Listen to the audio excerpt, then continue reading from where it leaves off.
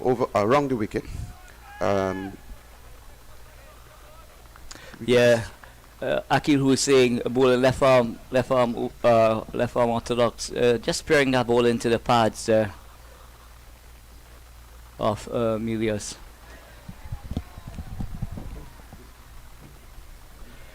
This one is just played out to backward point. There's no run, so Milius just coming onto the front foot and just easing it to backward point. So excellent start from Akil Hussein.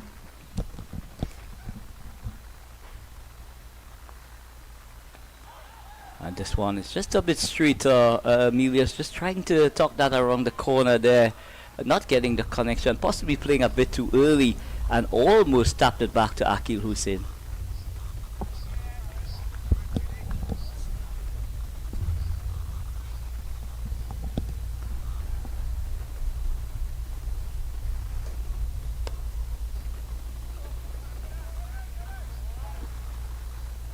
It's a good shot from the opening batsman. Square cut for 4. Excellent try, certainly from the fieldsman at point, and it sped into the boundary for 4. Good shot. Short and wide from Akil Hussein, and asking to be given the treatment. Kimani Emilius did that to perfection, bisecting the backward point to his right and cover to his left, and away she goes for a boundary.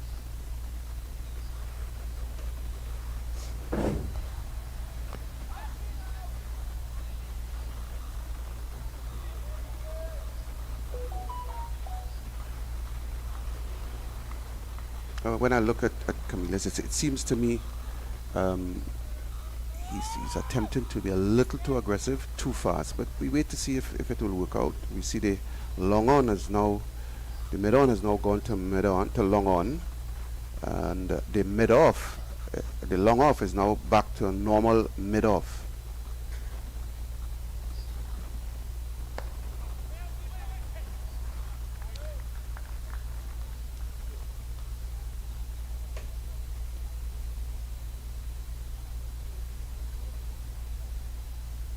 At the end of the first over, the academy, the score is 4 without loss. Yeah, Akil Hussein, just a solitary boundary in that over, you know, just trying to get his reader right. This pitch just seems to offer some bit of help to the bowlers. In that first over from Akil Hussein, there was no evidence of spin on offer, but we'll just wait to see how that develops over his opening overs. I think it's important to let you know that the oval is bathed in sunshine, and I mean it's really hot outside. It's bright, very very good sunshine, good seeing time. As the Terence Hines is now going to take up a duty from the southern end, which is the pavilion end. There's a point, a cover on the boundary, or a square, a man on point on the boundary. There's a mid-off. Oh, that's a short fine leg. It's a left-handed batsman, a slip, a point, a third man, cover, extra cover, mid-off, and a man at point.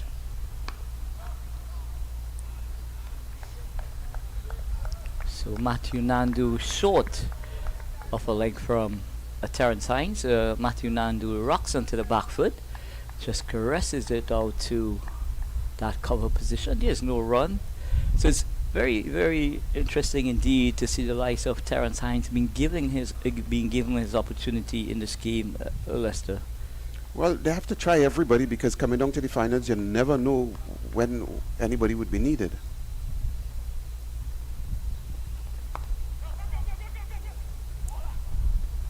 So quick single there. Good cricket, good thinking. I always believe when you can't hit a 4, you look to at least utilize the ball. What I've found over time, Anil, is consistently teams are playing more dot balls than scoring opportunities. And if you were to push the ball and get a single, or just dab the ball and get a single, at least you advance your score.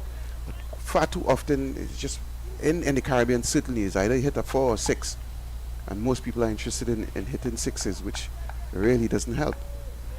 Yes, indeed. The game has evolved so much that most of the time the batters are tended to go very hard at the ball.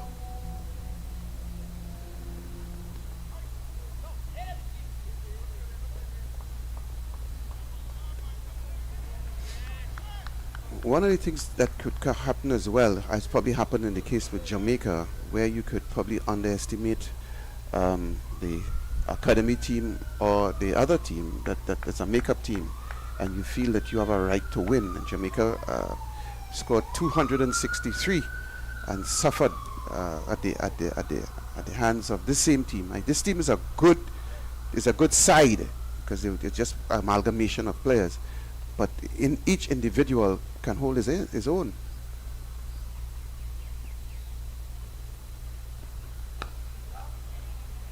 Well, this team, Leicester, has been together for a year now, and it's excellent running indeed from both Nandu and Kimini Milius there. Terrence Hines just a bit, no, it's oddly a bit slow to react from that cover boundary, and immediately, you see the youthness in this opening pair. A lot of exuberance, a lot of energy that comes with this pair. And you expect that. They're young guys and they could run whole day.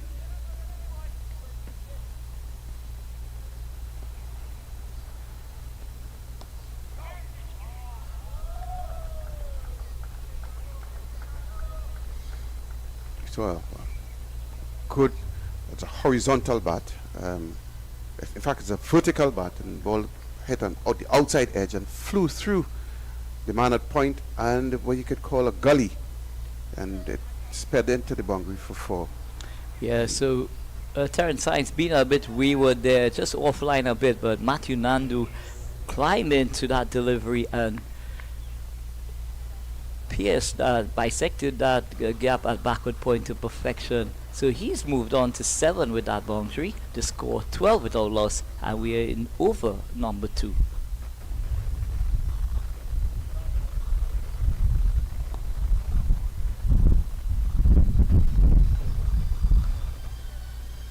And I just want to expand, Lester, in terms of players' rotation. At the end of over number 2, they scored 13 without loss, the West Indies Academy. I think it's important, Lester, that all teams take the opportunity to have most of their members, if not every member of that 40-man squad, gets an opportunity to play. And the reason why I'm saying that is because if you have rotation in the squad and in the event you have an injury or you have someone who has to be replaced, then someone within that squad could easily move into position in a seamless way.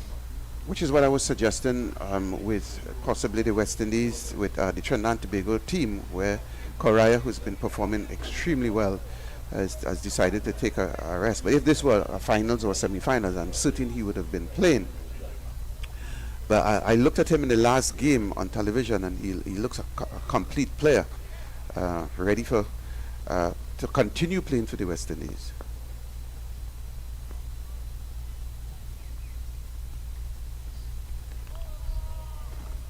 An excellent delivery from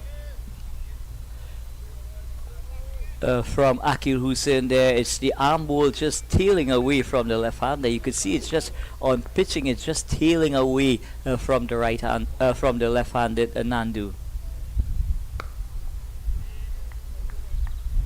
I'd like to take the opportunity to say a special good morning to 3 very lovely people, Kirill and her son Cameron and Deshaun Makoni. I'd like to say a special good morning to you all.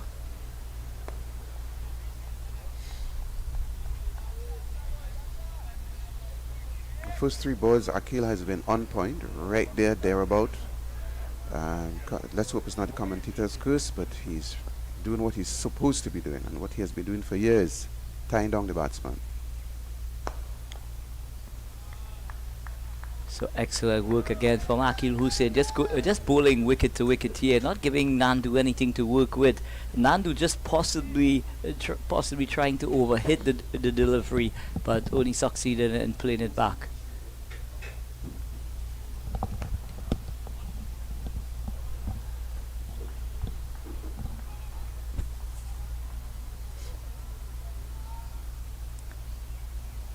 And at this stage of the innings, the batters would have done some assessment as well, Lester, in terms of the pitch conditions, what they think that, is a target that they could try and to get to in terms of defending. I would imagine they will do something like that, yes. So at the end of over number 3, the West Indies Academy winning the toss and batting here at the Queen's Park over the 14 without loss. Kamini Emilius, he's on 4, and Matthew Nandu, he's on 9.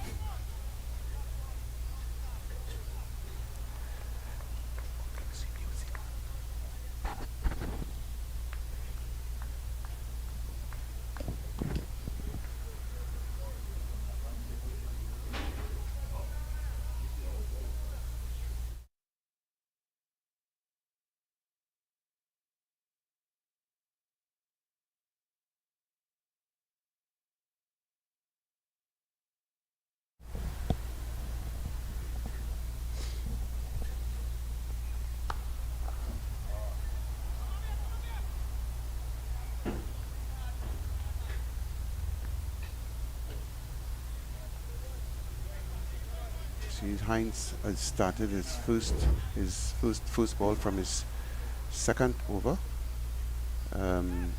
Serious square cut down to the man on the point boundary. Both these batters are very aggressive players in nature, and anything that's offline or length, they would look to climb into those deliveries.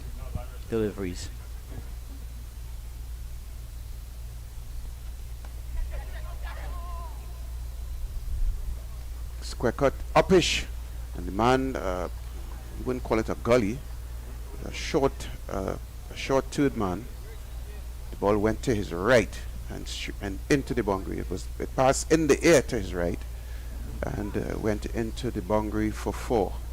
It's a short and wide again from Terrence Hines, and what this is saying to me, Lester, is maybe, just maybe, the likes of Terrence Hines is a bit short on match fitness. Yeah, match. Yeah, you see the score is 19 without loss after 3.2 overs.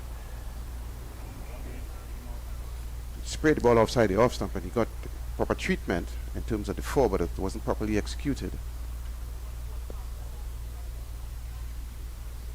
So again, bowling on both sides of the wicket is Terrence Hines, and skipper Darren Michael Bravo. I'm sure he will not be too happy at this stage. Terrence Hines looking to make a name for himself at this level, trying to establish himself into this TNT Red Force setup. But he is a person who is, in my estimation, he loves the big occasion, and he will come good.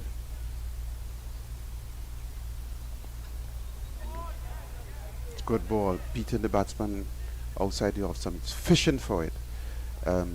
First ball was wide outside the off stump, square cut. Next ball was wide down the leg side, so he got it right this time.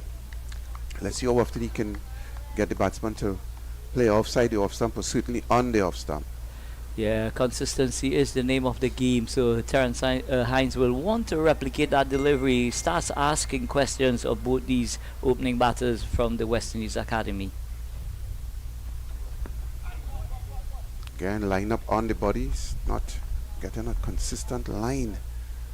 It's all over the shop actually. So I'm not understanding why you have to have constant match play to be able to hold a line, and if of course you know that you will be expected at any point in time. I say that only because Travis Head, for instance, today scored 109, I think, and he hasn't been playing for a long time, and they nearly murdered New Zealand this morning. Well, sorry. Yeah, and it goes to show Leicester after this delivery.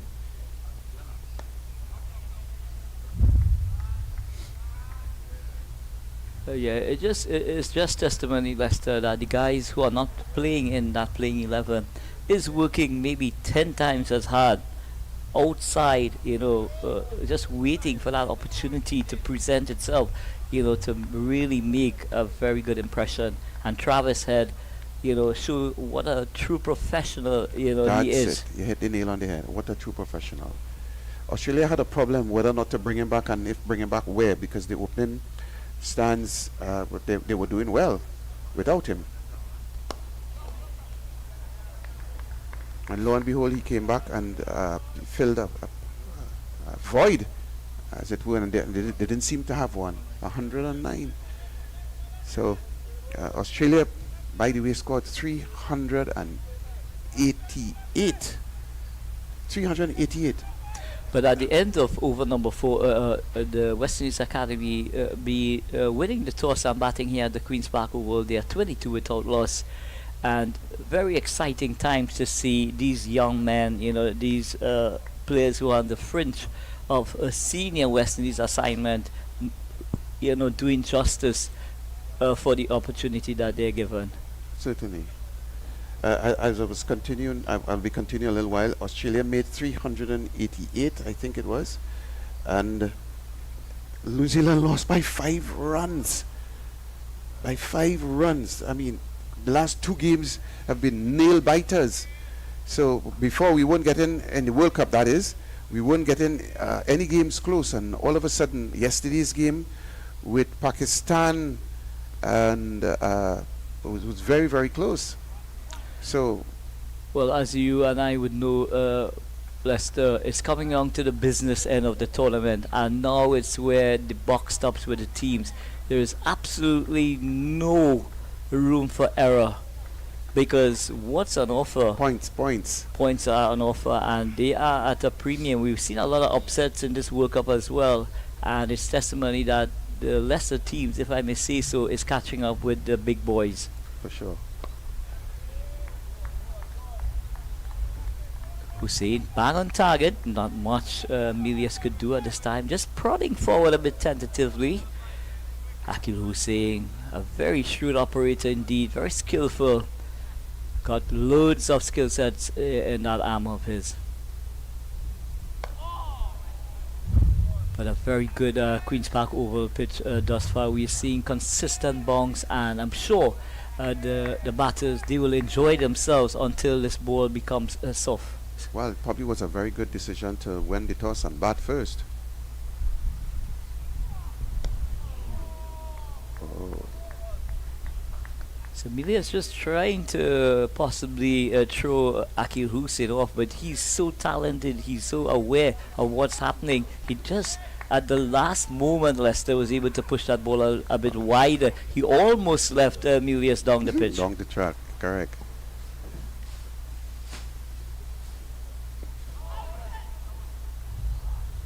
And here we see the Cardinals sin. You can't be a spinner, Leicester, and going over that front line. That's just not on. Especially after bowling that particular ball, which could have been a judge LBW. It looked very, very, very close for an LBW decision, and lo and behold, the umpire stuck out his hand and no ball. So you have a free hit, and the field has to stay in the exact position that they were in.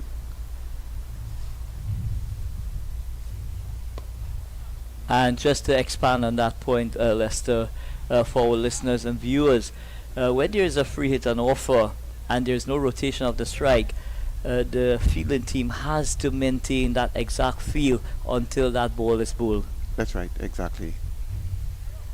So it's 24 without loss. So a steady start at this stage. The West Indies Academy just trying to work out, in their assessment how they're going to go about this batting power play. The first 10 overs, 2 fielders are outside the 30-meter circle. If they were to get to 60, they would be given a bonus point for the loss of 1 wicket. So there are a lot of permutations, Lester, for the team, the think tank of the team of this West Indies Academy, to put into place Well, even that might be so.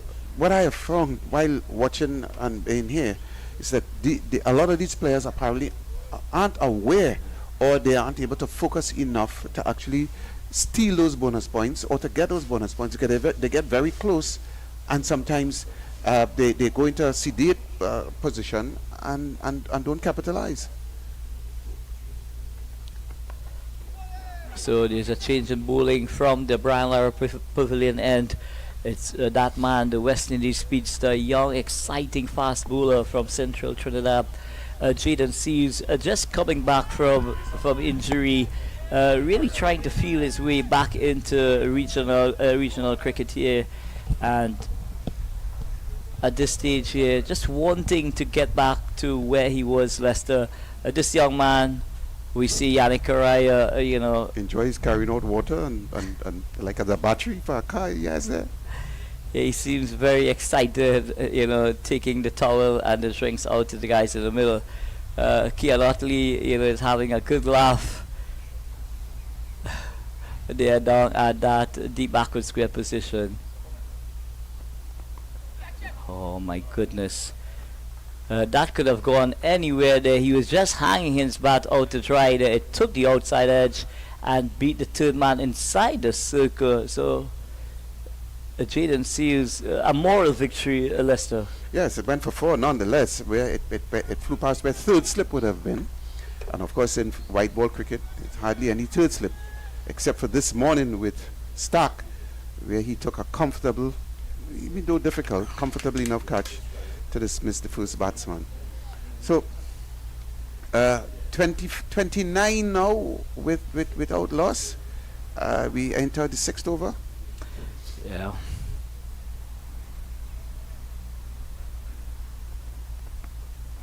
And this delivery from Jaden Seals is just tailing back from outside the line of the off stump and making a bit of height of the pitch here, and the batters were able to get through for a leg bye. So Jaden Seals not getting his reader right just yet, but encouraging signs indeed. The ball is shaping a bit for Jaden Seals, so I'm sure if he's able to consistently hover around that corridor of uncertainty, Lester, he could, bring the slip into play sooner than later. One would hope.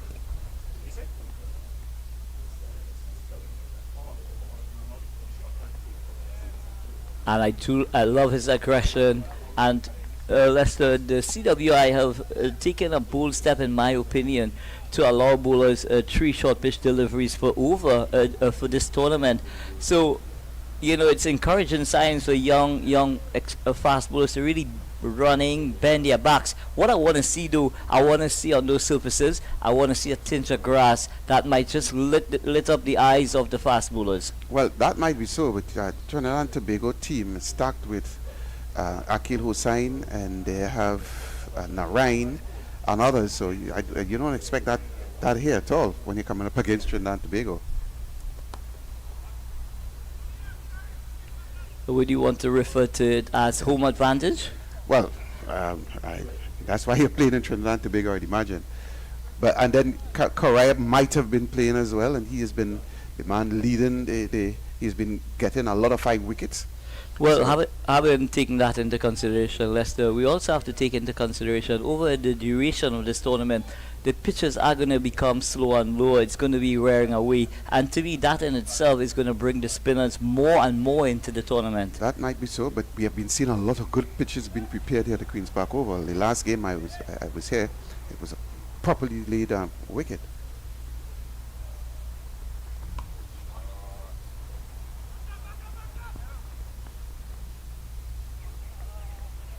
So short and wide again from Jaden Seals. This one is cut away down to the point on the boundary. Just a single and offer. So at the end of over number 6, the West Indies Academy, they are 32 without loss. Matthew Nandu, he's on 14. Milius, he's on 13. And a very steady start indeed from the West Indies Academy. So at this stage, with 24 balls available, if they were to go just about a run a ball, they're supposed to get to that 60 run mark, and cash in on that batting point. But we just have to wait and see how they go about things in the next 4 overs. Akil Hussein, 3 overs, none for 7. Tight as the economy. So Hussein, Akil, are bang on target. Milius just stylishly comes onto the front foot, presents the maker's name to Akil Hussein. There is no run.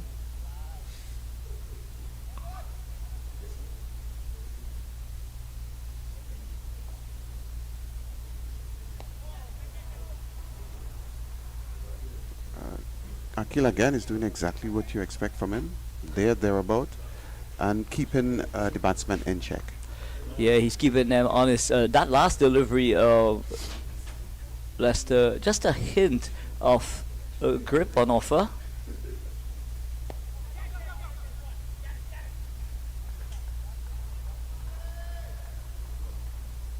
So Akil Hussein not happy at all that he allowed the rotation of the strike, but it was good, very good skill indeed from Milius. That ball was just coming into him with the arm, and he just played it at the last moment into that square leg position, and immediately they were off. So excellent rotation of the strike from Milius.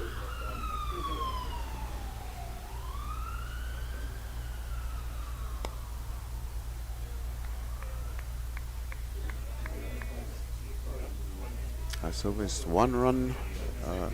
Trinidad and Tobago team have conceded. So Akil is doing his job.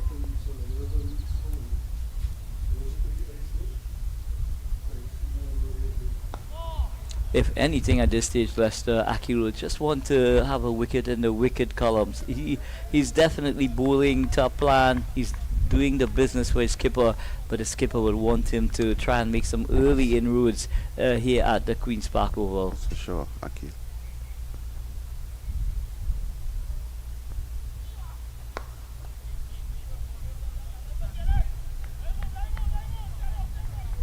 So you could just hear skipper Darren Bravo knows that if they are unable to complete their allocation of 50 overs within that 3.5 hours, they are going to suffer as a result from their pockets. But I wouldn't worry too much, because there's Akil Hussain, there is Pierre, and then you have Narain.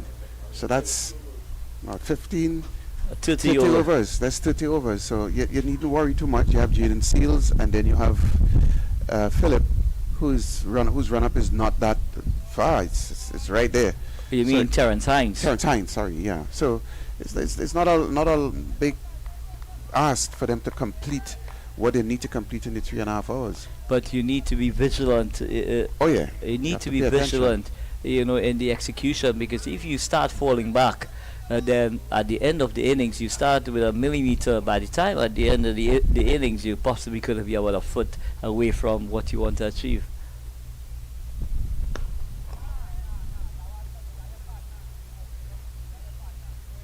Good aggression from Jaden Seals. You could see this young man just growing in confidence there. What I like about what I've seen from this morning, he's really hitting the crease very hard indeed, and that's telling me, Lester, that this young man is really now getting back to some fitness, and how he used to be. Yeah, how he used to be. Yeah, just a shade of what he is used to be before. So he's really getting back into that mood. 30 without loss at the end of 7.1.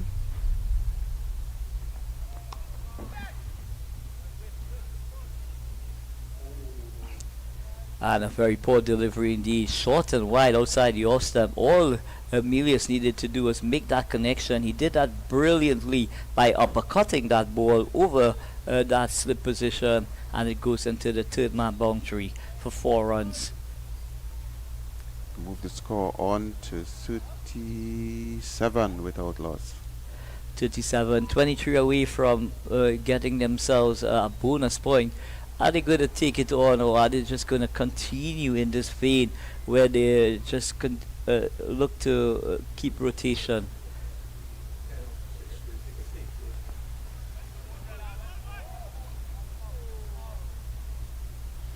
Is it the commentator's curse as you were just pronouncing how good Jason Seed has been progressing? It's a ball pitched right outside the off-stump, square cut for 4, and the next one was moonbong, way over the head of the batsman. Well, I think sometimes bowlers might just be guilty, Lester, of wanting to do too much things rather than you just Simple. you know into your bowling spell. Just try and get your line and length right, and then you could start experimenting with your cutters and whatever you want to do, the slower bumpers, the case may be. So maybe just premature in that sense.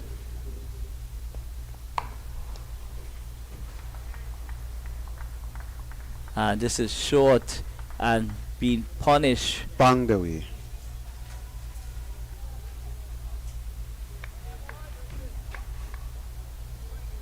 So excellent connection there from Milius, and that takes the score on to 41.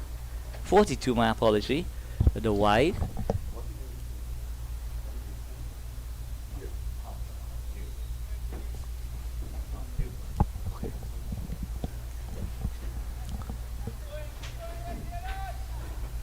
So a lot of encouragement for Jaden. It's 3 legitimate deliveries in this over, and he's already traveled to the boundary on 2 occasions.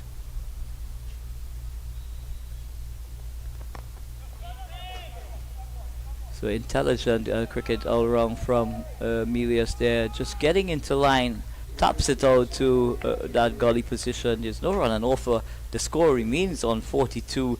Milius now has really took a move on.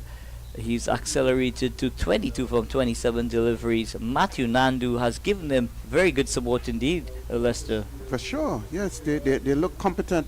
42 without loss at the end of 7.4 overs. Not bad at all. I expected it anyway. This little team, this academy team, is a good team. It's a very good team. And some chin music there from Jaden Seas, and it's what you want to see from the young fast bowler. Not just allowing the likes of Milius just to come onto the front foot and prod forward. He's going to keep testing them with that short delivery there. And it's important that you remind the batters that you do have a putted short pitch delivery. More than that, I am the West Indian fast bowler. You're not a West Indian batsman. I am. So you need to pay heed, to take heed that I'm going to come for you. You can't let him just crack at you and pull you for 4 like you're an ordinary bowler. You have to step up.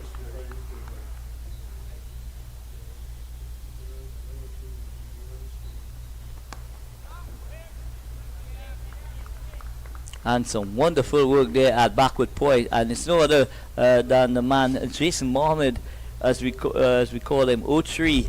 You know, diving away at backward point there, and definitely saving what would have been at least. That's what an easy 4. It's nobody there to cover it, and it was a nice quick on your back foot, a back foot jab that sped quickly to him, and he had a nice dive at it, and at the end of it he saved 4.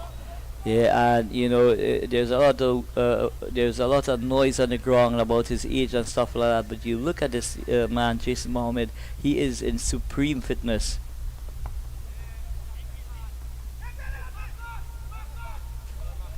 Well, you see a mix-up there between the 2 batsmen. It's on an easy single that turned out to be 0.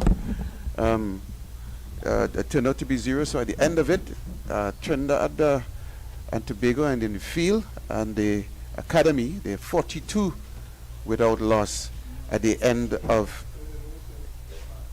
8 overs.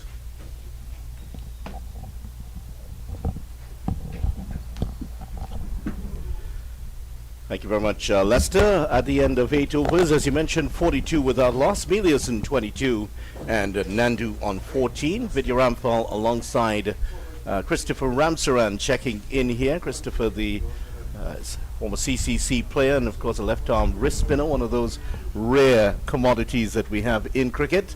And so far, good start here from the West Indies Academy team. Good morning to you, Vidya, and good morning to all our viewers. Yes, of course. It's a nice steady start by West Indies Academy. As we see, we have a change in bowling. Carey Peer, his first game into the team. Yeah, Carey Peer very much in the mold of Akeem Akil Hussain, both of them left-arm orthodox spinners, very good friends also, and they're bowling both from the northern end. In fact, just behind him, Hussain is just standing a bit to his right at the mid-off region. There's a slip in place here for Peer as he starts his spell. And, well, so two left-arm orthodox spinners, two very good friends, two great competitors against each other in this team. Of course, I know you have an interest in these two spinners.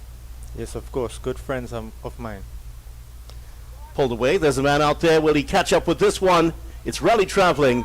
Good bit of work by Otley. Keeps it down to 1. That's outstanding stuff in the field there by Otley to keep that down. It's an interesting dynamic between Hussain and Carey Peer because they're rivals, they're friends, they're also rivals for a place in Trinidad and Tobago, West Indies team and CPL teams, and yet still they're able to keep themselves together. There's the man Otley, top scorer in the competition so far. A good steady start by Carey Peer.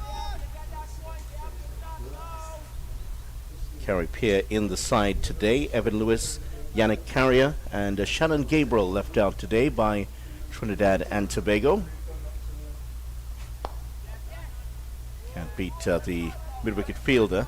As for the West Indies Academy, they've also left out Colin Tuckett, Ashby Ned, and Johan Lane were the players left out today. And they immediately decided to bat first, and that's mainly due to what they saw yesterday from the CCC. 320 for 7 they got. They get the run. Was to his right hand, but couldn't effect the run out. And that's Bravo there, moving smartly to his right, but it was a well-judged single in the end.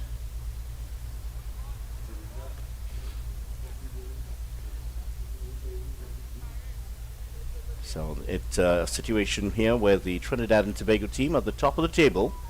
West Indies Academy trying to stay in the semi-final position. That's the top 4 places. Nandu moves on by 1 here.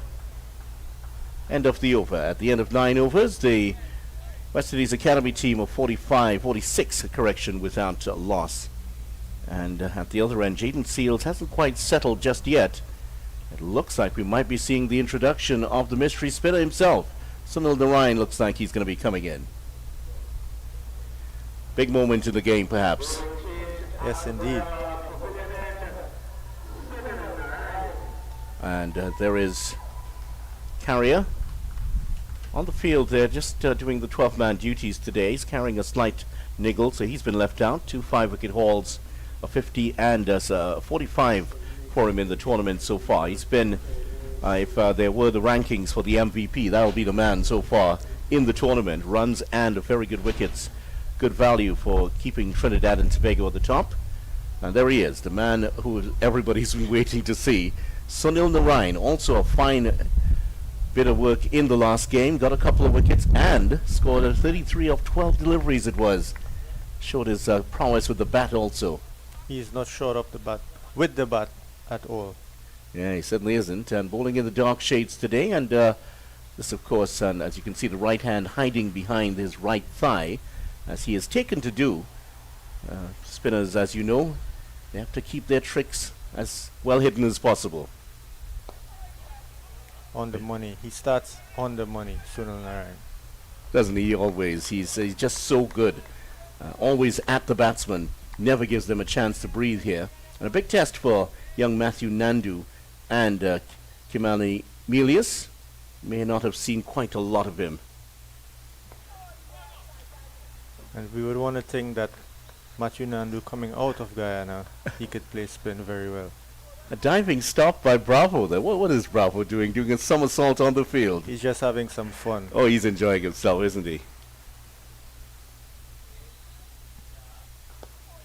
And the thing about having, they go through for the single. That's well run between those two. They saw that Mohammed was not quite quickly across to it and got the single well. The thing about having a player like Sunil Narayan on your team is that he keeps the runs down, he takes wickets, he just puts that fear of God into the batsman. He's an all-round player, both bat and ball, especially with the ball.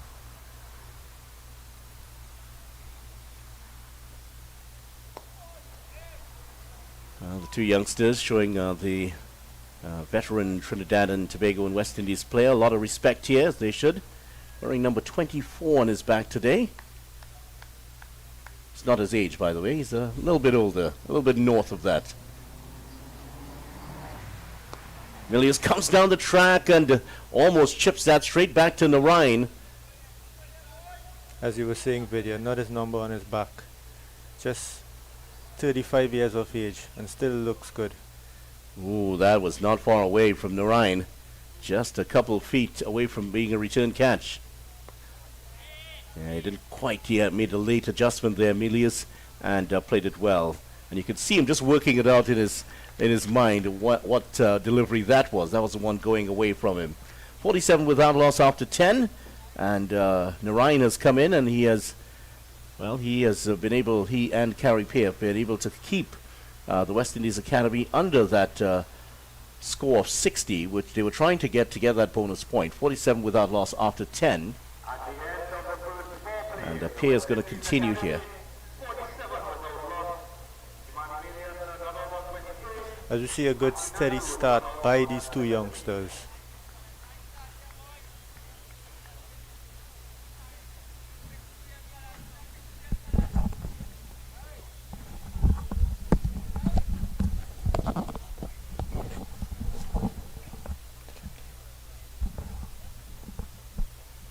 So here is Carey Peer to continue. And they'll pick up the single. But just to go back to that dynamic between these two, the two left-arm spinners, Peer and Hussain. I mean, it's very interesting that you have two very similar bowlers on the side. They're friends, they're rivals, and yet they manage to keep it very... they're still friends, despite the fact that one is keeping the other one out of the team. And that's what we want to see with teammates. Happy for each other's success. Yeah, and that's a very good point about being pleased with each other's success. Looking for the on drive, straight to the fielder. Even though they're both very similar in terms of their upbringing and their careers, very different in terms of spinners. And I must say, from knowing Carey Peer, his work ethic is amazing. He works hard. He's a very hard worker. Fielder. Yeah, he does work very hard. In fact, the first year he was here at Queen's Park, he was the player of the year that year. He was the youth player of the year. So even from the first appearance, he showed that. Knocks that into the gap and picks up one. He's always been very fit. I don't think he's put on an ounce since we first saw him back in 2013 in those matches. As the over comes to an end, 11 overs gone. He hasn't put on an ounce. If you were to put him on a bike in the Tour de France, he would fit in right. We wouldn't look out of place alongside Tadej Pogacar or Jonas Vingegaard or one of those great cyclists.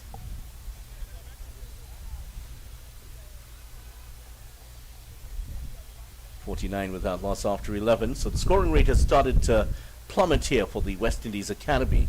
And between Peer and Narayan, there could be a period of sustained pressure that will test their mettle. Yes, indeed. And even so to speak, these guys are Queen's Park Cricket Club players in domestic cricket, so they will know the conditions pretty well. Well, quite a few of these players are, in fact, Queen's Park players, so they will know the conditions very, very well indeed. Quite intimately affiliated with everything here. He's not afraid to use his feet to Narayan. He's gone for one. Thought about the second one. And it's going to be a period here where these two batsmen have to manage their emotions very well, because once Narayan is on, the runs are going to dry up. It's very difficult to get away. Even the best in the world have found it difficult to get away him. And the 50 is up there of 70 deliveries. Definitely. These guys would need to see this period out.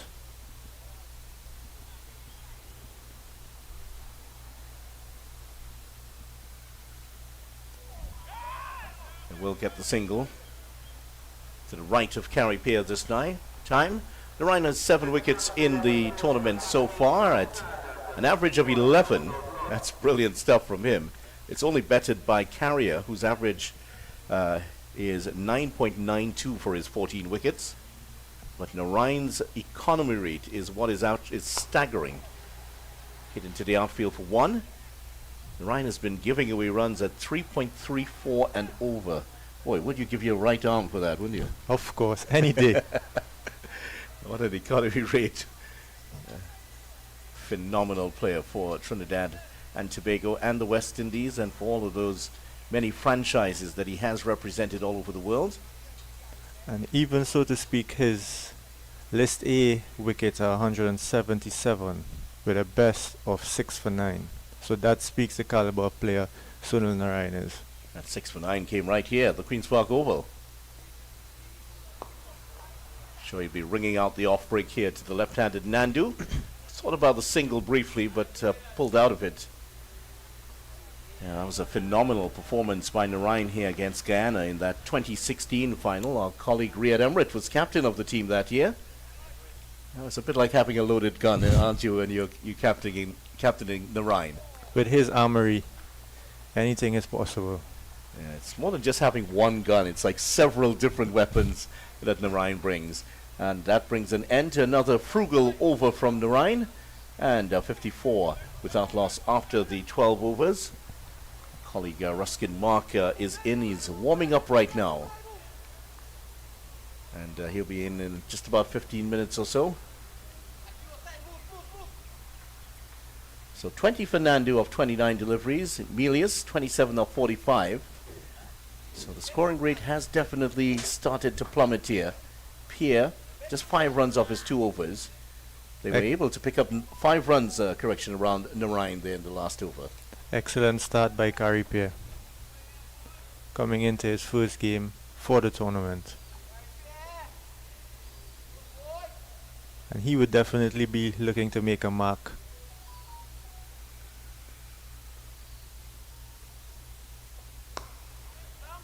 Yeah, he's lost his place on the West Indies team, lost his place on the Trinidad and Tobago team. Hussain has become the go-to left-arm orthodox spinner for both teams. Oh, that was good. Just a little bit more leg side and a lot of spin on that. Milius did well to keep that out from the gloves of Joshua De Silva, who was just waiting for it back there. And Pierre's also lost his place in the Trinbago Knight Riders squad. He was traded to the St. Lucia Kings this year. And to his credit, he continues to just plug away. Great servant of the game. And we see he did have a decent CPL first time with the St. Lucia Kings. Yeah, more playing time for him, and I'm sure he would have appreciated that. Nandu, very organized technique, scored his maiden first-class 100 earlier this year. What a find he is. Saw him score 100 against the Papua New Guinea side in the Under-19 World Cup last year. Took some wickets in that game, won the Player of the Match award. Part of that West Indies Under-19 side of 2022.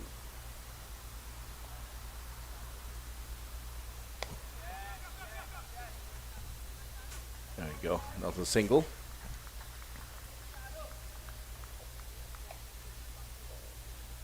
This West Indies Academy side came out of the West Indies Emerging Players team and went on to win this tournament in 2019, right here in the final at the Queen's Park Oval. And yes, Yannick Carrier was the captain of that side. Yeah, he certainly was. Worked on to the leg side. Kimani Milius was part of that team also. Didn't have the best of series, just coming out. And that team defeated the Leeward Islands in the finals. Leeward Islands knocked out Trinidad and Tobago in the semis. The Academy team knocked out Barbados in the semis. That was the biggest win of that particular year.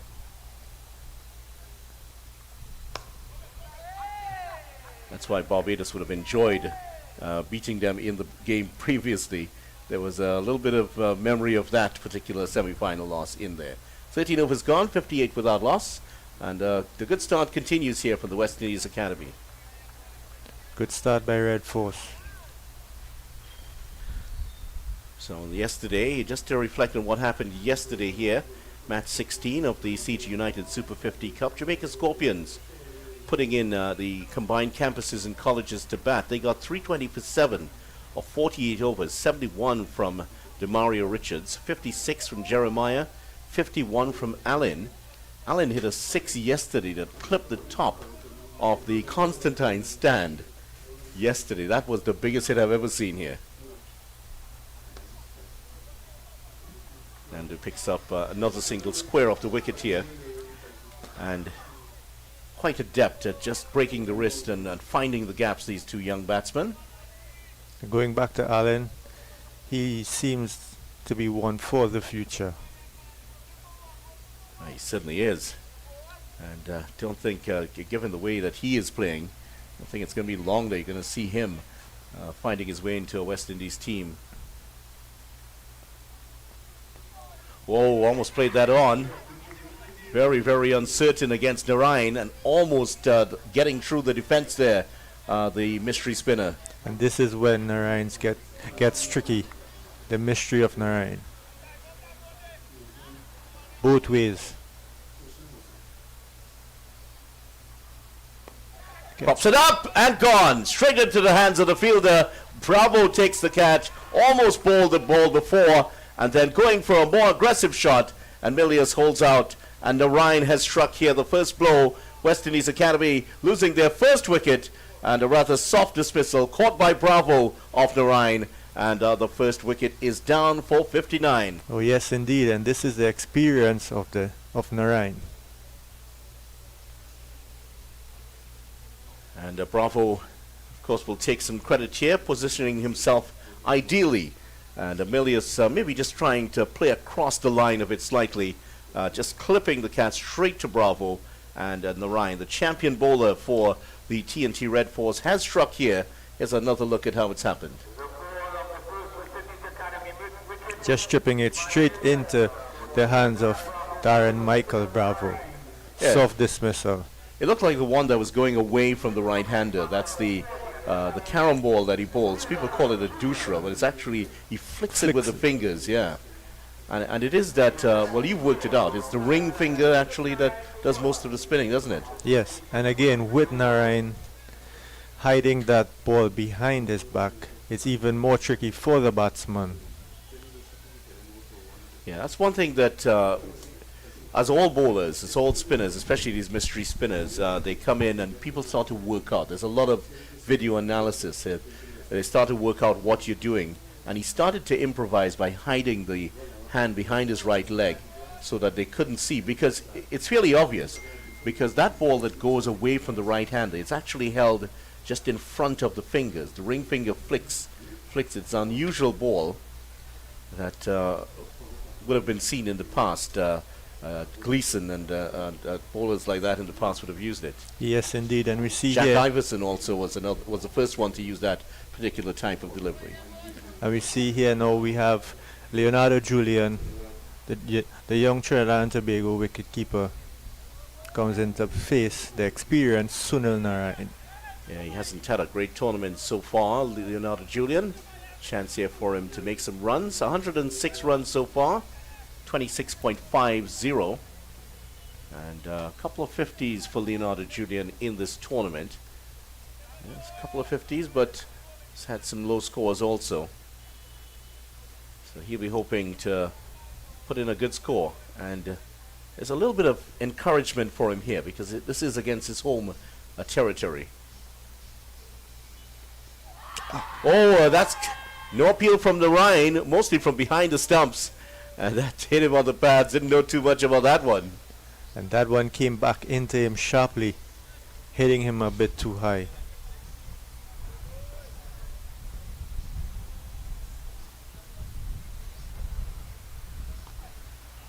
There's that square.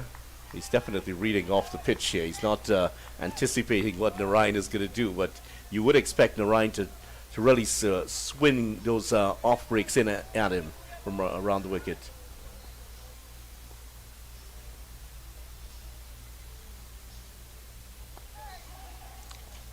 Wicket through the air from Narayan, and that will end off a successful over for Sunil Narayan. After 14 overs, the West Indies Academy have lost their first wicket. Melius gone, caught Bravo off Narayan for 29, wicket falling at 59 for 1. And there is a lone TNT fan there with a flag, the red, white and black of Trinidad and Tobago. A couple of spectators around. Well, that guy appears, I think he is the best prepared spectator. He has that 2 coolers that he has. Of course. I'm sure there's some food in there somewhere. It's not just about the drinks.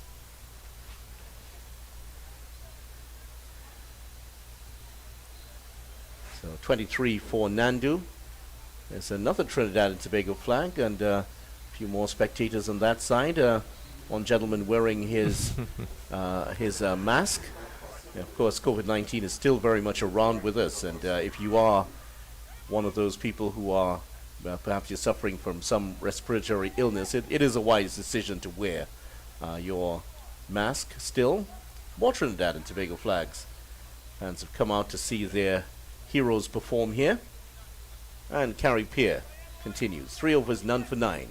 Could we see Carrie Peer be the hero for Trinidad and Tobago Red Force today? Nice looking on drive by Nandu. It's walking into the shot and picking up the single. And just to talk a little bit about the 2 batsmen. Well, Nandu, you've seen a little bit about him. How do you estimate? How do you rate him? He's definitely one for the future with West Indies cricket. He seems to be pretty decent. The young Guyanese opening batsman.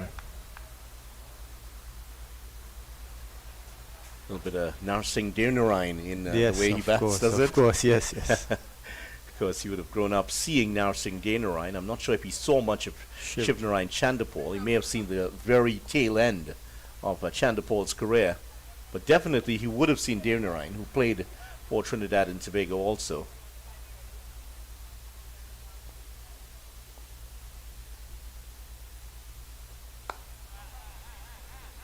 And Nandu and Guyana produced some sublime batsmen over the years, haven't they? They always do. From the likes of Chandapal, Narsingh, Ramnari Sauran. Going a little further back, you have the likes of Rohan Kanhai. Perhaps the best of them all, some might say. Of course, his record is not has been surpassed by Shivnarayan Chandapal, who would stand as the best batsman to come out of Guyana. But in terms of the aesthetics, that's a lovely shot. That's beaten the fielder, and that's going to run away for 4. A despairing dive put in by the fielder, but that was just his right. And for once, over-pitch delivery here from Carrie Peer, and that was a lovely shot by Leonardo Julian. Definitely a good-looking shot by Julian to get off the mark. Mark Diel was the man who dived across. Now, if Mark Diel can't stop it, I don't think too many people could. Yes, indeed. Very, very handy fielder. And so Rohan Kanhai, in terms of the aesthetics, one of the best batsmen to watch, and Basil Butcher and Joe Solomon from around that time, and don't forget the great Alvin Kalicharan to come out of Guyana. And Ruskin has just mentioned his favorite batsman, Roy Fredericks. Fredo, the man himself. 15 overs gone here, 64 for 1. Who could forget that innings at Perth against Australia? One of the greatest played by a West Indian batsman. Things are moving on nicely for the Trinidad Red Force. Well, there's some training going on back there. Christopher, I don't think you'll be joining them anytime soon, but I had my fair share. you had your share of yes, that. yes, Yes, there we are. Joining them. So I think it's one of the youthful cricket teams for Queen's Park training out there at the moment. Lester Cassimy might be the man who's training them. Lester, of course, is a coach here at the Queen's Park Cricket Club. So, as we see another change by Darren Michael Bravo, bringing on the experienced Jason Mohammed. well, Jason Mohammed in. He has a reputation for having a bit of a golden arm. Jason Mohammed. He has a fairly unusual action. Something about as he comes into that delivery stride, just the way the foot comes down. It just seems very unusual. And he has bowled in the tournament so far. Just the 1 wicket for Jason Mohammed. Cut away, and there is a man out there. Otley will pick this up, so they will get a couple. Slight fumble by Otley. So far in the tournament, Jason Mohammed has just bowled the 6 overs. A wicket for 30 runs so far. Tidy economy rate, just 5. Even more, he's very tidy with the ball as well.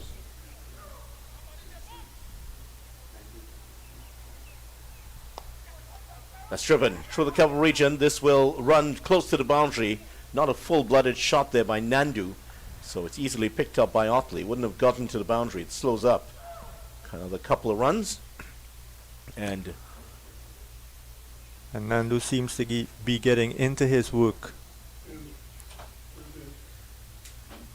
so a lot of discussion around Jason Mohammed. Anil referenced it earlier about his age, and some people felt that he should not be on the side, but he's producing the runs and producing the wickets. Yes, he has 1 wicket so far. In terms of runs, 130, averaging 32.5 for the tournament. That's not a bad effort at all. Definitely not bad, and Jason brings that experience for the young ones in the team as well. I think important to have the experienced players to kind of groom these youngsters, pull them along in terms of their careers, pass on the experience. Of course, the West Indies Academy team, all of these players are around the same age, between 18, 19 to 23. But they also have been playing together for a year or so now. They certainly have. In fact, the oldest player, I think, on the team is the captain, Naeem Young, at the ripe old age of 23.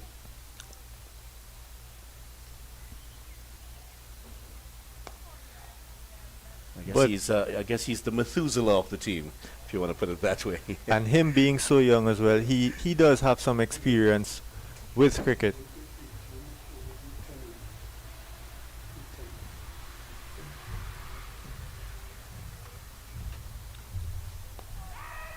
Is that on the leg side, and Mohammed skipping around like a 18-year-old that we saw so many years ago for TNT, and makes a stop. So it's the first water break here after 16 overs.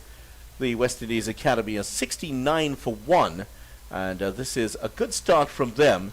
Not as quick as the start we saw from the CCC yesterday in that fantastic game that we saw that they played yesterday here at the Queen's Park Oval, but tidy start, Christopher.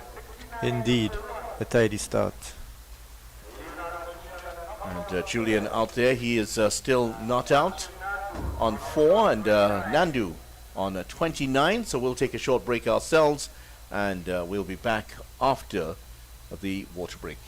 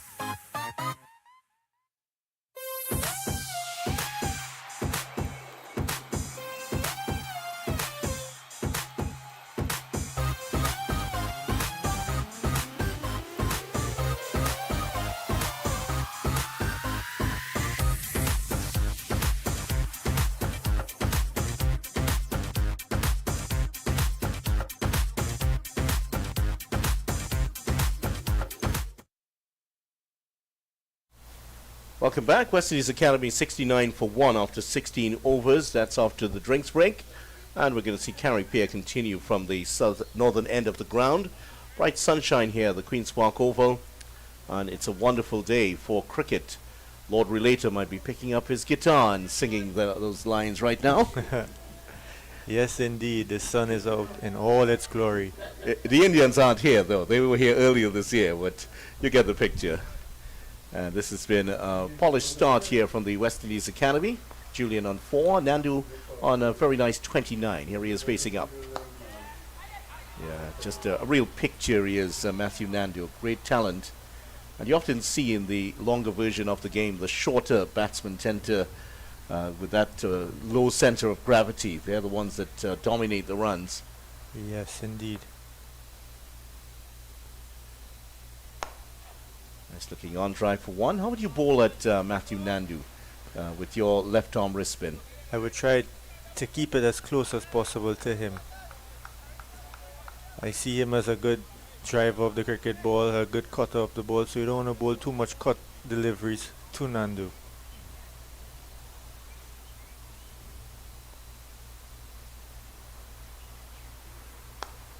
Driven past Bravo. This could run away for 4 here. It's already beaten the infield.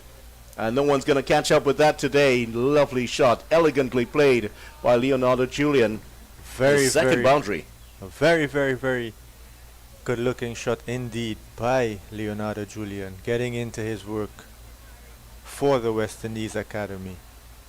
Shorter side of the boundary, actually. They're using the pitch that is next to the closest to that side of the field. And another lovely shot here. There's a chase on for Terence Hines, who picks it up one-handed, the man from the Arima area, and sends it a powerful return. What I think Carey Pier would need to do to Julian is don't give him that full deliveries. He's given him a couple already, and he's put them away nicely in that shorter side of the boundary. Oh, that's just bounced away from Bravo. He came from Mohammed, it was, and a couple of runs here. Very, very good running by Nandu and Julian. As we see, youthful experience, youthful exuberance by these two guys. Julian was also a part of that West Indies emerging side that won the title in 2019. Had a very bad series up to the final. Couldn't buy a run. He's behind in front of square, just wouldn't get the single. And Julian turned up and scored 83 in the finals and led his team to victory. That's a mark of his character from that game. 17 overs gone, West Indies Academy 77 for 1. In speaking about Julian, you know, it's been hard for him to actually break into Trinidad and Tobago Red Force team, seeing that Joshua De Silva is there and also Amir Jangu.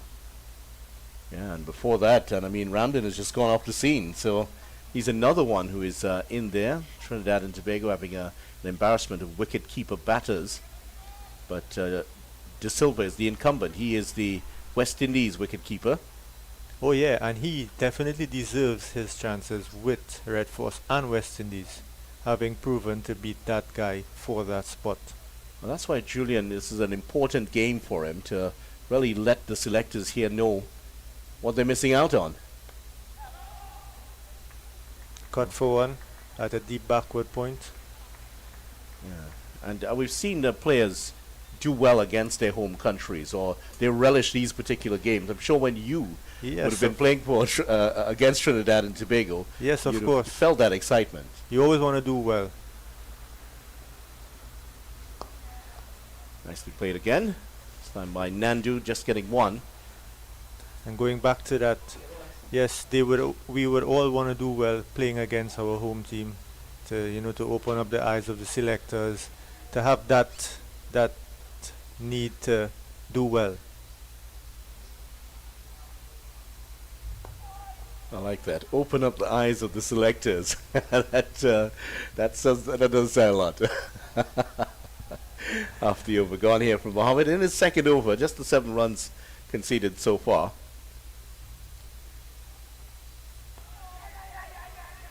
and played square of the wicket and picking up the single. This is good from these two batsmen. It had started to slow down for the West Indies Academy at the end of Melius's innings. It was noticeable that he was starting to lose his concentration and just chipped a catch to Bravo off Narayan's bowling. Gone for 29. Nicely played again by Nandu.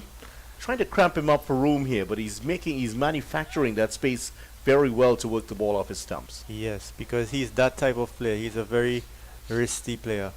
So he can make that room, that adjustment to play those shots.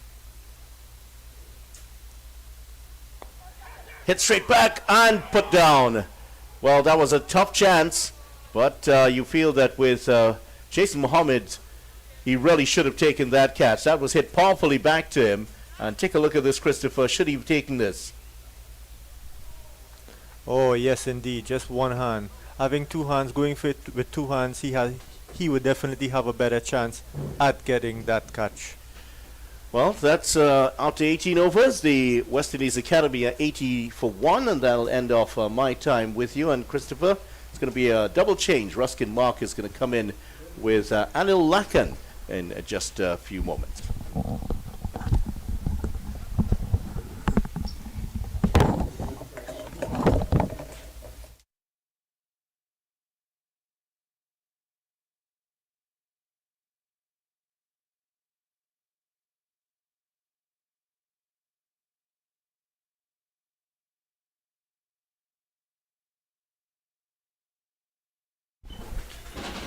Thank you very much. As we continue here with the action, nice bright sunny conditions prevailing here at the Queen's Park Oval, where the West Indies Academy are doing a pretty good job of denying Trinidad and Tobago early wickets. Keeping it tight. Julian wants a single. They're going to have to hurry here, and he had to put in the dive, but not out, says the umpire.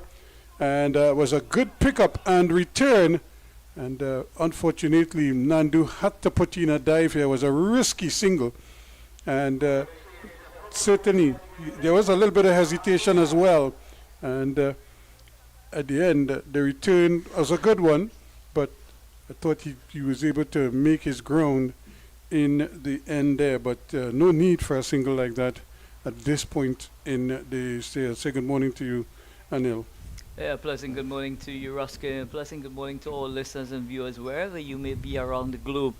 As the TNT Red Force taking on the very talented West Indies Academy, coached by Andre Cooley, the TNT Red Force team coached by Mr. David Furlong. So exciting times indeed. This West Indies Academy team has been holding their own, in this tournament. But just getting back to what transpired a moment ago, that was an impossible single. That ball was traveling straight to skipper Darren Bravo, but Julian, with all the youthful exuberance that he has, wanted to rotate. Mark Dale it is, who is into the attack, and his first delivery almost producing the run out. And here's a young man who is loaded with talent and just hasn't been able to really cement a place. But it's great to see the likes of Mark Dial being given an opportunity here to establish himself into this 50-over team. TNT leaving out Shannon Gabriel and Yannick Correa, as well as Evan Lewis. Shorter delivery, and certainly these two batsmen have in fact, all three batsmen that we've seen so far from the West Indies Academy have really shown that they're quite capable of scoring runs. They can accelerate when they want to, and they can consolidate when the need arises, and which are good traits for any batsman. Having had a chat this morning with Coach Andre Cooley, he was expressing the fact that this group is very talented and exciting as well. There's another firm drive, but the more you see these youngsters, the more you recognize that talent. As the over comes to an end, it's 84 for 1. Yeah, Mark Dial, just very steady indeed, just trying to bowl the ball just in front of the batters there, asking them to hit down the wicket, down too long and long off. So what we are seeing here, Ruskin, I'm just trying to assess the thinking of skipper Darren Bravo in terms of, exploring, the bowling options of Jason Mohammed. We have Mark Dial, and is it a case that this track is suited at this stage for spin bowling in Well, terms of the pace, that's required? well, the understanding is that these wickets have been used quite a bit now. We alternating wickets more or less.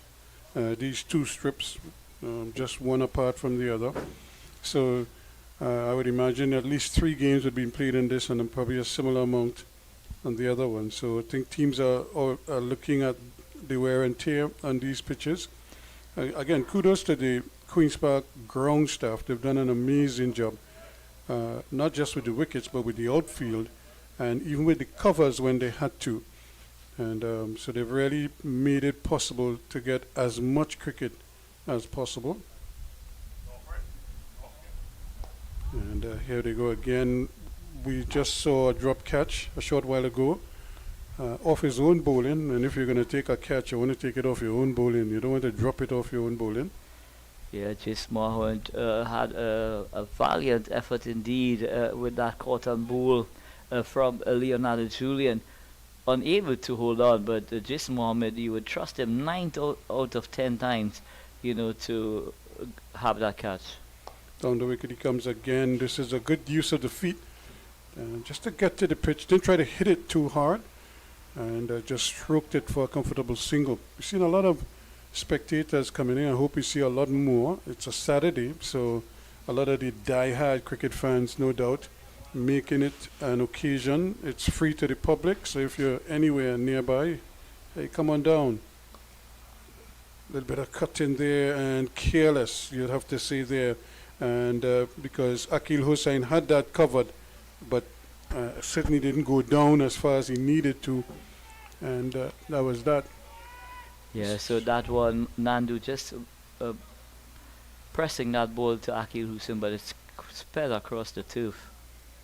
So these two left-handers, not dissimilar in their styles, although I would think Nandu is probably a little more correct, probably a little more orthodox in his whole setup.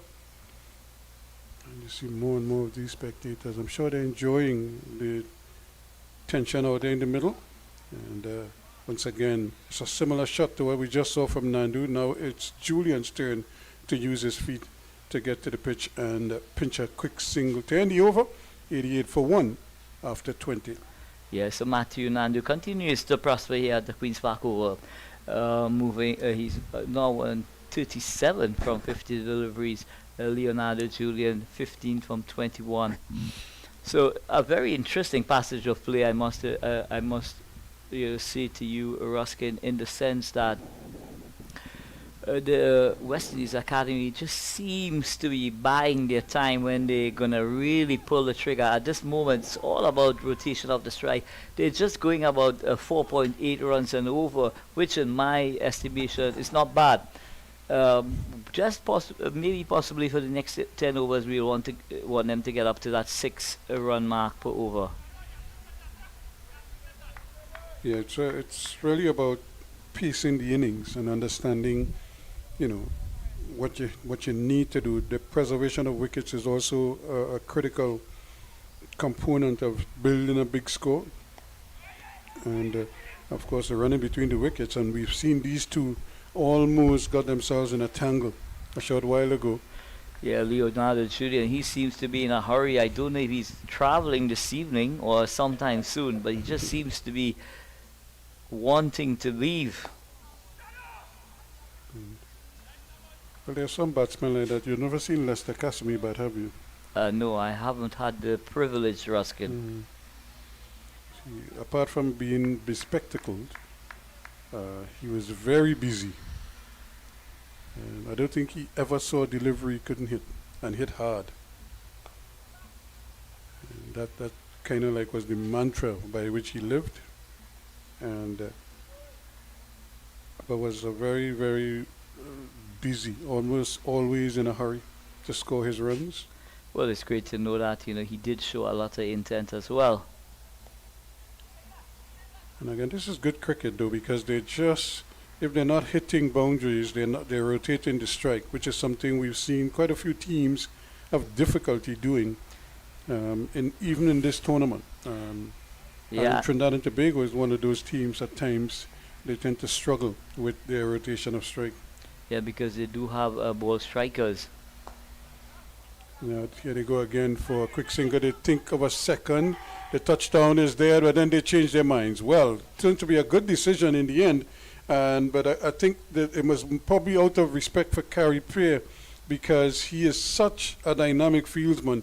Although he's left-handed, he got around the ball nicely, got his throwing arm freed quickly, and really released the ball, and that forced Julian to turn down the chance of the second run. The over comes to an end, 21 completed, is 92 for 1.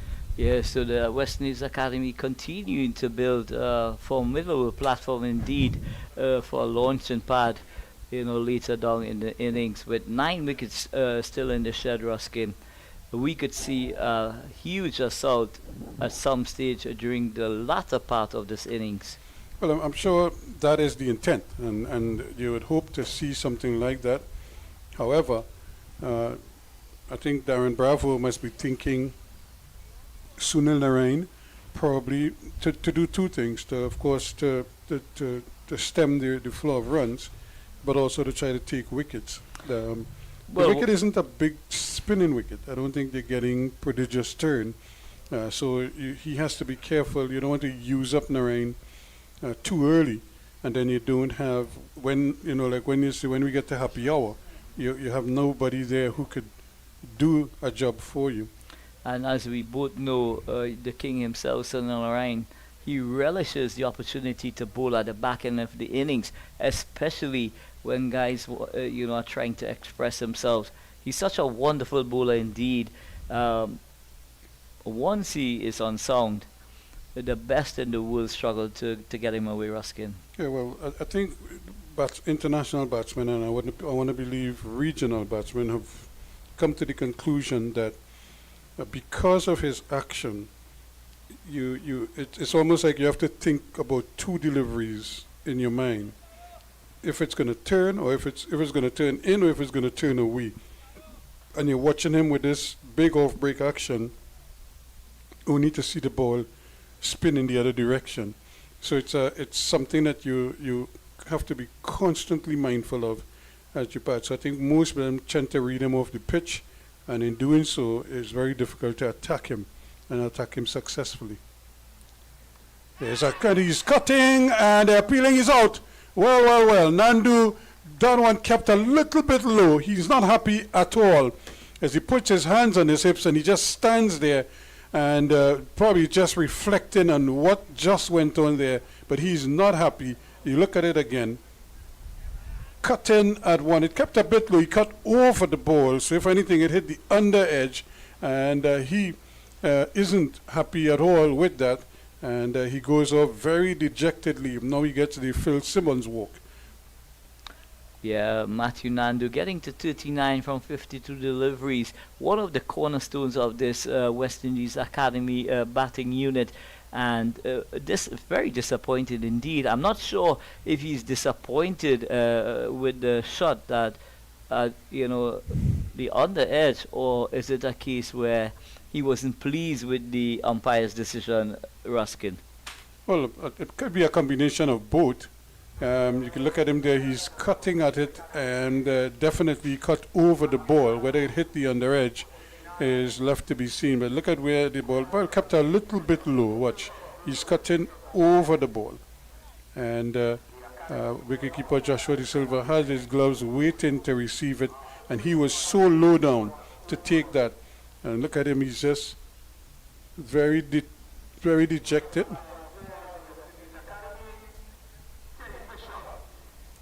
As he walks out, let's take a look at it again as he comes in. Actually, he stepped on his wicket, or did the wicketkeeper's pad hit the wicket?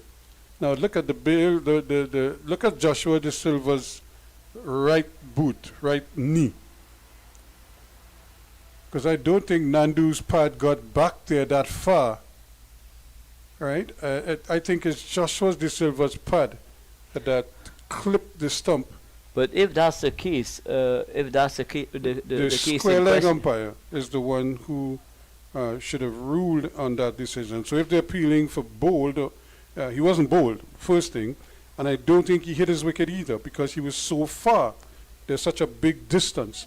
but even if he had hit, even if he had gotten a touch with the bails disturbed from the stumps, he should have been given not out because the wicket was broken before the ball got to Joshua De Silva.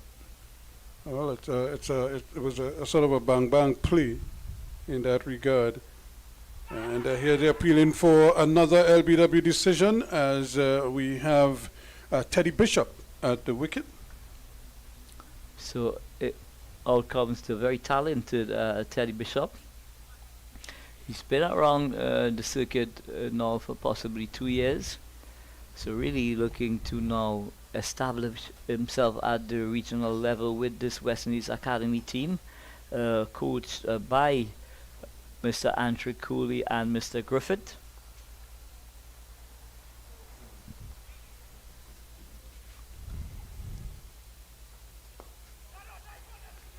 So it really just tells you, and now you understand why Nandu was so dejected and so disappointed. Because one, he didn't think he played the ball. Two, I could see that he didn't step on his wicket. His foot was too far to step on the wicket. The only person who could have touched that would have been Joshua De Silva. And I don't think it was deliberate. He was just so close to the ball. And then when he had to stoop down, that's a great shot. That's going to be 4 runs. He just leant on it and stroked it past the right hand of cover for 4 runs.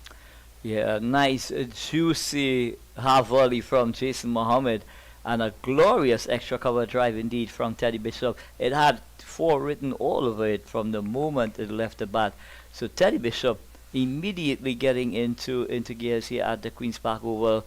Jason Mohammed into his 4th over, 1 for 17, doing a tremendous job for his skipper Darren Michael Bravo.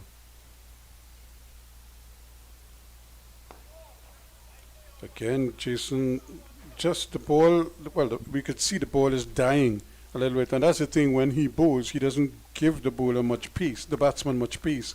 So you kind of like have to apply your own power. And 9 out of 10 times, they run into problems doing so. Here's a go for a quick. This could be a run out, a simple run out. And would you believe it?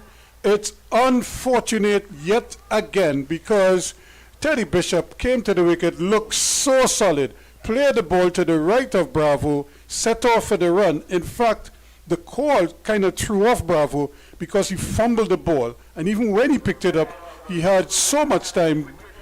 Bishop never stopped running. He ran all the way to both batsmen, ended up in the same crease at the non-strikers end. And he had to go for 4 runs. So now it's 98 for 3. But very unfortunate indeed. Oh, extremely unfortunate indeed for that young man, Teddy Bishop. You know, just looking the part there for a moment while he was out in the center. But with Leonardo Julian, there's never a dull moment out in the center. And to be honest with you, Ruskin, when he was batting with the likes of Matthew Nandu, there were a lot of opportunities, you know, that you just felt. Run out chances. Yeah, run out was on the cards, and he didn't prove me wrong at all. So the running between the wickets needs to be a bit more measured in its approach from the batters, especially the likes of Leonardo Julian. He's just tapping and taking off, and to me, that's not a good sign at all. Yes, you want to be aggressive. Yes, you want to turn over the strike, but at the end of the day, if that communication is not right between both batters, at some point in time, there is going to be a casualty. Well, the new batsman is Kevin Wickham.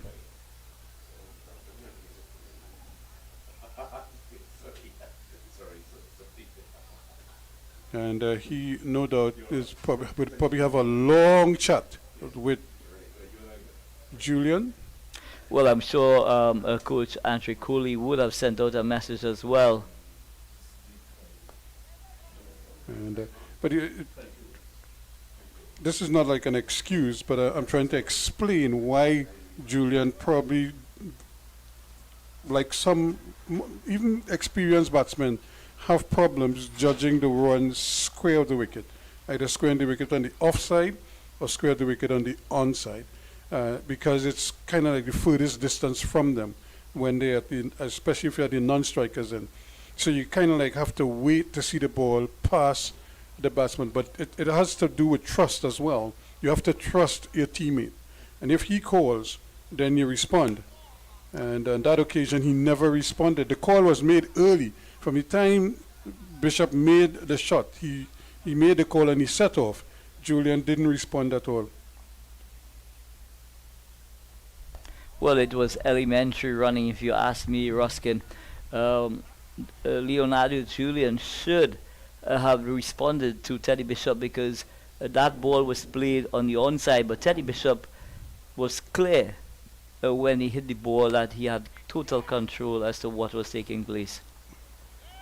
I go for another quick single, and again a little bit of hesitation there, whether they should get two or they should take one or settle for the one. Again, Wickham wanted a second run, but Julian sent him back. So a lot happening, and I think the 100 is on the board as well. It's 100 for 3.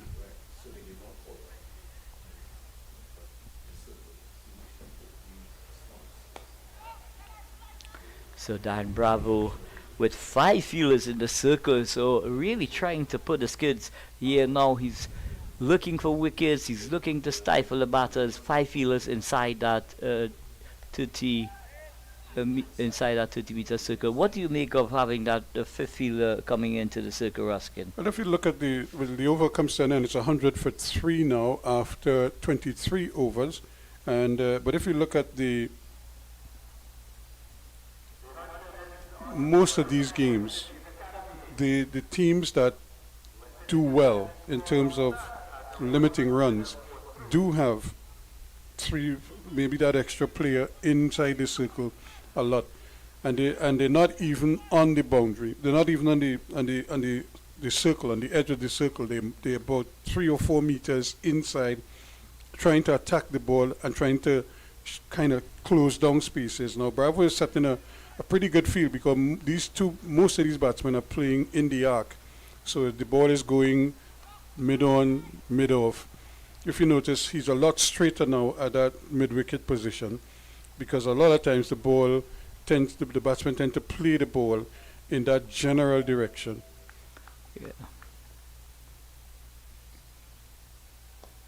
Well, at this stage of their careers, their young careers, the West Indies Academy players, I'm not too sure if they've gotten that skill set yet, Ruskin, to really take the bowlers to the cleaners.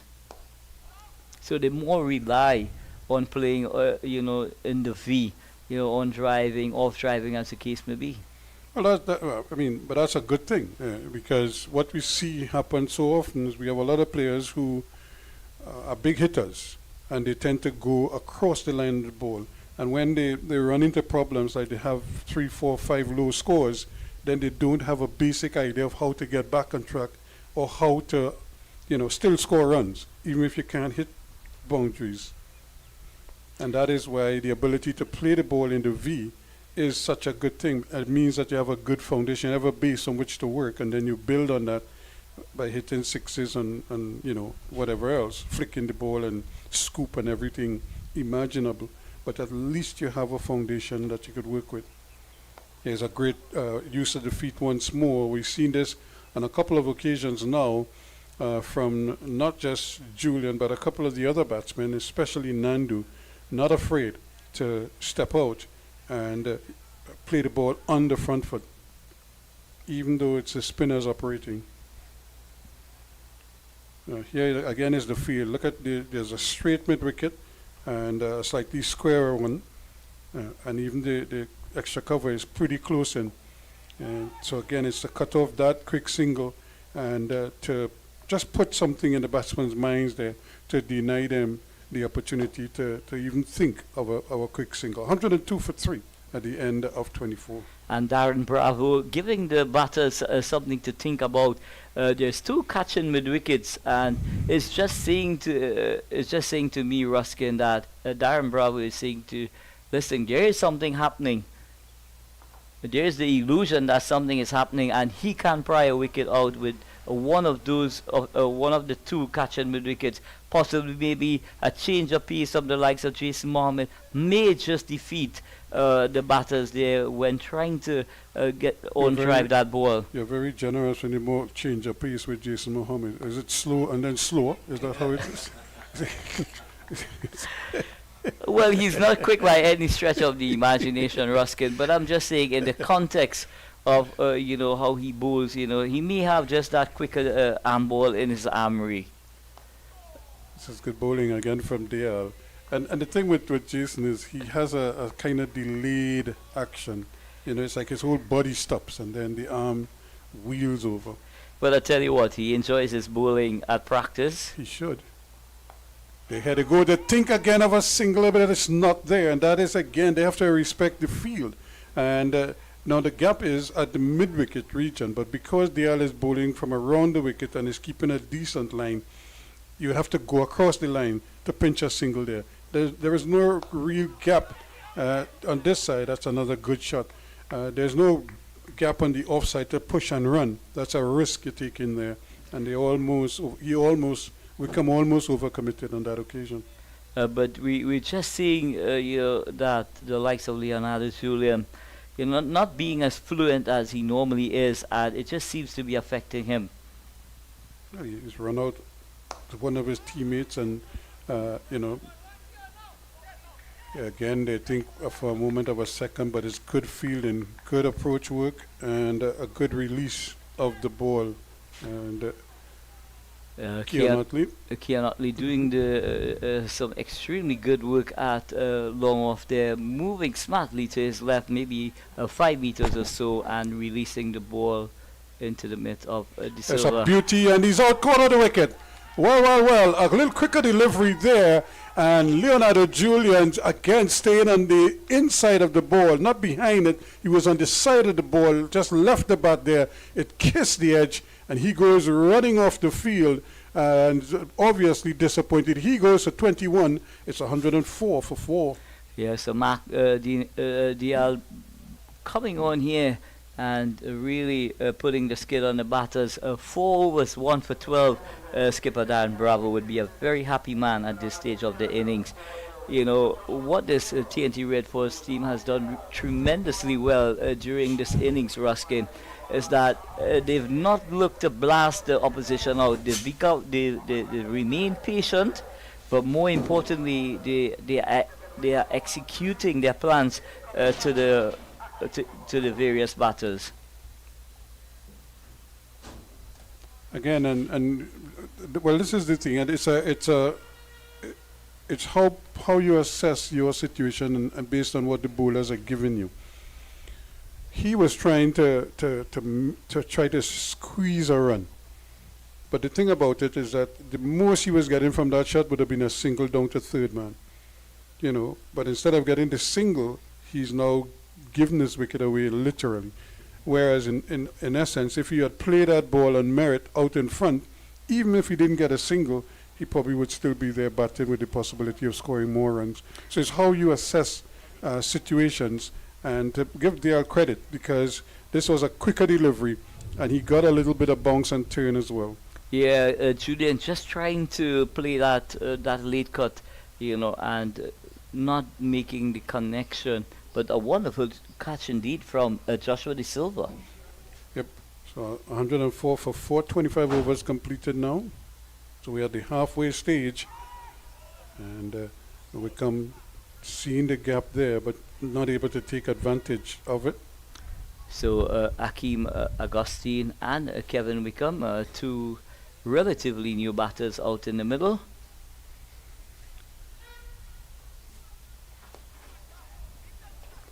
And there is Jason Mohammed bowling to his field. Bravo has set the two mid wickets, a straight one and a square one. So what Bravo basically done is take away that punch that was going on to long on. Because they were just punching it was just it a stroke to get an easy single. Once it goes down the hill, it's a single. Yeah. So he's taking away that run scoring option, and that possibly brought about that downfall from the likes of Leonardo Julian. But it's asking the batsman to turn the face of the bat to try to get the ball square the wicket on the onside. That's a gap that he's left for them. If you want to take that risk, then go ahead. And then if they take that risk, two things can happen, and the moods of dismissal that will come immediately into being would be the LBW, the bowl down, as the case may be. So excellent leadership here from Darren Bravo, really working out these youngsters at this stage, at the halfway stage of this innings. Slightly quicker delivery, and the end of the over, a pretty good one. It's a maiden, 104 for 4 at the end of it. So Jason Mohammed continues to do a tremendous job for his skipper Darren Bravo, and you know, you've got to give Darren Bravo some kudos here, Ruskin. He's assessed the conditions, the pitch conditions to perfection here now, and is using his bowlers that he believes can really put the skids on the scoring with the different variations of bowling that he has available to him. Now look at these youngsters here having a ball. I think they are the Queen's Park Clinic, but no clinic today. They probably did all their running and everything already. And this is more of the fun part of the whole day's activities here. Well, I tell you what, every youngster, you know, will always be licking their chops to come to the Queen's Park Oval, even if for training, and then having the opportunity to see the likes of the... They're going to take a quick single here again. The running is good this time, but you see the communication here. Both batsmen set off. From the time the call was made, both men started moving, so they completed that quite comfortably. In the end, not much Bravo could have done about that. Yeah, so good communication from the moment they just kept going, and that made that single very comfortable indeed. Mark Deal getting a bit of drift into the right-hander. You see that ball just drifting in the air. What you'd possibly want, Ruskin, is for that ball to pitch on and maybe just hold this line.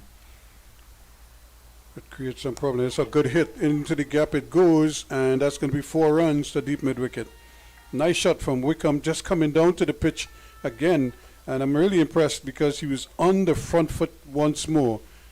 Didn't bother to wait on it, just got there.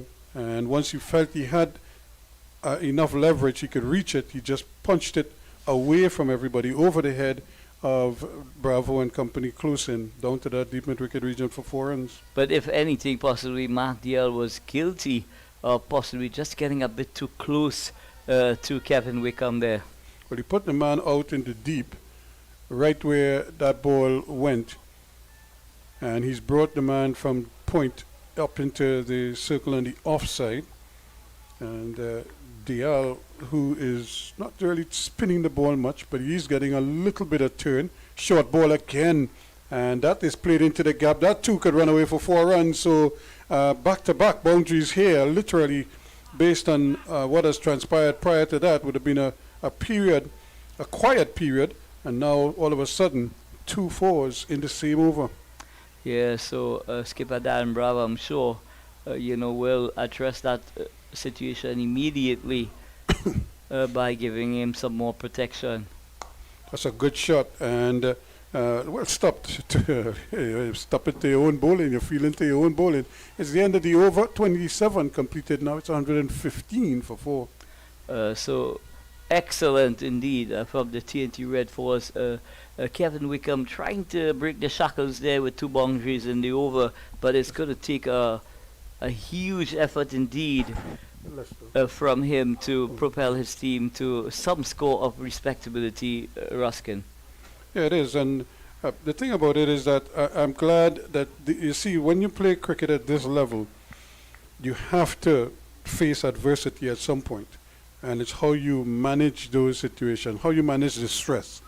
how you think through the difficult periods, how you manage to come out on the other side of those periods on top. And that is what this whole exercise is about. It's for these youngsters to be tested like this. They want a single.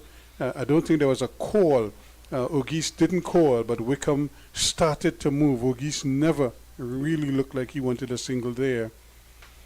So it's all those little things that they work on. I'm sure the coaches are taking notes so that when they have the little meeting tonight, they'll be able to point these things out to them. Yeah, and of course, having the opportunity to play at this regional CG 50 over competition will do these youngsters the world of good, because what they have the opportunity to play against the best players who are representing West Indies cricket. Yep, because I mean, as a youngster, you want to play. When I started to play serious cricket, I played on teams, like both Paragon and Maple first, and then Paragon, and I played in a team that had Test cricketers, and almost everybody else had played for Trinidad and Tobago. I was like 16 years of age, and I'm standing in the slip and I'm wondering of the three furlong brothers, Ollie Corby, Alvin Cornell, and I'm like, what am I doing here, really? So. But at the same time, you relish but the opportunity. I'm learning. There's the things they would say and the way they'll do things. You learn quickly. And in fact, when you play in those environments, it kind of cuts off like 5 years of your preparation. Yeah, because these guys are supremely experienced, and just being among them, that learning curve will be accelerated. Again, a nice use of the feet again. This is something that I'm really, really encouraged to see, as most of these youngsters are not afraid to come onto that front foot. Of course, the wicket isn't turning square, as you say, but it's just the intent that you're seeing from them. They're not afraid to come onto that front foot and stroke the ball. And once again, Mohammed does very well to his own bowling, because had it passed him, it was going to go down the hill for a single. 117 for 4, now 28 overs completed. And Anil, after some comments from you, video is going to come out, and he'll be joined by Lester Casimir. So wonderful feeling there from Jason Mohammed to his own bowling, really truing his frame, and stop the rotation of the strike.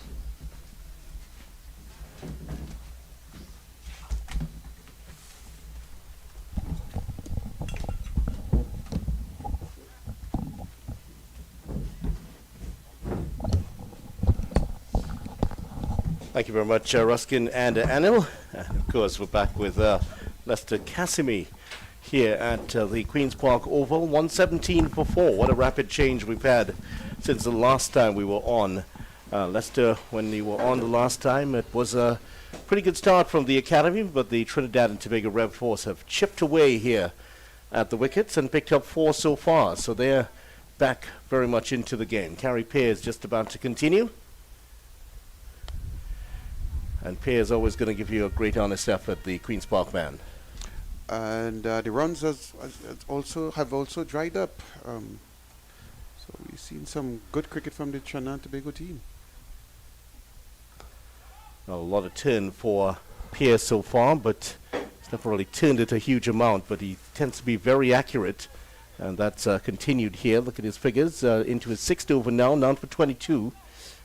And the 4 wickets to go so far, including Milius, 29, 39 for Nandu, 21 for Julian, and Bishop run out for 4. Wickham, fine young batsman, and Akeem Ogist, the former West Indies under-19 captain. If you're going to be involved in a run-out and you survive, and the other, which I considered Bishop probably the best batsman on their team, you certainly have to go on to score 100, certainly a 50. 21 or so cannot be the score that you would perish at. Yeah, certainly there was a famous example of that involving a Queen's Park member. Charlie Davis? Charlie Davis, of course. And Gary Sobers, of all people? Yeah, got involved in a run-out with Gary Sobers at Lord's. And we'll get a single again this time behind square. and famously went on to become the first Trinidad and Tobago player to score 100 at Lords after that.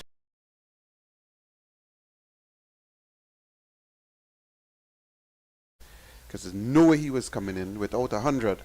Because he wasn't sure what would have happened to him. Last person you want to run out is your captain. So they continue to pick up the runs here, just in singles at the moment. 3 singles off the 5 balls for the over so far. And there's a period of consolidation needed here by the West Indies Academy.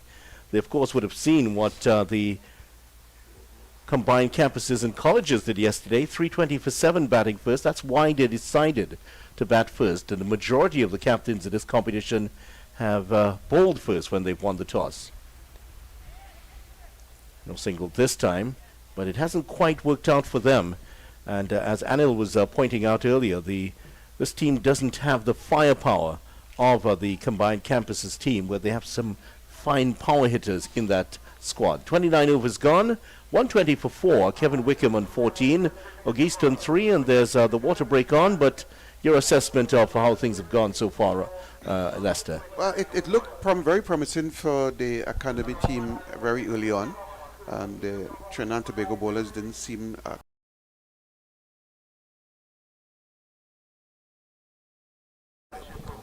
looking for the singles and were getting 4s. They looked very promising in the beginning, but as time progressed, the Trinidad and Tobago bowlers pulled back the advancement forward with good bowling and proper fielding. But it was very surprising to see the run out to Bishop, because that again, when I looked at Bishop in the game against Jamaica, he appeared to be certainly the best batsman on show. And when you could run out the best batsman on your team, you're saying a lot of stuff. And what was disappointing actually with the run out is that Julian did not advance at all. What is also very disappointing with the run out is Bishop kept running and probably was just looking at what was happening, where the ball was going, and not looking and getting that communication going with Julian. So both of them were at fault. I'm not sure I heard the loud enough speaking between or communicating between the two, which suggests to me that is something that they still need to work on. It's a compilation of young West Indian players, so that is something that still need to be worked on. Well, they are part of the West Indies Academy, and they do play alongside, train a lot together there. So you'd feel that there would be some of that, but this is a tournament setting. The pressure's on. They're up against the record champion team. So the pressure was on, and things just broke down there. Well, they're giving the coaches something to work with, something to deal with. Certainly, I remember young, his name is Michael now on his jersey, 46. He was not one of those guys who would be balling in the middle, but now he's up the loudest, because my innings is extremely important to me. You're not going to run me out, because I'm looking to get onto the West Indies big team, or I'm looking to get into my country's team next year. So you can't, I'm not going to allow you the opportunity to run me out. And then to make matters worse, Vidya, is having run me out, or I suspect you run me out, you are in the pavilion sitting down with me as well. So because you within a very short space of time you are in the pavilion. I don't think that's what's supposed to happen. But communicating, of course, is the hardest part of it was completed, hitting the ball. And what made matters even worse, it was a misfield. So if Julian had set off, very possibly he would have made that very easily. Unfortunately, it did not happen. The Trinidad and Tobago team benefited from it. I know Bravo is looking to see if he can get this team out for under 150 or thereabout. 200 wouldn't be taxing, I suppose, for the Trinidad and Tobago team, but he would like to get them out before they get to 200 runs. Well, the Academy team just about to resume here against Trinidad and Tobago in match number 17, CG United Super 50 Cup action. This is the regional 50 over competition championship, and we're seeing the return of the champion bowler for TNT. Sunil Narayan took a wicket earlier, got rid of Melius for 29, chipped a catch to Bravo in the short extra cover position. Let's see what Narayan has up his sleeve. Or behind his back, so to speak. They go for the run, and that's easily done. Nicely run here by those two. Bravo is there. He has Michael on his back. And That's your middle name. yeah, that is his middle name, Darren Michael Bravo. Of course, Dwayne is Dwayne John Bravo, Johnny Bravo. Which is his father's name, I suspect. Yes, of course, yes. And he's been called Lil Bravo, at least according to the parlance here in Trinidad and Tobago, Young Bravo. But he's a fine player in his own right. He's not Dwayne Bravo's younger brother. He is a great player in his own right. Well, that served him right, because I think on his jersey at one time he had Little Bravo. He did, in fact, identify as such. So it's a change in identity here. He's now Michael. I'm the captain. Yes, Michael the captain, the avenging angel, perhaps. Cut away, straight to the fielder. Otley's there once again. And Narayan, look at his figures. 3.1 overs, 1 for 8. He came in, took the wicket, and was off. Now he's back on to do some more carnage here. And this is a real test for these youngsters. We were talking about that earlier, to be facing up to one of the best bowlers in the world. And this is why you want to play in this competition. The benefits of playing. You're playing against the best in the region. Excellent.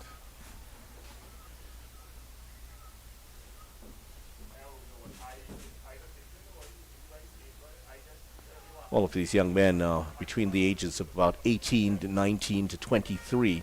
And they would have grown up seeing this man perform. And here you are up against him in the flesh here, 22 yards away from you. Must be very frightening. Could be scary, but it's also a good challenge. We'll get pick up a single. And, of course, if you are a competitor, if you have that competitive spirit, the one who, and you want to move on, you want to test your abilities against the best players. Right. 30 overs gone here, and 122 for 4. Just in case the oval is in very good condition. Wicket, it's a very good condition. The sun is out in all its glory. And we are seeing a competitive game between the academy and the Trinidad and Tobago team. They're moving at a pedestrian pace as we speak now, Vidya, hoping that they will be able to gather and move on as quickly as they would like. But I'm sure these bowlers will not allow them. Carrie Pear now going to pick up from the other end. Oh, that's not Carrie Pear, that's... His pair, in fact, yeah, This number Carrie Pear? 18. Yeah. And The similarity between Pear and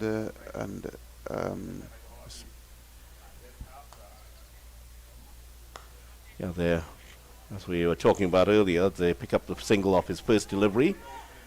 He and Hussein, good friends from the same part of East Port of Spain. They play for Queen's Park. They both left unorthodox spinners. play for Queen's Park, they play for Trinidad and Tobago, and they also play for the West Indies. And They've of course, they would have been on the same side for the Knight Riders, the Trinbago Knight Riders in the There you go. CPL. Carry, of course, now with the St. Lucia Kings. Turn towards mid-wicket, that's a good stop. Again, it's the youthful figure of Jason Mohammed to make the stop. I'm sure his dad is here. He's always here when Jason plays. No matter where he plays, he's always here watching him. Good support.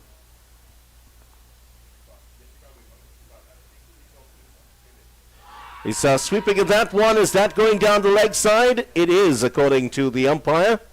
And umpire Nigel Duguid on this side of the field.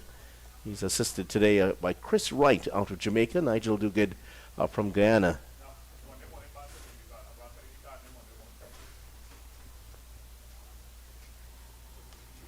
Gets that one behind square. Beats Narayan. Just going to be one. There is a player behind there. Trinidad and Tobago loaded up with spinners today. They, of course, don't have the services of Yannick Carrier. A slight niggle. He is here. He's doing the 12th-man duties, but not playing. And Shannon Gabriel, who also has a slight niggle, he is off the field today. So they're picking up the singles, but the boundaries have dried up here, Lester. We haven't seen a lot of boundaries in the last few overs. Yeah, they're looking good, but singles will not do it at this time. The Trinidad and Tobago baton is strong enough. He's gone for the big hit, and this could go all the way. It has traveled over the ropes for 6 runs, and just as we mentioned, there were no boundaries.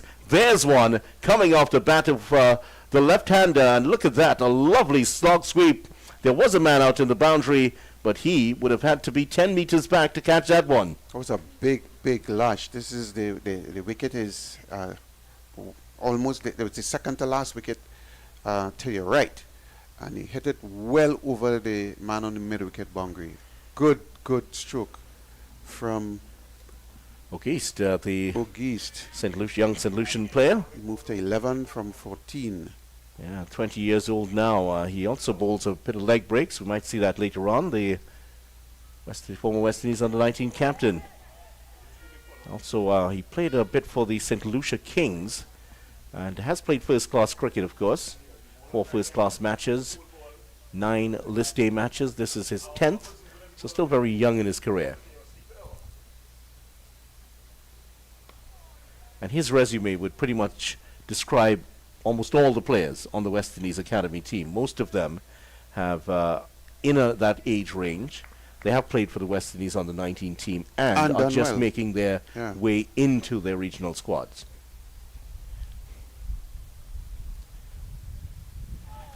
Not going to get a single this time. That's the beauty of this West Indies Academy team. It's that critical bridge between the under-19 team and the senior team. I quite like the concept actually, because a lot of players are lost after 19. They'll go off to university or they just come off the wagon. Perhaps the best example would be Jofra Archer, who was a West Indies under-19 player. Disappeared and he turned up in England and he's a superstar there. Got injured, wasn't looked after from all reports, and he's now an English player. Yeah, 132 for 4. Of course, mistakes will happen, and what the important is that the learning happens from it. Driven, and Narayan picks that up nicely. Well, if, his fielding was quite atrocious at one point, but he really has picked up. That was a nice take, wasn't it? A lot of cricket, easily picked up. As his career has gone on, he's improved his fielding a lot. Beating him outside, just feeling for that one coming in. It was going the other way, and taken by the silver. 132 for 4 after 32 overs, and Narayan continues to plug away. Look at that. 5 overs, 1 for 10, and that is what you expect from Narayan. His economy rate in the tournament so far is under 4. Today, it is 2. He's having a superb day out there, Narayan. Well, I wouldn't like to come up against Narayan. I was watching the game a little while listening to you guys, and I was wondering. I was saying to myself, Vidya, I came up against Ranji Nana, and that was a handful for me. I'm wondering who is a greater handful? Is it Ranji or Narayan? I think I came about it. Narayan is a greater handful than Ranji, even though Ranji was a major handful. Pierre continues here. And is belting it into the surface. Otley does the fielding down there. Well, we talked about some of the stats from the tournament. Otley leads the charts when it comes to most runs. 211 runs. He did have that 134 for Trinidad and Tobago 2 games ago. And just after him is young Alain, who hit another wonderful half-century yesterday. He's up to 203 runs. Jeremiah, who's also with the CCC, he's on 201, as well as Alec Athanase, who is on 201. So 4 players have 200-plus runs for the tournament. Well fielded by Pierre. And then Kieran Powell, who has quietly worked himself up into a very strong position, the Leeward Islands man, 192. So that's the top 5 so far. And what will be heartening for so many players is that look at the ages of those players at the top of the charts. Young players dominating the runs in this competition. And of course, 2 of the veterans there up there with them. I wonder where Teddy Bishop would be, because I mean, other than today, unfortunately he was run out. Teddy Bishop looked very, very competent, very, very comfortable in most of the games I've seen him. Yeah, he's a fine batter, Teddy Bishop. Straight to the fielder this time. No run will be scored. Yeah, Bishop actually is just underneath that. He has 191 Yes, runs. he scored on so 90 he's odd, fifth, not I out. believe, in Yes. the sixth in the tournament so far. Yeah, good player. And that has come very quickly. 191 of 195 balls. Narayan showing off his football skills there. I don't think Eric Ten Hag is going to call him up anytime soon, though. But nice bit of control out of the outside of the right of his boot. Ruskin Mark, I'm sure, former footballer himself, would have appreciated that. I saw him earlier before the game started juggling the football with his foot. Yeah, And I he was enjoyed it. Look at surprised. him. He enjoyed that little piece of football. Yeah, I was surprised to see how skillful he is. But I would suggest to him, if he wants to play football, and Ruskin is on the other end, do not play forward and Ruskin playing back. No, Because no. he would be, as cricket days will be over. It certainly would. Ruskin had an iron rule when it came to defending. We'll tell you about that in a moment. Played behind square. It's beaten. No. Wow, that's a great bit of fielding by Carey Peer. Thought for a moment that was going to beat him to his left. But spoke too soon. Carey Peer makes a fine stop. Just a single. Yeah, Ruskin Mark, who is a former FA Trophy winner. He is. Uniquely he's won the cricket championship in Trinidad at club level and the football level. Another single, and Ruskin has won both national cricket and football titles at Is it because he was on national strong level. teams, or is he made the team strong? I think he contributed. Let's put it that way. He did contribute. And Ruskin had an iron rule. He said only one can pass, man or ball, but Pick not up your both. mind. Played square the wicket again, and no run this time. But Narayan here, 5.3 over his 12 runs. It's not a huge amount of turn out there, and Narayan can turn it anywhere. He's getting a better purchase here. They will get the single this time. Outside of that slog sweep for 6, we haven't seen too many boundaries, so... And they're not going to chance their arm against Narayan. I think the instructions have been clear here, Lester. See him out. Just see him out. Yeah. There's a long way to go before you see him out.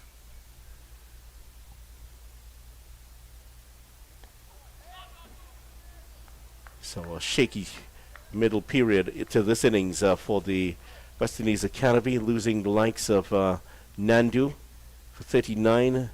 Melius went first for 29.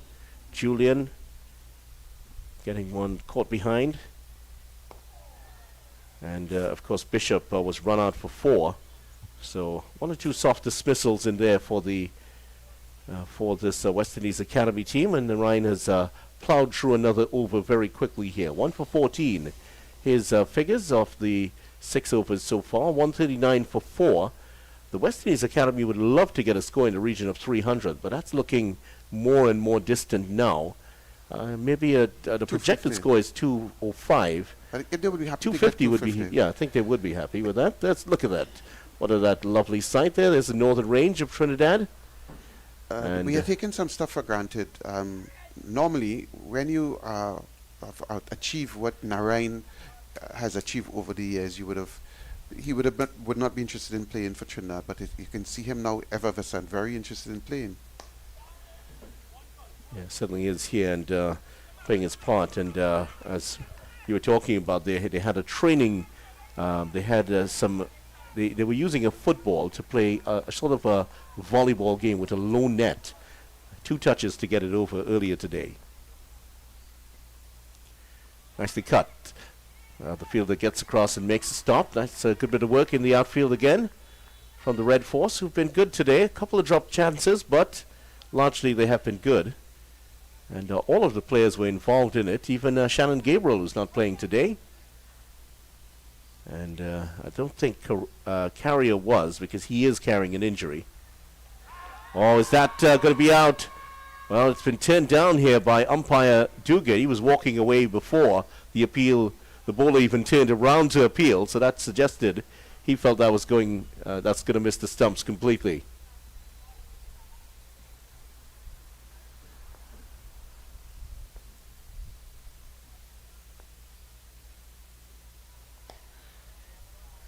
Well, a good bit of batting here. They're not afraid, these youngsters, to use their feet. There was a time in the game that you wouldn't see many batsmen use their feet. But, we're seeing the revival of this among these young batters. Played behind square. I don't think in your day you would have been warming up for cricket playing any kind of football, would you? Oh, no. Football was not on. Football used to be now in October, September, and getting ready for January. Well, that's a fair amount of risk in that shot, but picks up one. They're going for the second run. That's good running there. And they completed that pretty comfortably. Akeem Ogist is very fit. Boy, not sure if he did some sprinting in his day, but he got there pretty quickly down to the other end. End of the over. 35 overs now in the books, and at the end of it, the West Indies Academy 142 for 4.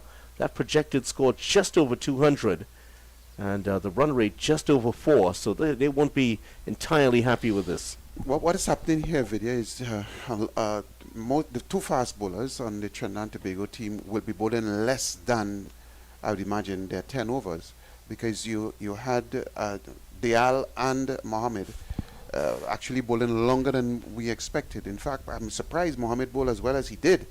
He really bowled well and kept the batsman at bay and was able to get a wicket as well. So Narayan is going to continue here. You would expect that Narayan is going to use his full 10 overs. He's now bowling his 7th. And as for the other options still to come, Akil Hussain has 6 overs remaining. Terence Hines has 8, as does Jaden Seals. Carey Pearce still has 5 more overs remaining. So, still a fair amount of overs available. And Jason has how many more? Well, Jason has 3. Let me just correct that. Akil Hussain has 6 overs. Terence Hines and Seals 8. Carey Pearce just has the 1 over remaining. So he might bowl out after this one.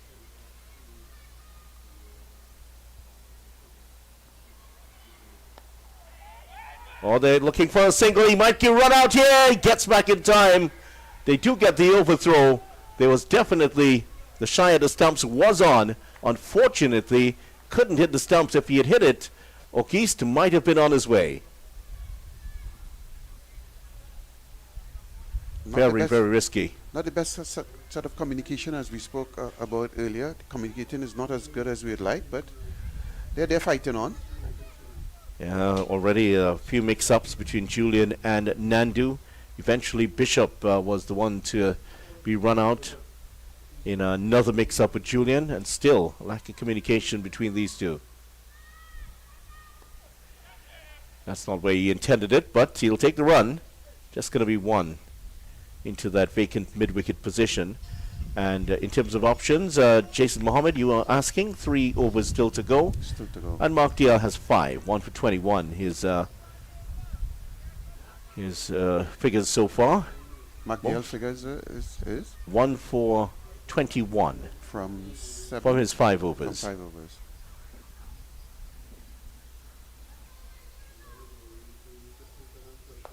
Nicely played. That's going to go into the gap, and that's 4.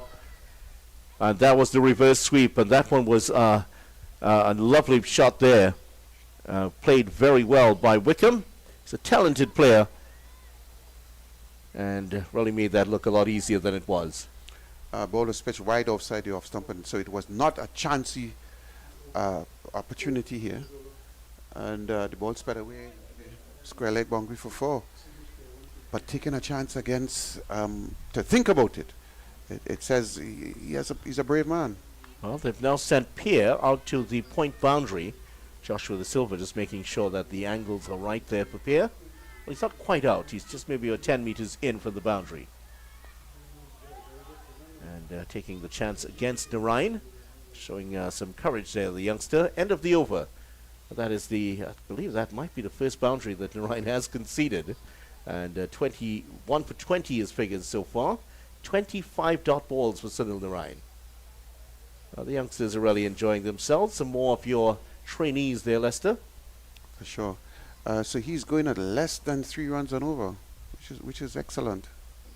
Carey Pearce now going to bowl out his 10 overs. 9 overs so far. And none for 41. And figures may not suggest that he has bowled well, but he has kept down the runs. And with Narayan at the other end, obviously the person at the other side is the one they're going to target a bit. And they have tried to go after him. There are 14 overs to go, 149 for 4. West Indies Academy need to get a move on here. They would love to win this game.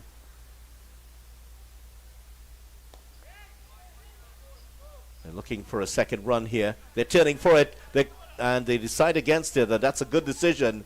The throw from Terence Hines is right next to the stumps, and Auguste may have been run out there. The 150 is now up for the West Indies Academy, and it's come up of 36.1 overs. This your team needs to increase in amount of runs per over. They're way behind.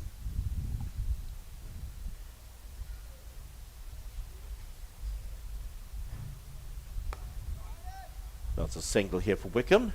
Well, we updated you earlier that Australia beat New Zealand by 5 runs in the World Cup match. Well, Bangladesh are in serious trouble here against the Netherlands. The Netherlands 229, Bangladesh 113 for 8 in 32 overs. That's a disastrous score for them. It's not looking good. And they do get the single. Well, there's an appeal for an LBW decision, but that looked to be heading down the leg side. And it's been a World Cup that has had some shocks in it. This is certainly going to be one of them. The Netherlands defeating Bangladesh. But they did defeat the West Indies also in that qualifying tournament. That's why we're not talking about the West Indies team in the World Cup. Good bit of bowling. And Pierre, I think he ran across the pathway of the batsman and was just apologizing to the youngster. Very good. Not just about his bowling, he's also an underrated batter, Carrie Pierre. I'm most impressed with his fielding. Yeah, he's pretty good in the field. He gives 100%. Yeah. Really maximizes his talent. There was a game here in the 2020 CPL where Kieran Pollard played an absolute blinder and took the Knight Riders to the brink of victory. They needed 10 runs off 3 balls when Kieran Pollard got out. Pierre came in, hit a 6 and a 4 and ended off the match. And no single this time. Many people remember the Kieran Pollard innings, but the Knight Riders actually won because Pierre came in and finished it off in 2 balls. Yes, I saw that on television. You're correct. Yeah. I was lucky enough to be here for that. Pollard was absolutely brilliant. 153 for 4 after 37 overs. And the West Indies Academy, they're going along slowly here, but you're getting the sense that they're building up some momentum. And you might see within a couple of overs, Ruskin Mark's going to come in after this over with Christopher Ramsaran.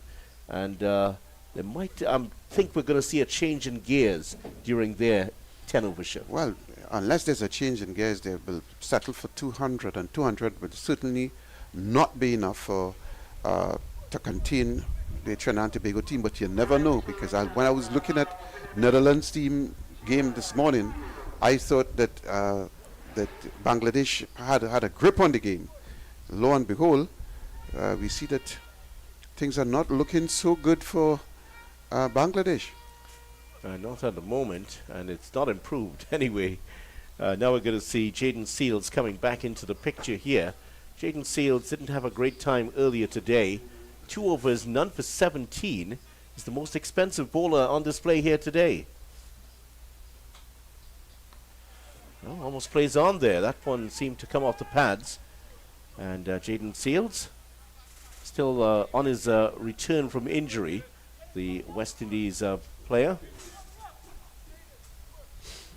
And you've seen a fair amount of Jaden Seals, and this young man, he's the first millennial, by the way, to play for the West Indies at test level. The first man born in this century to play for the West Indies. I remember seeing him against Pakistan and how well he bowled against Pakistan. And so I thought that he was definitely one for the future. And then injury, of course, as always the case with fast bowlers, would step in, and he slowed down a bit. They do get the single. That's a good bit of work. Just pushing it out towards that mid-off position and setting off there, Auguste. And Seals, 22 years old, a man from Baster Hall in central Trinidad. Has played 10 test matches, 10 ODIs, 15 first-class matches. This is his 21st list day game. And he's had a fair amount of experience in T20 matches, playing for not just the Knight Riders, he's also played for the Jaffna Kings, part of that Jaffna Kings team in Sri Lanka. They won the title that year, the Jaffna Kings. Great experience for him, bowling with some experienced Sri Lankan bowlers there. Oh, that's a good grab there from Seals. Number 33 on his back. If anything, he's looked like he's put on a bit of size in terms of muscle. He's been hitting the gym hard. Injury causes that sometimes. You have to come back and come back stronger. You have to strengthen a muscle to make sure that, in the next few years you would probably not have that same injury again. Yeah, it was reported to be a very frustrating time for him, and went through all of the recovery phase, and here he is back once again. Driven nicely stopped again by Seals. 37 wickets in his 10 test matches. Now, that is not bad at all. No, that's 10 good. test matches, That's very good indeed. For a young fast bowler, that's very good. Especially on the type of pitches that we have now presented now in the Caribbean. So, yeah, that's very, very good. Averaging just 24.24, strike rate of 42.9. So getting a wicket every 43 balls he bowls. That's not bad. Not bad at all from him. A 1 5-wicket haul in there. That could have been against Pakistan, you think? Yeah, most likely it was. I believe it is against Pakistan.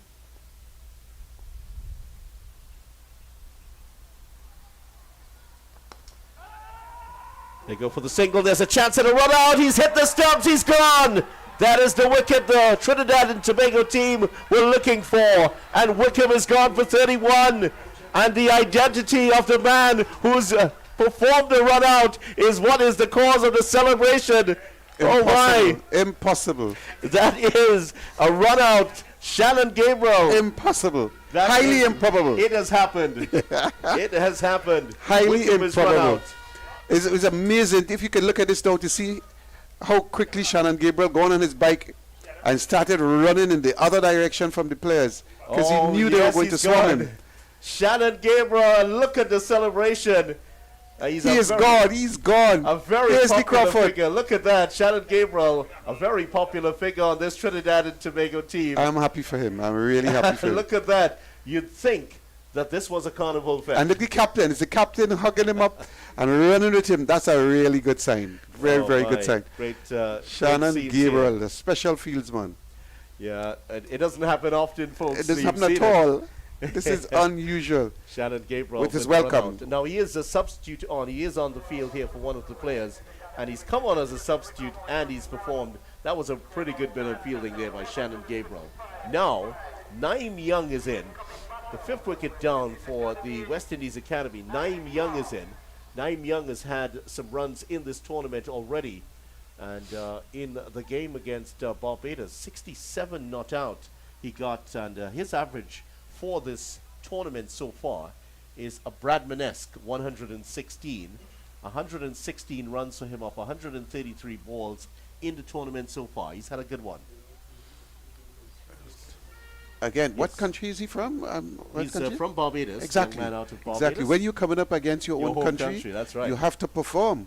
And that's why I'm surprised Julian departed. And he tried his best to run out Nandu as well and didn't succeed originally. And eventually ran out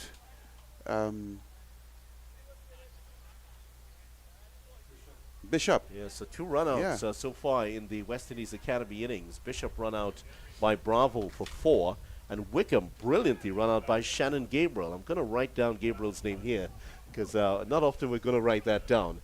But last ball of the over, and Lester's going to leave us now. Ruskin Mark is going to come in alongside Christopher Ramsaran. Naeem Young is about to face up. Well, he's at the non-striker's end. That's where the run out took place.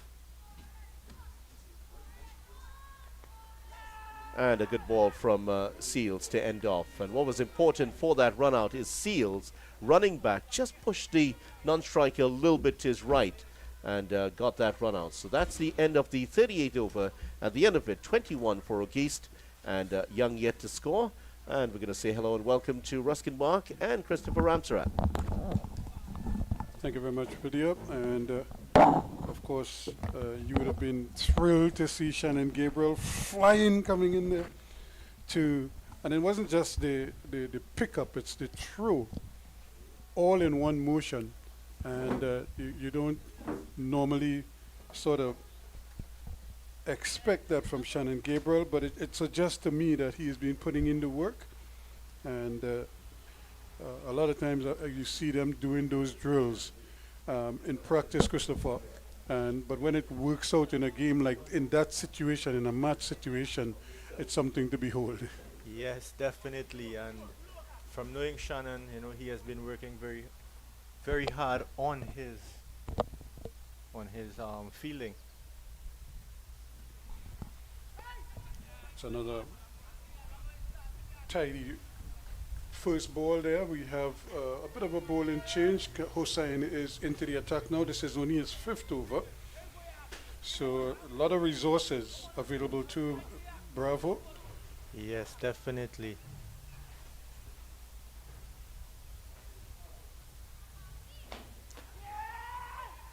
And a little bit of a confusion there, but I don't think it was deliberate. And in fact, the batsman has the right to stand his ground. It's up to the fieldsman to. You can do one of two things there. You can move him out the way, or you either go in front of him or you go behind him and intercept the ball. But he just sort of ran straight into a geese there. And they were able to pinch a single. One more to the score, 156 for 5 now.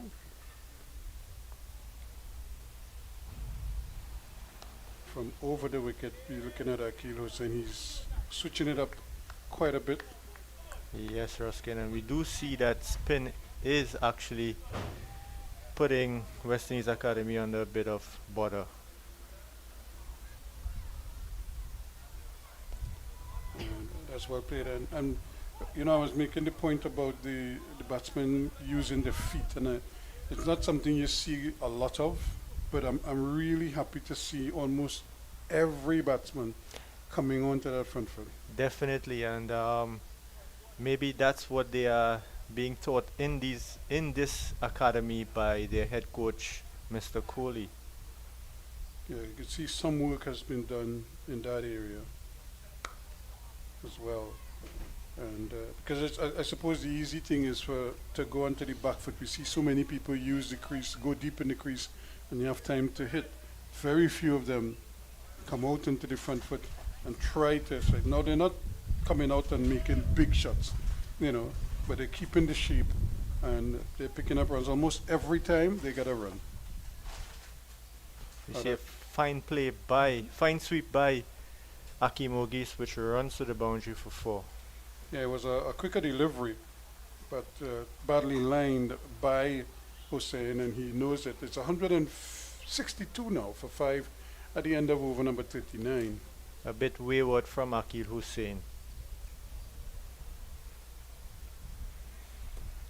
So look at the scorecard there. Milius, 29 from 51 balls, and he shaped well. Both openers, I think it has to be said, they really looked like exciting prospects for the future of West Indies cricket. Definitely they look good as future prospects for West Indies cricket, indeed. Yeah, you'd have played a little bit against them. You probably would have seen them as you were playing as well. What are they like, and what did you see when you first saw them? I haven't played against them because they are pretty young, but from looking on, they do look very handy indeed as youngsters. We saw that little buggy there, the little golf cart, and here we go again, driving through the line, and you see, and that's another thing too, because of the pace or lack of pace in the wickets. Those are shots that you I suppose most West Indian batsmen like to play because you feel you could just go through the line of the ball. But some of these wickets are so slow that you have to wait a little bit on the list. So you have to spend a little time in the wicket before you can play those big expansive drives, and also place it where you want to. Seals not for 19. He's in his fourth over. Young Jaden Seals having coming back into cricket after his injury, it proves to show that he's a very, big-hearted young man. Having an injury of that sort of nature, being so young. And having an operation as well. It's a rehabilitation. But the other side to that, I don't know if you've ever had a major operation like that. The most difficult thing to overcome is the psychological part of it. Yes. It's how can you put pressure on the leg, Can you really run up and bowl as fast as before? That's a great shot. It was short, and Ogie's just pounced on it and pulled it sweetly past the right hand of mid-wicket for 4 runs. Yes, definitely. And Ogie showing his potential with the bat. They all come one after the other, and you see the talent, So it's now how do we develop this talent and bring it forward, And these guys are young, so with experience and with playing experience, with having them in camps, they will get better over time. And I want to believe the West Indies selectors may have to pull the trigger on a couple of them, and maybe throw them in at the deep end and see what happens. You can't do it with all of them, but Well, you could certainly do it with 1 or 2 strategically. well, I think now seeing that West Indies is actually into this developing phase in our cricket, we would definitely see youngsters, coming more into play. For example, Naeem Young, they saw leadership skills in him, so they decided, what, I'm going to give Naeem Young to be the captain of this West Indies academy, and he's definitely proving himself as a leader. And he's showing his all-round capabilities as well.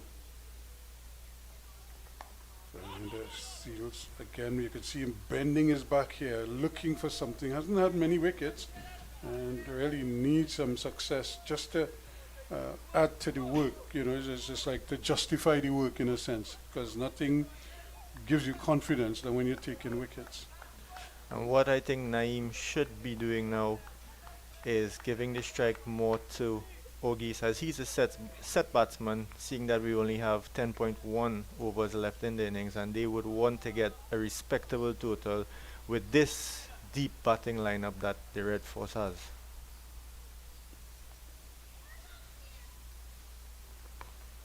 Again, they're going to go for the quick single, and they're going to get it too. So that's excellent running there. And Akil Hussain was closing in, but not even he could prevent that single. It's just a push and run, and picked up another comfortable single at the end of it. So 40 overs completed now. It's 169 for 5. And again, we see good running between the wickets by the West Indies Academy. Youthful exuberance by these young men.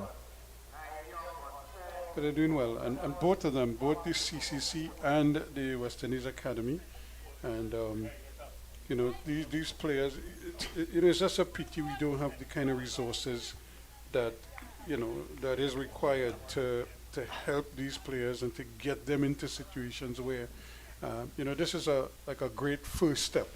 What happens next? Yes, and what I could say is, I'll come back to you after this ball. Yes, and having being in CCC setup for at least 6 years or so, in Barbados, there's a lot of facilities.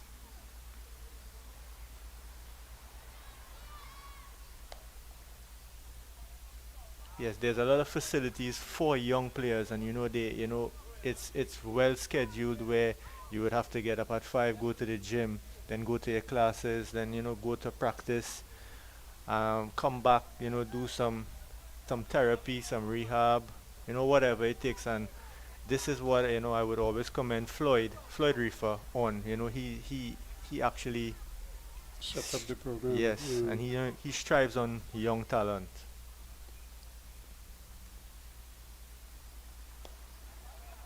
There's that sort of forward movement again, trying to get close to the pitch of the ball. And even if he's not making a big expansive shot, at least he's getting there, trying to turn it on the onside.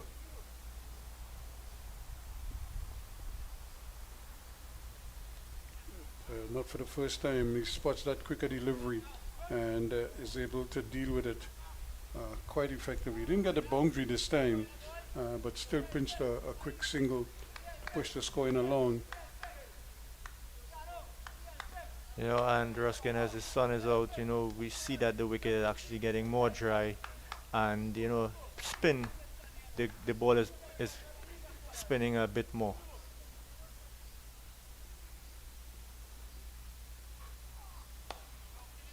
Again, not for the first time. Mohsen is driven on the onside, can't get across to prevent it from going down the hill. Once it goes down the hill, it's at least a single. And what probably Naeem Young is thinking, he's just trying to see himself in, because he know he could take it deep and, get his team to a respectable score. He's been not out twice already, and there's a delivery, and it just probably pitching in the bowler's boot mask at that end, keeping a little bit low. At the end of the over, 172 for 5 now, 41 completed. Another tidy over by Akil Hussain. And as we see, Sunil Narayan is coming back into the attack for the Red Force. So this is the challenge here for the youngsters, because he's not the kind of batsman that you could just freely try to take risks with. You want to be absolutely certain that you know which way he's turning the ball before you try to attack him or play big expansive drives or something. And with Sunil being into the attack, it would always play mind games with these youngsters, knowing his prolific records he has, the way he bowls, the way he spins the ball both ways, So it definitely will play on the minds of the youngsters with these last 9 overs in play. I'm surprised he doesn't have a mid wicket, but the mid wicket is on the boundary. There's a ball again. Sunil Narayan getting the ball to just past the outside edge. And maybe his reason for not having a mid wicket is probably he will bowl more of those knuckle balls to Naeem Young going away from him. So it would be harder to actually play the ball through mid wicket.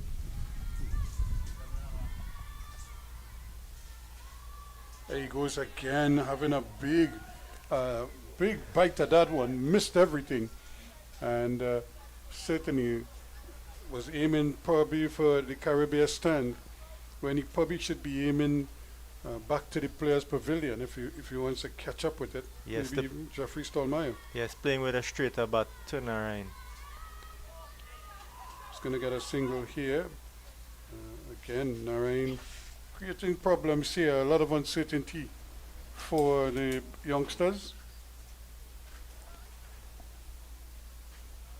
And the current crop of players, look at Sunil Narayan and you see these youngsters again probably enjoying themselves.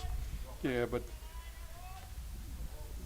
back in the time when I played, we had our own mystery spinner in Harold Joseph.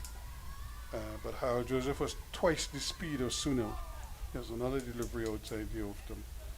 And it was you just couldn't pick up with him. First you had to be able to at least play, but he used to bowl so quickly that sometimes batsmen, you don't even have chance to play, let alone read what he's doing. And here's a peach of a delivery from Narayan, again jumping at the batsman of Geese, again in some problems. And we could see Ogis, he looks pretty decent with spin, batting with spin.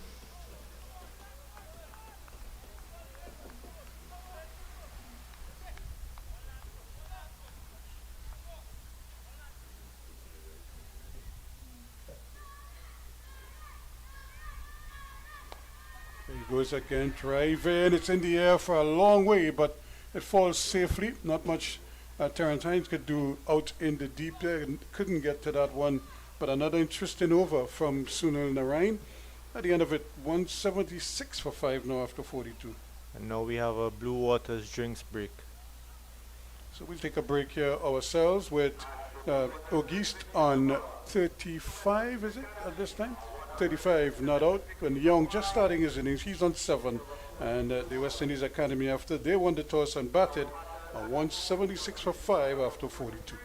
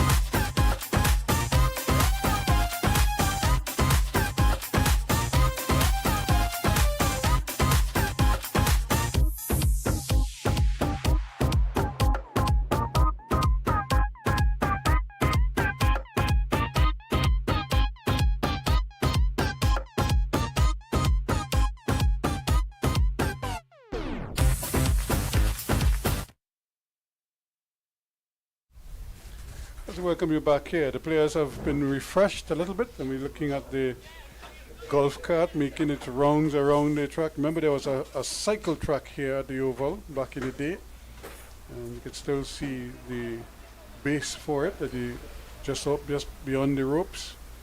But as Akil was saying, back in play, and it was a short ball that is put away quite nicely, and that's going to be 4 runs. Ogie says thank you very much, and slapped it through mid-wicket. What a lovely shot by this young man. And as I said, Ruskin, this young man seems to, have to play spin pretty well. Yeah, he uses the crease nicely. He's very still at the wicket, but when he moves, he moves decisively. And this is what we want to see from youngsters, because for over the past years, we have been seeing spin playing a big part in cricket. He goes again. This could be another boundary just between the two, but he cannot cut it off there. A long chase coming across there for Jaden Seals, is it? But he can't cut it off, and that's 4 runs. Got a hand to it, but he couldn't prevent it. And it's still a tidy effort by Jaden Seals. Had to go a long way. In fact, I thought that Hines was closer to the ball, but Seals covered more ground. So 2 short balls from Hussein, punished by Ogist. And this time he's outside the off stump. And I think, that's the line Akil should be bowling to Ogis, because he doesn't seem to play that cut shot pretty well. And he has protection out there. Yes. Also. Plus the bowler's boot marks. You could just see some demarcation there that could help him, but that's well played again by the young man. Again, using the crease, getting onto the off stump, and then with the third, just turning the face of the bat to pinch a nice, comfortable single. 185 for 5 now. I would say something, we're learning with Floyd Reefer. He would always say,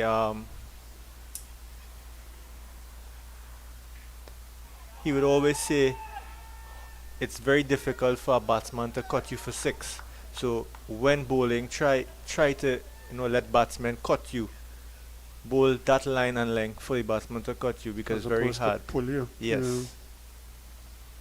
There's a peach of a delivery just missing the off stump. Came in with the arm, and Naeem Young was living dangerously there. He survives. It's 185 for 5 now after 43. A decent over for West Indies Academy. Just 7 overs left at a run rate of 4.3.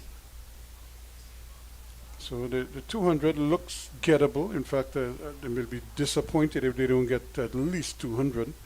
But it's how much more than that that they can get, I think, is where the concern is at the moment.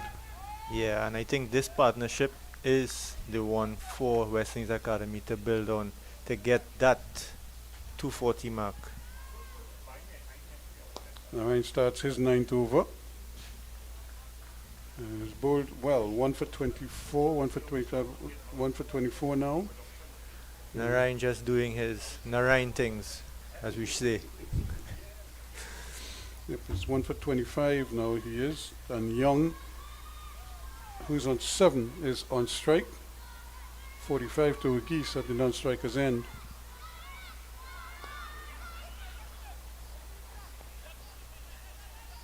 So very well judged single again, just pushing it into the gap. All the fielders on the onside on the boundary, so a big acreage out there for them. Literally gifting them a single.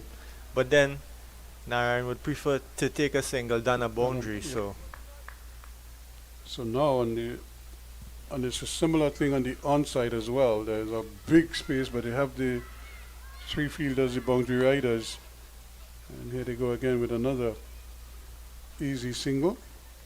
As Ogis just plays this one down to long off. He inches closer to a deserved half century. He's on 46 4 away.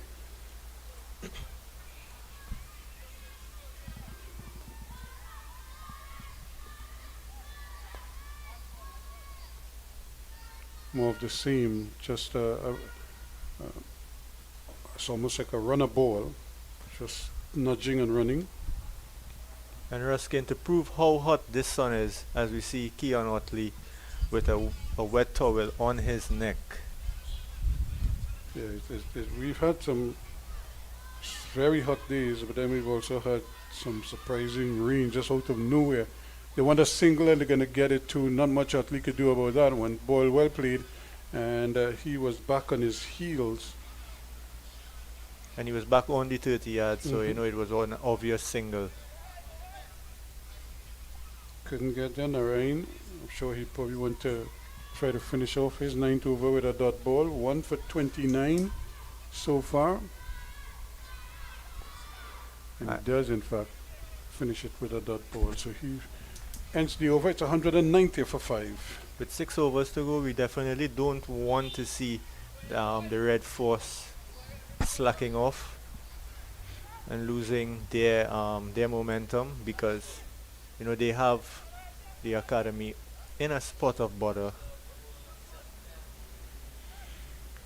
Plus, the thing is, well, you want to believe it might just be a bit of a challenge for the youngsters to change gears, but you see so often, after a while they can just kind of extend their arms a little bit and see if they could get some quick runs. Because at some point, maybe in the next, after you see off Narayan, you may think maybe when Jaden comes back, you could probably have a go at him. I'm not sure if Terrence Hines is going to get another bowl, so maybe you could attack them. Now it's Hussein's turn. And here's this one. Glorious into shot. the gap. Yeah, it was in the air, but he hit it into the gap. And I was looking, Bravo was cemented there. And he brings up his 50 in style. Yep. Definitely. 194 for 5. He goes to 50. Top knock by this young man. 5 fours and a 6 in his 50. A runner ball 50 it is. 51 or 51. And he's going to get some more here. And that's going to be another boundary. So thought the fielder got around to it, but he couldn't just prevent it from going over the line. And that's another boundary there. He got into position after he did all the hard work. The simple thing couldn't complete, which was to pick up the ball. And we're seeing repetitive action by Akil Hussein, because in his previous over, his first two balls went for boundaries. Again, same thing. Again, still a bit on the short side, because again you could see Ogis just standing up and allowing it to come on to him. And nicks another single. And as Pooh mentioned before, when Akil started bowling, the wicket was new, so he would have gotten that purchase even with a short ball with the new ball.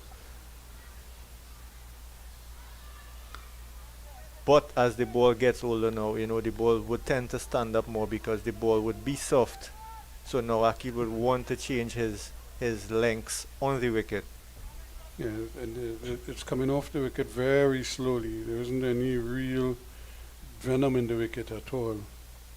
And having said that, taking a big risk there was Naeem Young, but he did well in the end.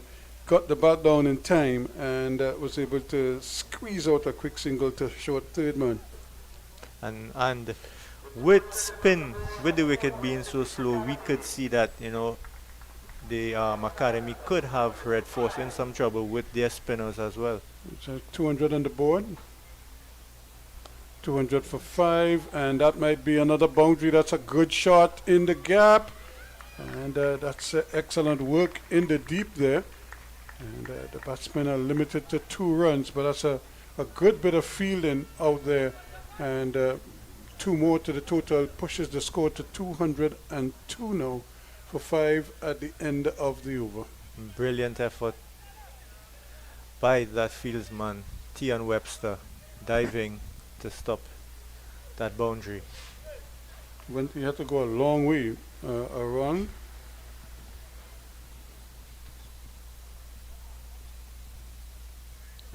So you look at these scores: 29, 39, 21, 4, and 31. So that one again hit in the edge, and once more the batsmen are able to sneak a quick single off Narayan. And you see all these West Indies Academy batsmen getting starts but not finishing the job. Only Ogis is still there in the wicket. He has a half century to prove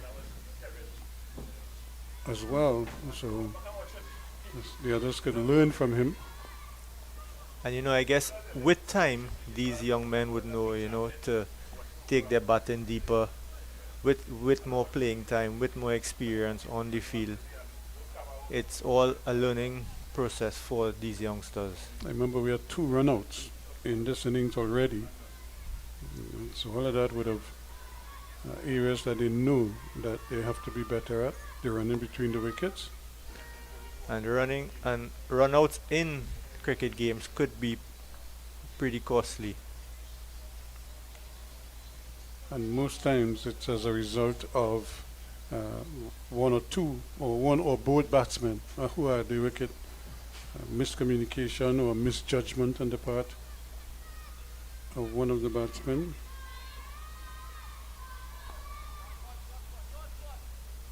Again, the ball played down. They're going to go for the second run and they're going to get it too. That's careless from out in the deep there. It's a Tian Webster out there. And no way, they should have been getting 2 runs in there. But he was taking his time, and they just with a 50-run partnership as well is on the board. 2 or 6 now for 5. And as I previously said, this is what Red Force does not want. They should not want this for themselves, being lackadaisical in the field in this part of the innings with only 4.2 balls left. 4.2 overs left, sorry. So we're looking at the change in the field. Now Bravo is on the onside at mid-wicket. And he's hit him on the pad. There's a lot of appeal. He's out. He went right across that one, Naeem Young. And certainly out of character. However, it must be said, he played that same shot the over before. He missed it. This time he missed it again, but he was struck in front. And the umpire raised the dreaded finger. He goes again right across the board, trying to go with the tide, misses, and Narayan strikes. And again, it's all in Narayan's mystery, because we see Naeem Young wanted to play that cross-batted shot, that slug sweep, having no mid-wicket in play. You know, it was very tempting for him to play that shot, which proved costly for West Indies Academy. So it's 206 for 6 now.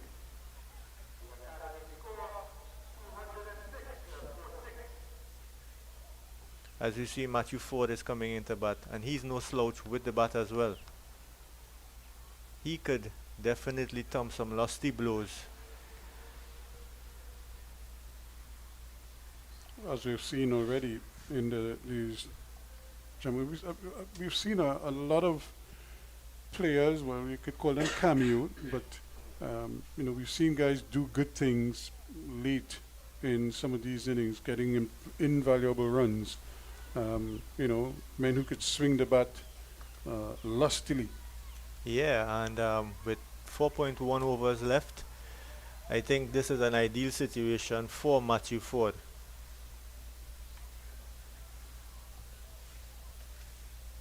Yeah, they're going to need him to try to stick around with Ogis for a while. Ogis is on 59. He needs support now, but you also need him to see off Narayan.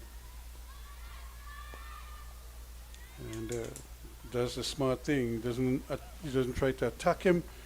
He just treats him with the respect he deserves. 2 for 33 for Sunil Narayan as the over comes to an end. It's 206 for 6.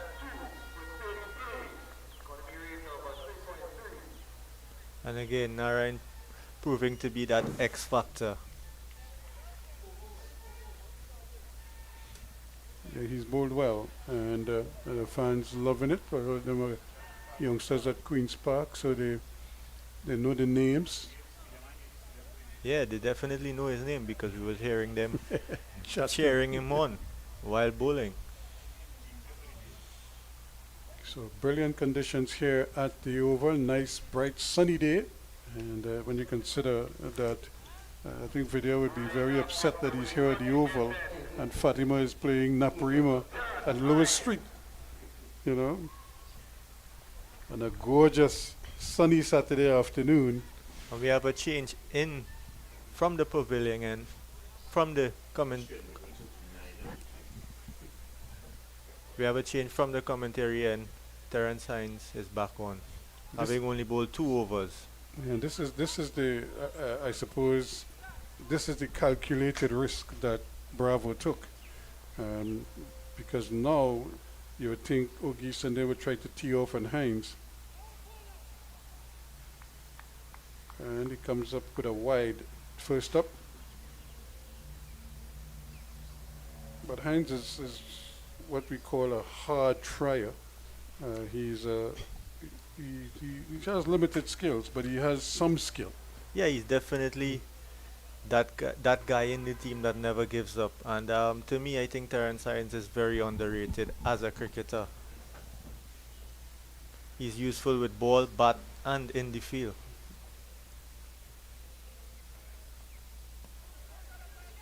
Has a bit of a slinging action sometimes. And as we saw there. As you see, he's just trying to bowl into the pads of O'Geese, not giving him that room to free his arms. And he does have a fine leg. He did have a fine leg for him, plus the man at the deep mid wicket. So he's trying to bowl to the field set for him. So now with the right-handed forward on strike, they've decided to bring the man from the boundary into a short third man at the edge of this circle. There is a deep backward point, there is a deep cover and a long off on the boundary, as And, well as a deep mid wicket. You know, knowing Matthew Ford, he could play those dink shots pretty well. So they would want to have that, as I said, that deep fine leg. And as you see, you know, Otley is actually telling Hines, you know, his shots. And we see Carripier went down to that deep fine leg. Position. There's a long one and a deep mid wicket. And there's a wide delivery. A nice take there from Joshua De Silva. He made it look easy, but that was not an easy take because the ball passed the batsman on the full.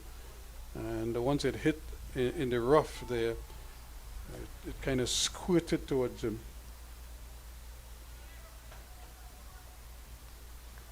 So this is where Trinidad and Tobago has to be very careful. You don't want to just undo all that hard work, all the good work that Narayan and company did earlier. And you know, we have been seeing that projected score increasing. Now it's at 227. So it's going to be an opportunity here for the youngsters, but they have to be careful. You don't want to give him wickets and boost his confidence or boost the team's confidence. So what you have to do is keep him under pressure. If you're going to attack him or milk him, as they say. This one is in the air. It's going close to the boundary. It's going to go for 6 runs. Just over the rope it goes. Mohammed was trying to get around there to see if he could have gotten a hand to it. He couldn't. It was a bouncer off stump, just outside the off stump. So it was a well-lined short ball, forcing the batsman to try to go across it. He did. Hit it in the air, but he got enough of it to take it over the boundary for 6 at deep mid wicket. Yeah, indeed, and he latched onto that one pretty quickly. So he's staying around the wicket to the left-hander, Hines. Likes to mix up his deliveries. Let's see if he produces a slower one here. He goes full again. That too is going for 6. This time over the wideish long off position. And that's 6 more. So back-to-back 6s now, and we are room 222. What a delightful shot from this young man. And as I said, Ruskin, I have a lot of time for this specific young man. You know, I've been watching his work, I've been watching, you know, his scores, and he has been developing pretty good. Akeem O'Geese again swings this one down behind square. There are 2 fielders down there, and but they're only going to get a single. Good work once more. So that brings his score. He goes to 72 now, 223 for 6. Yeah, and 17 runs coming off this over. Already. We still have a one legal delivery left. So the same thing that Bravo was dreading is happening here, and they're going to get another easy single. So finally the over comes to an end. A tough one for Terence Hines. 224 for 6 at the end of 47. Yeah, and now we see August is into his work, having scored 72 of 60 balls. Yeah, that's a very expensive over, that last one. 15 runs plus a leg by and 2 wides. So it's a tough one. But again, based on how he used his personnel, once he brought back the fast bowlers, Jaden Seals not getting wickets, although he did bowl a tight couple of overs when he came back. But once he decided to go back to Terence Hines, that was the risk right there, and you could see why. I'm sure he was dreading the decision now to bring him back.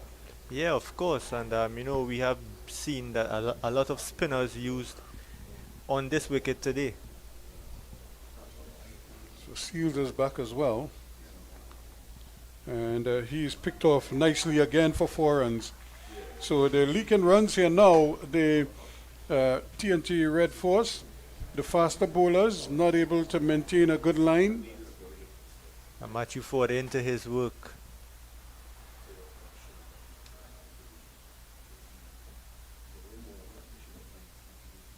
And this would be the ideal situation for Matthew Ford, coming in with just about 3 to 4 overs left. So it's, and it would be interesting to see how Bravo manages this situation here, because these are valuable runs which could prove decisive in the end. That's much better, but again the batsman more than equal to it. Young Ford, Just 1 run down to that deep extra cover fieldsman. so again they're trying to close off here with some kind of a flourish, the youngsters, and but they're doing well. Credit also to the Trinidad and Tobago bowlers. Because you look at the time, it's only now 10 after, not even 10 past 12. Yeah. So they're well ahead. Yeah, they moved along pretty nice, and again, spin doing that for them, having bowled 4 or 5 spinners. Yep, they've really done well. You had Hussain, you had Pierre, you had Narain, you had Dial, And Mohammed. and Mohammed. And the towel fell off. We've seen quite a bit of that as well.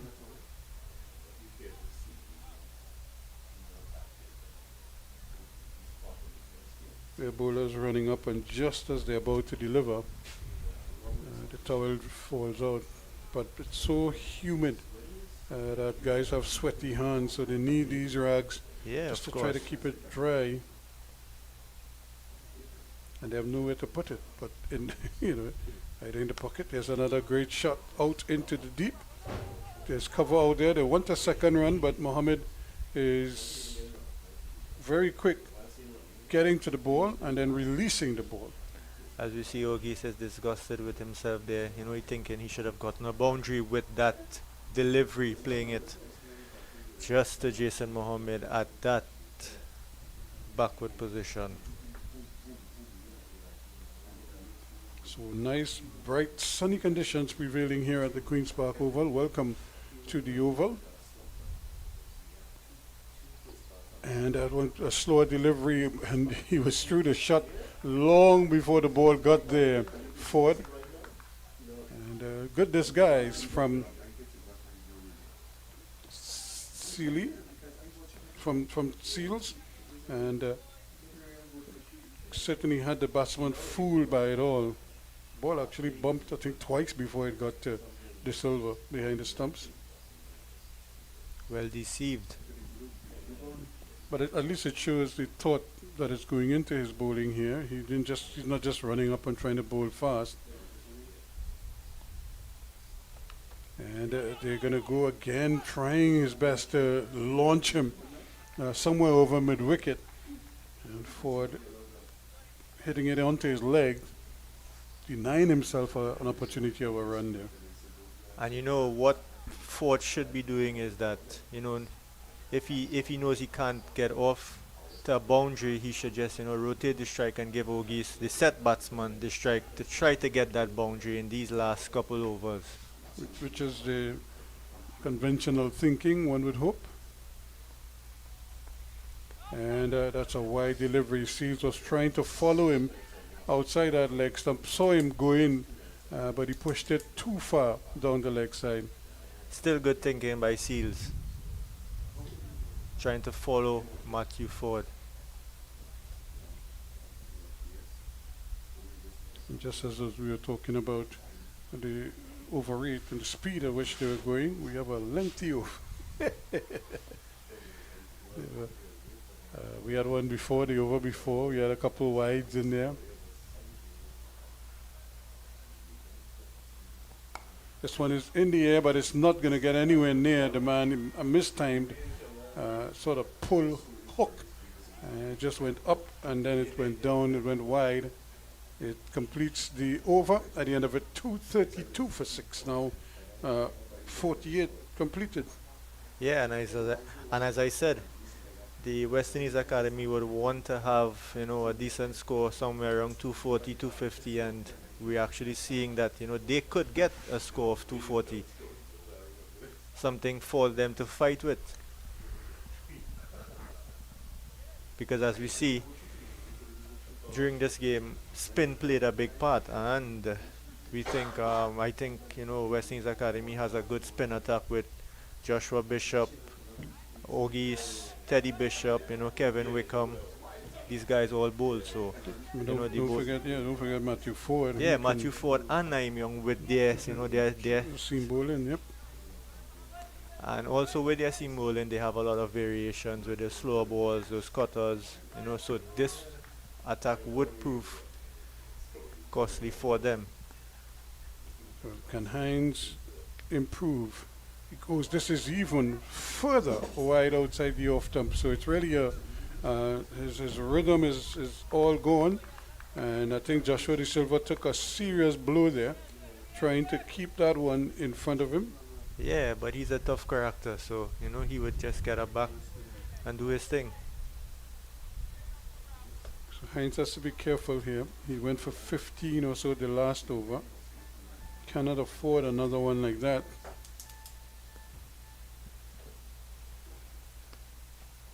He goes again wide outside the off stump, so certainly he has to recalibrate here.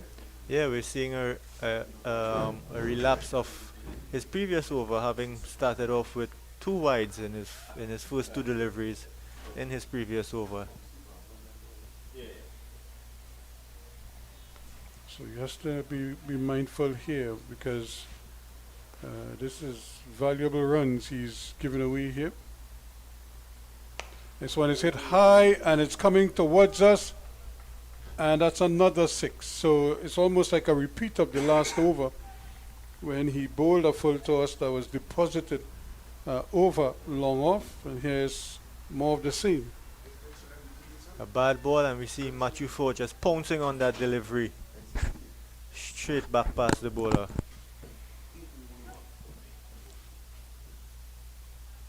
So Bravo is going to have a word with him, no doubt, telling him he needs to really tidy up here now. He's coming over the wicket, I would imagine, because it's certainly not working for him from around the wicket.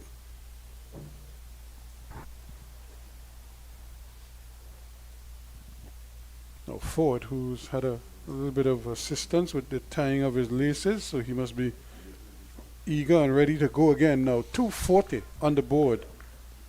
A while ago you didn't think they were going to get that far. And here he goes again. That's a wide. That's a no ball because it's off the pitch. So it's actually on the other side. So he's just going from bad to worse here, Terence Hines. Because he saw the batsman moving and pulled the ball down. And he might have been better off bowling out this stump.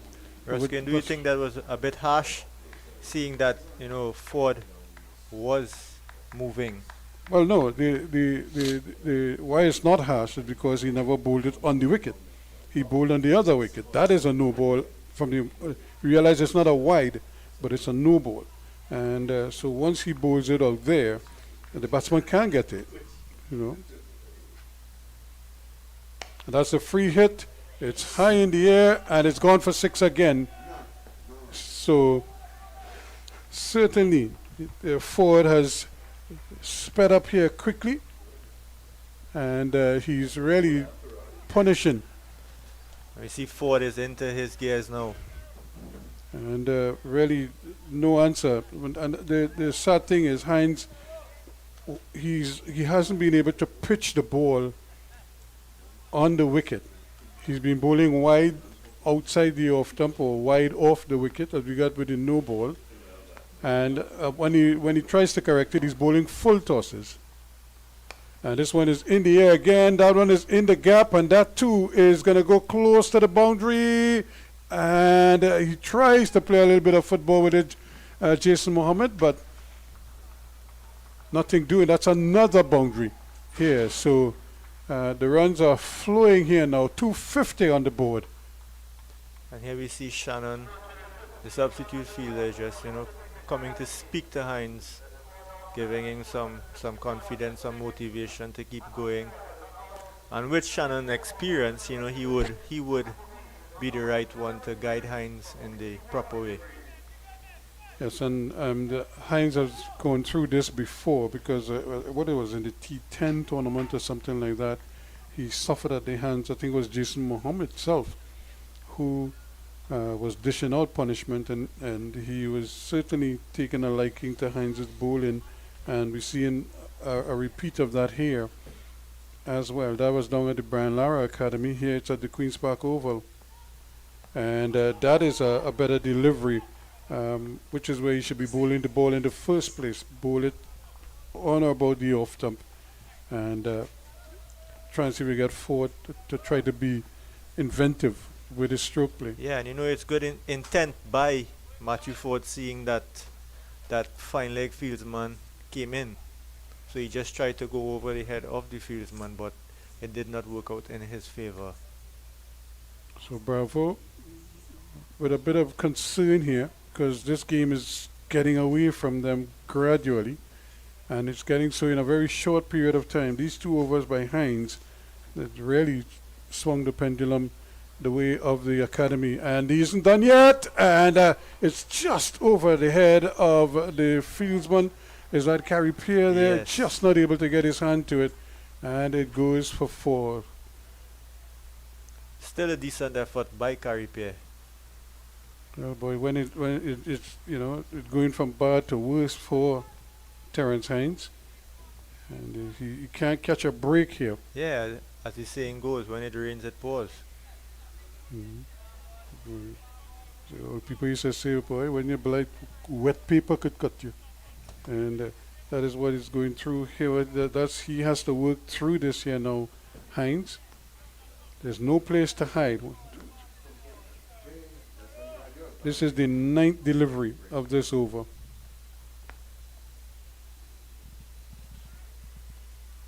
And make that the 10th. So he just can't control it. It's just going from bad to worse.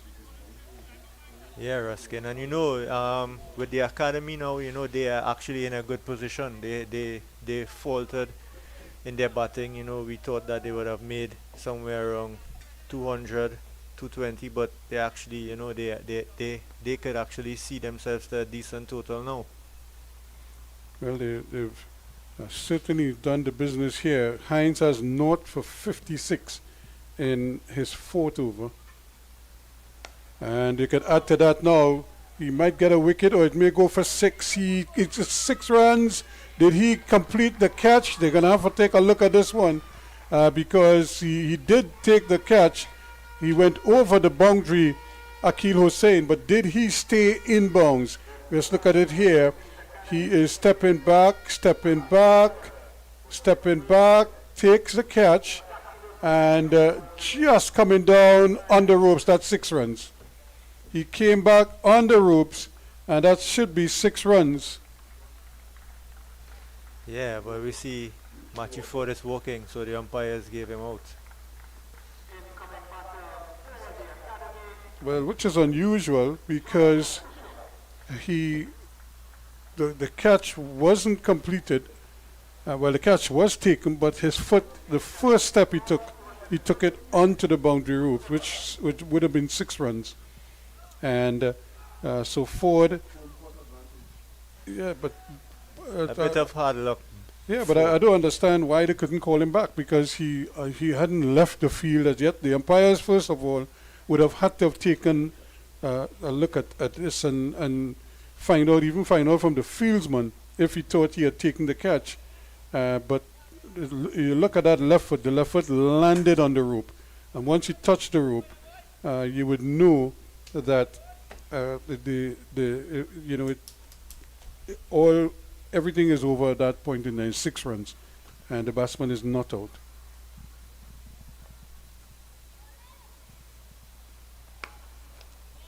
So here we go again with another shot into the deep. So they're trying to cash in here.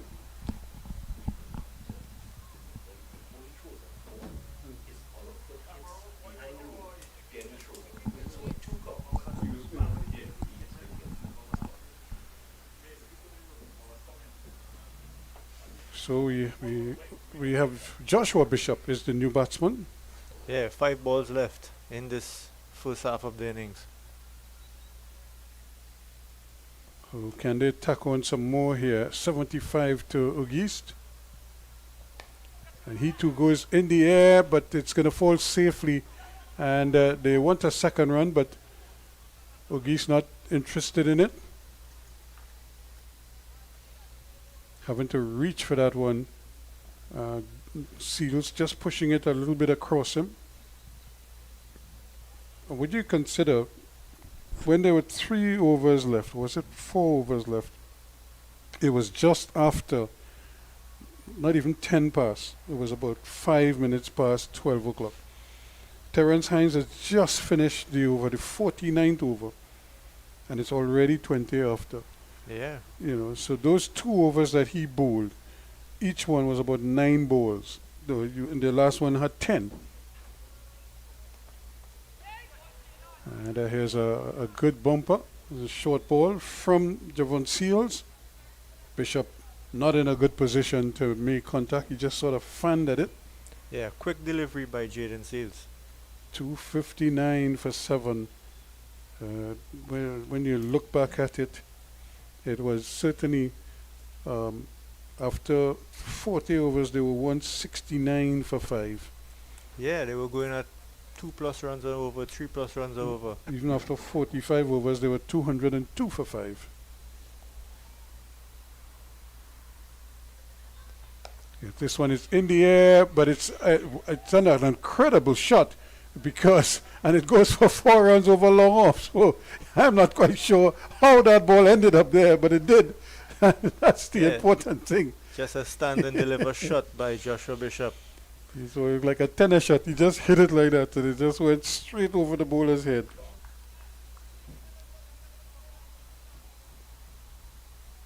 So he is off the mark. 263 for 7. So all these runs here now are proven to be very, very valuable for the West Indies Academy. Seals. And again asking him to repeat the shot. So Bishop misses out on that occasion. So what a fine recovery from these youngsters. And the man at the non-striker's end at the moment would have played a big hand in that. He's 76 not out from 63 balls. Yeah, indeed. He's been the talisman for this batting lineup today. He just take them to that respectable total. Kimani Milius made 29, Matthew Nandu 39, Leonardo Julian 21. Here's the final ball and he's bowled him. So 263 for 8 is where it would end. And Seals finally has his wicket. So 263 for 8. And Christopher, how you see that I think this is much better than they would have bargained for 10 overs ago. Oh yeah, they definitely have a score to fight with in this encounter today. They should prove good with Red Force. But then again, you know, Red Force having this strong batting lineup. So certainly it's going to take some effort because this is not an easy wicket. It's not like a free scoring wicket No, it's not. that you come. But we've seen the informed Keon Otley, bat well. We've seen Bravo bat well. They don't have the Mr. Reliable Yannick Carrier. Yannick Correa in this one, so somebody else is going to have to probably fill that role. And who knows? It might very well be Terence Hines Or even Mark Dial. who comes in and does the business for them. But certainly it is. Hines' 4 overs has cost him 56 runs in the end. So it's been a tough morning for him. But the good news is that the players get about a half-hour break. They get a chance to refresh themselves, relax a little bit, and then get ready for the run chase. Trinidad and Tobago needing 264 runs to win to maintain their unbeaten run in this year's tournament, as the West Indies Academy bravely put up 263 for 8, thanks in the main to Akim Ogi's 76 not out and 39 from Matthew Nandu, the main scorers in this innings. We'll take a break and be back in about 25 minutes or so when Trinidad and Tobago starts their reply. They need 264 to win.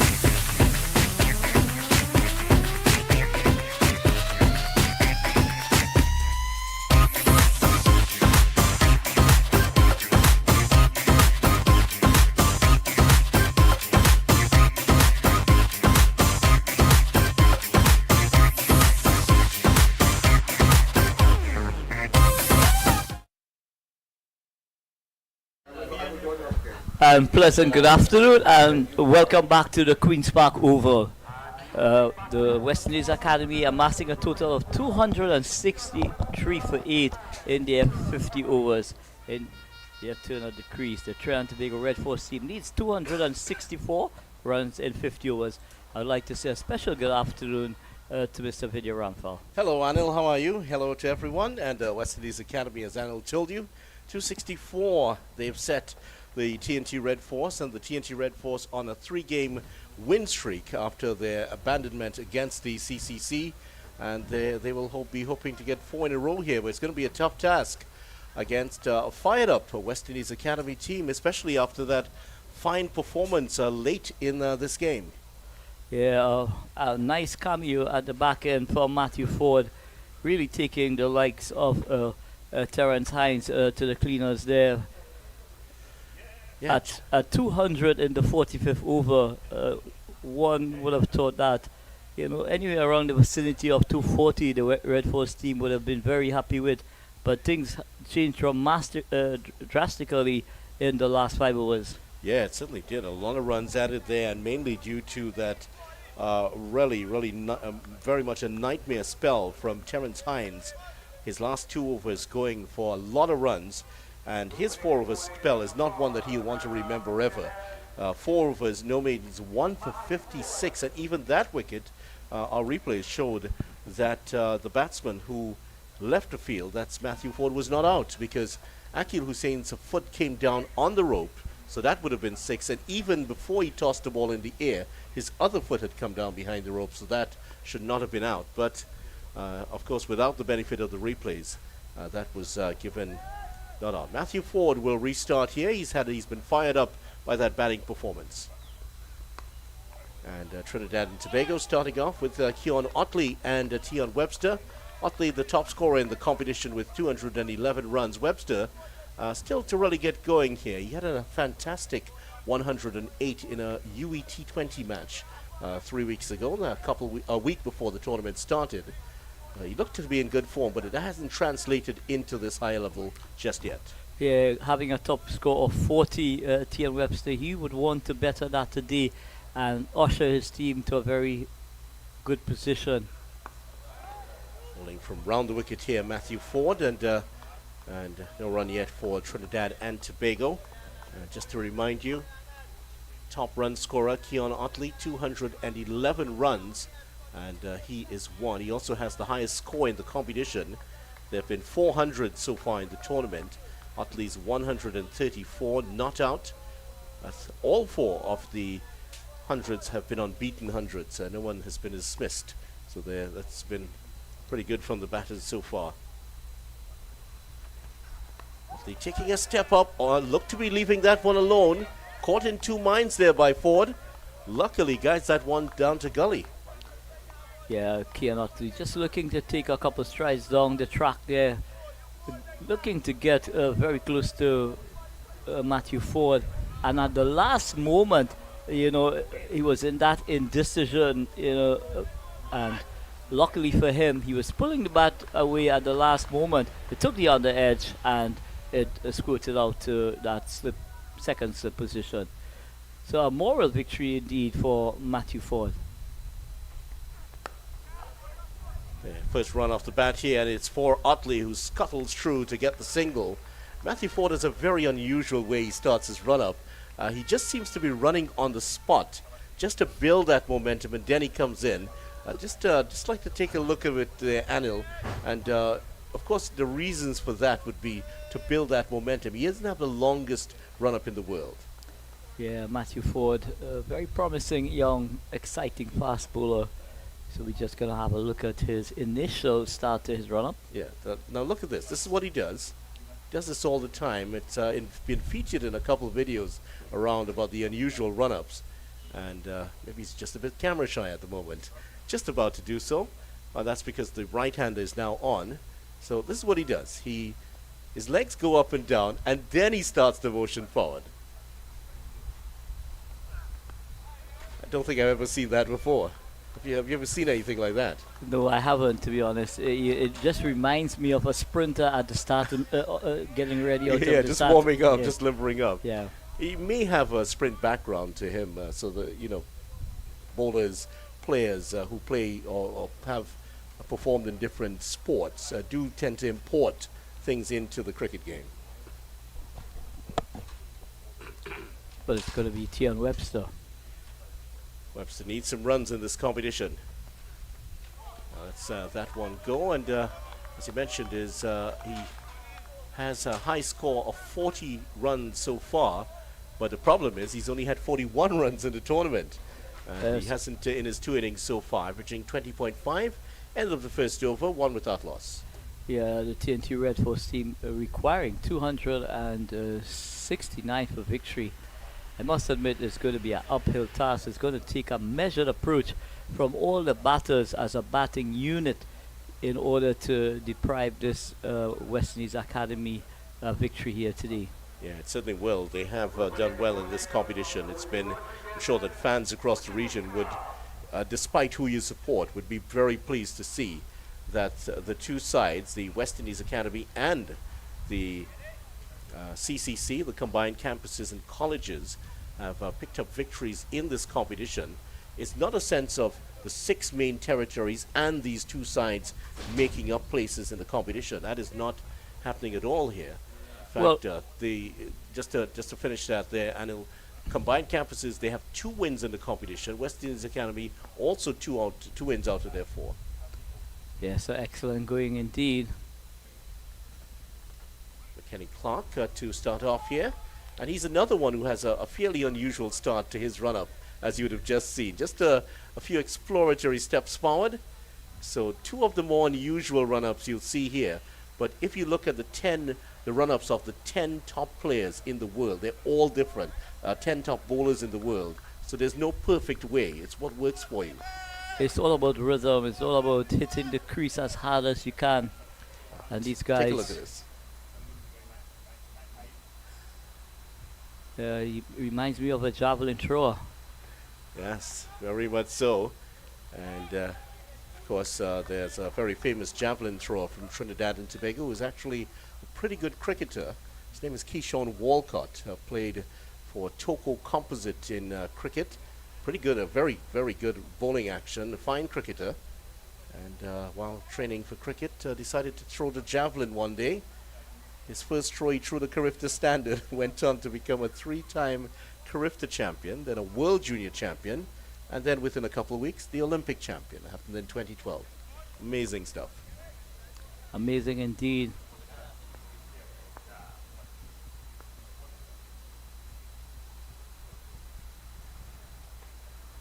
He's coming down the track there, Arthi. Maybe just put the bowler off. Sprayed it down the leg side there, young Clark. And that's an easy call for a wide. Yeah, wicketkeeper Leonardo Julian having a lot of work to do there. Unfortunately for him, he wasn't able to gather that ball, and it went down to a fine leg. They were able to get an extra run. Clark has a couple of wickets in the tournament so far. Best average among the bowlers for the West Indies Academy, 13.50. His economy rate just a shade under 7 so far. Kenny Clark from St. Lucia, just 20 years old, and has some T20 experience. Has played for the St. Lucia Kings and the Mumbai Indians Emirates.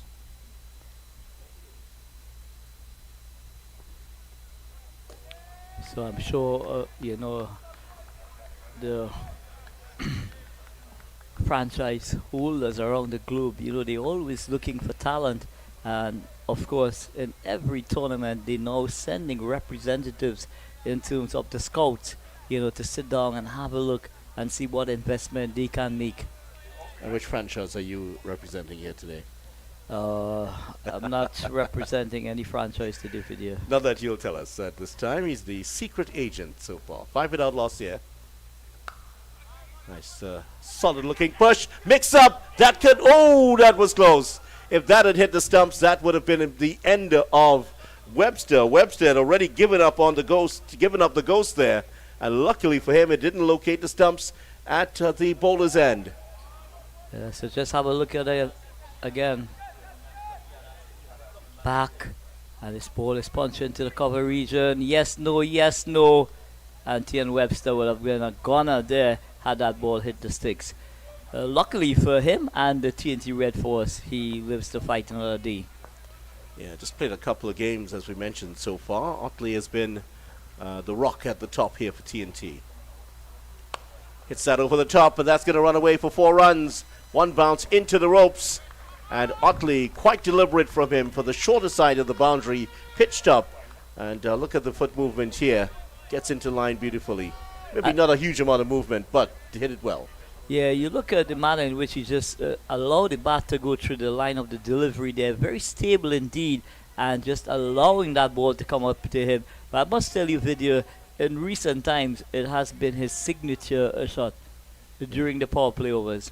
Yeah, it's a pretty good, useful one. He's picked up a lot of runs from it. Goes for the pull shot. That's a bit more effort there from McKenny Clark after being struck over the top for 4. And the bowler responds with a good short ball. Yeah, Kian Otley possibly just a tad late there in getting into position for that pull shot.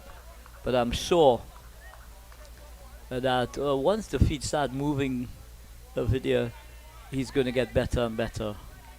He certainly will, and he will want to. He's had a taste of cricket at the top level already for the West Indies. Sure, he wants to get back there. Good delivery again. Very good delivery. Just forcing him to duck under that one. Well, I know last year he was very disappointed indeed, having topped the averages at the Super 50 tournament and wasn't given a look in the 50 over team at the regional level. Yeah, just a couple of ODIs for him playing against Bangladesh in 2021 at Mirpur and Chattogram. Just 25 runs there. And after that, nothing so far. So he will be looking to stake his claim in this competition. Here, 2 overs the books. It's TNT going along at 5 and over. Well, the problem is that when you have someone like Shea Hope there, who was up to last week, was the top run scorer in ODI cricket in the world since 2019. Nobody had scored more runs until Babar Azam got that 70 odd in a match last week. Shea Hope was still the top run scorer in the world since 2019. And it's just testimony of the quality of the player in Shai Hope. Now the 50 over West Indies captain as well. So he's moved down the order from the top. He's now batting in that middle and lower, in the middle. Yeah, could possibly open up a space there. Here's Ford going through his unusual start to his run-up. Looking for the single, Tian Webster. And you know when he's uncomfortable at the crease, usually when he's in great form, when he's hitting the ball well, he just seems very composed, but just looking for singles that aren't there at the moment. Yeah, just a bit fidgety, as we say, Vidya, just trying to get off, find some kind of rhythm. But this Queen's Park Oval pitch has slowed down considerably since the beginning of the game.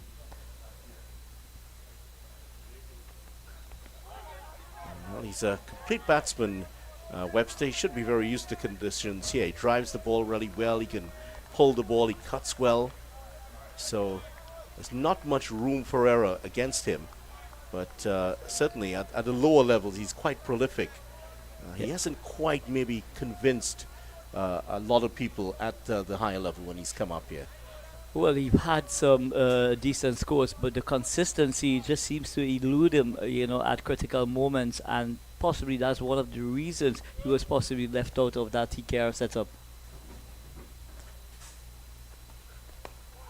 Pushes it into gap and gets the run. That's good work. Webster again going through for a single. That's a good bit of fielding there by the West Indies Academy. And for this young man, Tian Webster, 17 matches so far, and he has had 417 runs coming into this game. Averages just under 25 with 3 half centuries, and given the ability that we know that he has, that's certainly doesn't represent how good he can be. Oh, that's flicked away into the gap. This could run away for 4. Nandu's after it, but it is going to be hauled in here. And the man picking it up, beating Nandu to it. So was that Pittman was the man getting there? So nice flowing on drive from Otley there. Matthew Ford just missing his line there, more on leg stump, and Otley was very happy indeed to take him off through mid wicket for 2 runs.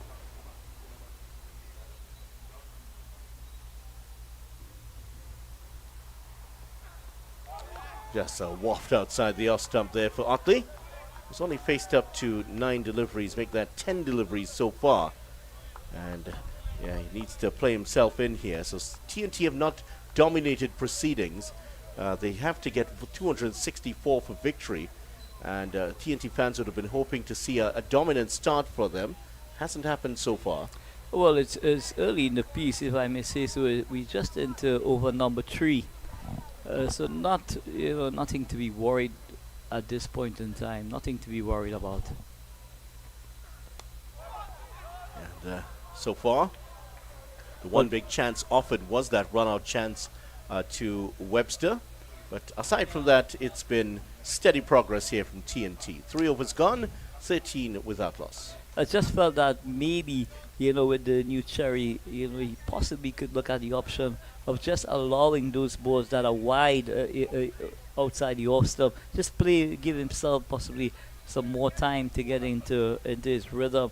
In the last 4 deliveries, he wafted outside the line of the off stump, and to me, it was very close to the outside edge.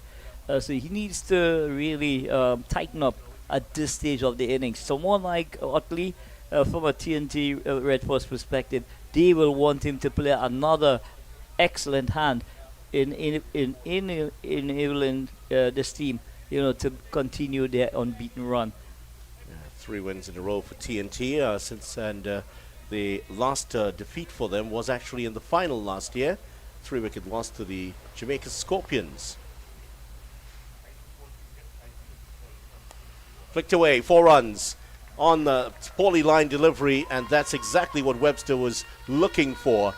Just a shot to give him some confidence, and that one was speared down the leg side, and he knows exactly what to do with that. Just angling down the leg side there, and T.N. Webster said, "Thank you very much."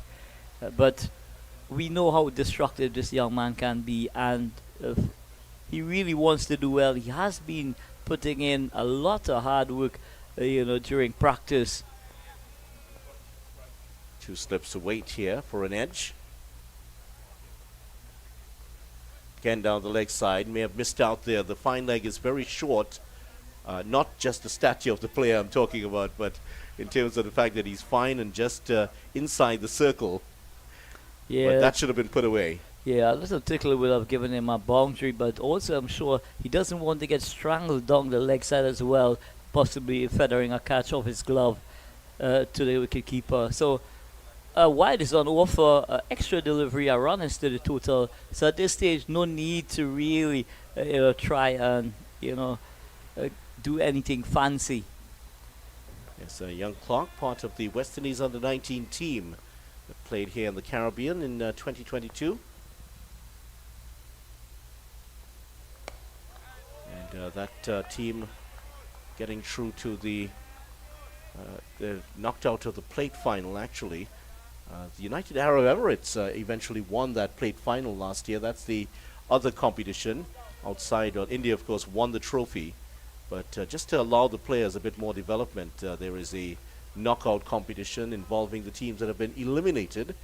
West Indies losing out to the UAE in the semi-finals, and the UAE defeating Ireland in the finals right here.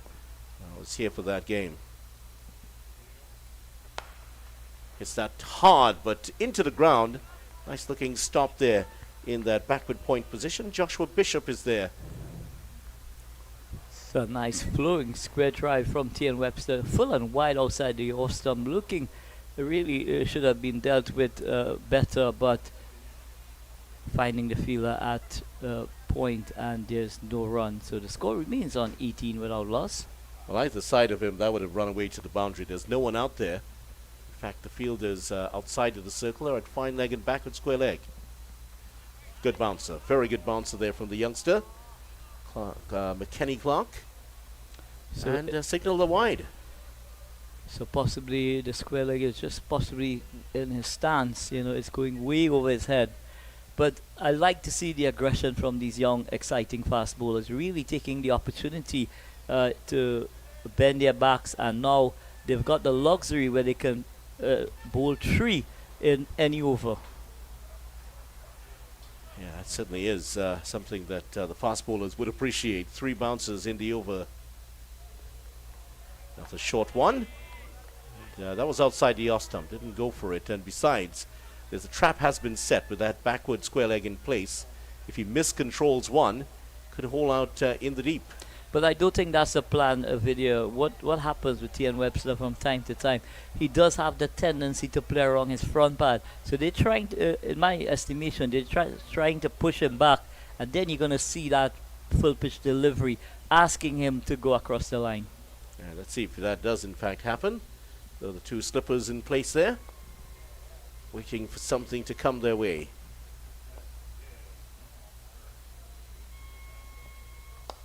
Now that's the one that you were asking for. Wasn't executed perfectly. Oh, this, yes, no, and eventually they settle for 1. So obviously they have been working from your playbook, Anil. Well, I'm sure the analysts would have picked up on that at some stage. Is that the analyst or the analyst? The you're saying? analysts. Yeah, in today's modern game video, I must admit that with all the technology that teams have access to, they're taking every opportunity to go through every player with a fine-tooth comb, looking for whatever advantage they can gain through those footages. Turned on the leg side to pick up 1, and there won't be a second here. The fielders are onto it quickly. It's a team of 21, 22-year-olds. There's an abundance of energy out there. End of the 4th over of the innings in Trinidad and Tobago, 20 without loss. You talked about the analyst, and the analyst for the West Indies Academy team is Keshava Ramphal. No relation to me. We do have the same last name.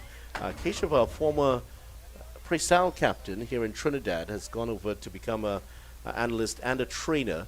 He's had some success. He was part of the Guyana Happy Eagles team. Yeah, I believe he was also with the Jamaica Talawas last year in the tournament, the CPL, the winning CPL tournament. He was also the analyst for the USA Under-19 women's team that won the Caribbean Championships last year. So he's had a lot of success in the last year as an analyst. Yeah, he was working in collaboration with no other than the legend himself, Shivnarine Chanderpaul. And it was through that association, of course, Shivnarine was in fact the USA women's coach at the time, and when he moved to the Talawas, Keshiva was there. So he's done his part in his analysis has proven to be invaluable in those championship winning teams. That's 3 championships in 1 year.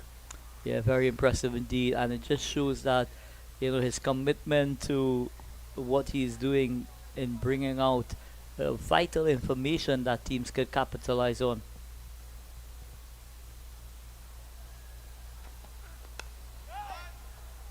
And it's great to see Otley just striding out onto that front foot there and trying to access that ball. Webster dropped his bat at the non-striker's end in attempting a run. Well, let's hope he doesn't drop the ball in as larger sense here. Needs to get some runs here today.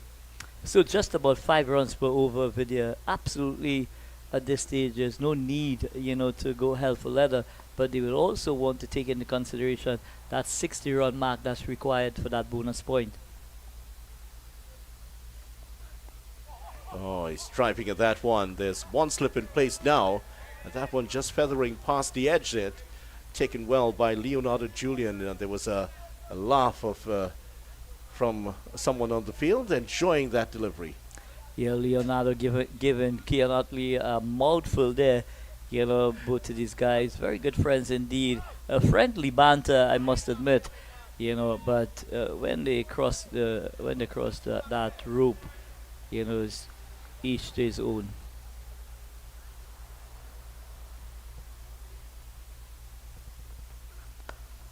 It's that well doesn't find the gap. It's well stopped. Nice looking stop there in the cover region. Dive and stuck out the left hand and just batted it in. That would have certainly gone to the boundary. Maybe not as crisp off the bat as Otley would have expected, but he got enough onto that. Yeah, he was just on the verge of going past, but excellent work indeed at cover point.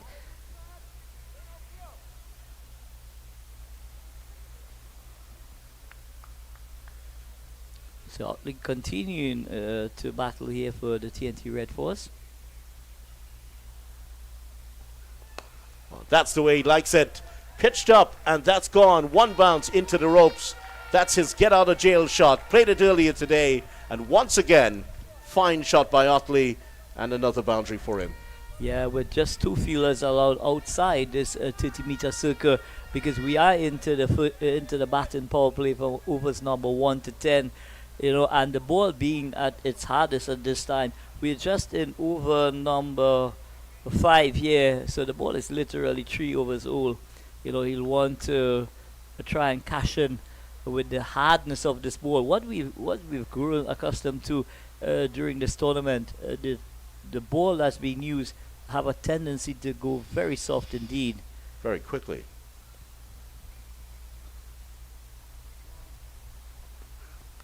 Edged and caught at slip, straight into the hands of Bishop, and Bishop took that well to his left. And that is the end of Otley. Otley's perished for 12 here. And yes, he deserves all the adulation he gets, Matthew Ford. He's taken the first wicket.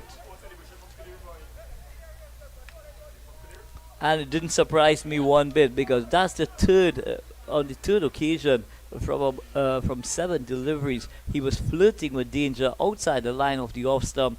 But a very good catch indeed. Bishop being stationed there at that second sit position. But TNT losing their first wicket at the score on 25. Kian Otley caught at slip of Bishop Bull Matthew Ford. So the West Indies Academy making some early inroads into this TNT Red Force team. I like the celebration too there from Ford, looking towards the pavilion and beating his chest to say, "There, that's down to me." Real good bowling from him. Got rid of Otley, produced some fine deliveries. And there was also a bit of emotion in there because he had just been struck over the top for 4. And the ideal response there, taking the wicket right the next ball after. And it just shows what consistency does, Vidya, in terms of your lines and lengths. Even though you've been tapped away for a boundary, it's important what happens with the next delivery. It's like batting and you get an edge and it goes down slip. You got to put that away and come back strongly for the next delivery.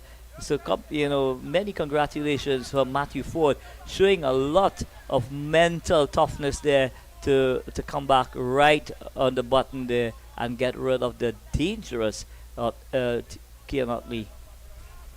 Well, it looks like Pittman is going to be in next year, and with the number 9 on his back, and young Kelvin Pittman, who has played a couple of matches in the tournament, list A matches, 3 wickets so far, averaging just under 19, an economy rate of 6.22. That's what he's done in his young career so far. And he also has some experience playing T20s, part of the Jamaica Tallowers and the St. Kitts and Nevis Patriots lineup. So he does have the experience playing with the big boys at the white ball level. Here's Pittman.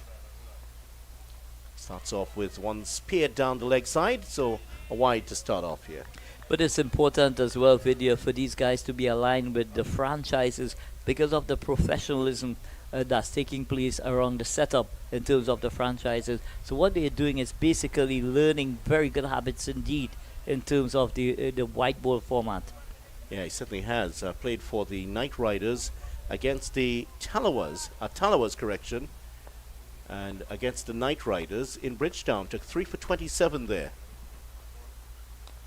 Oh, that's tickled around for 4. And trying to stick to the plan, knowing that weakness of Tion Webster that you've talked about, but just too far down the leg side, and Webster had enough time to just tickle that run round the corner for 4.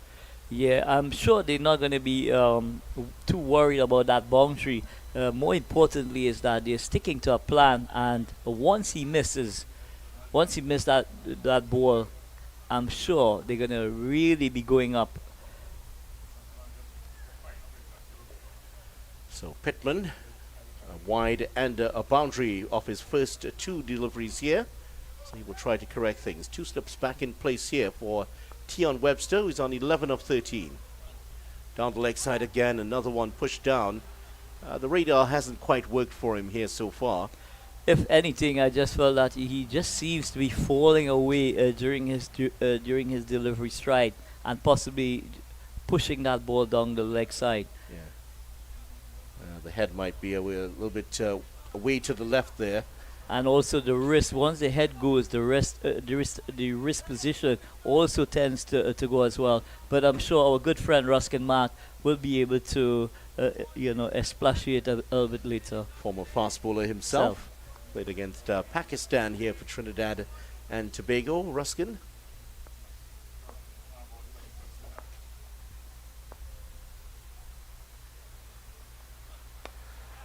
That's better. That's better for him. Just forcing Webster to play a defensive shot. So still very early in his spell here. Pittman, another one of this young vanguard of fast bowlers coming through for the West Indies. Exciting stuff to see this team. In previous years, you would have seen in the Super 50, they would have brought in teams, foreign teams, to come in and be part of the competition. Now it's the CCC West Indies Academy, and this is going to bear more fruit for regional cricket. Pulled away, that could go all the way. I think it has gone for 6 runs. Nice pickup shot there by Webster down the leg side once again from Pittman, and that was beautifully done. Yeah, this ball was hit into the pitch, but Tion Webster, he pivoted brilliantly inside his stumps and deposited that ball over a deep backward square for a maximum. So he's growing in confidence, Tion Webster, and it's great to see this young man, really showing his grit and determination. Solid looking drive, put straight to the fielder. And that's the first 6 of the innings so far. And there have been quite a few in the last innings. Well, no, yeah, just the first 6. We've had 4 fours already hit by the batters. So we're seeing a slight technical adjustment from Tion Webster as well, in that in his stance, his front foot is just tending to be leaning towards the bowler.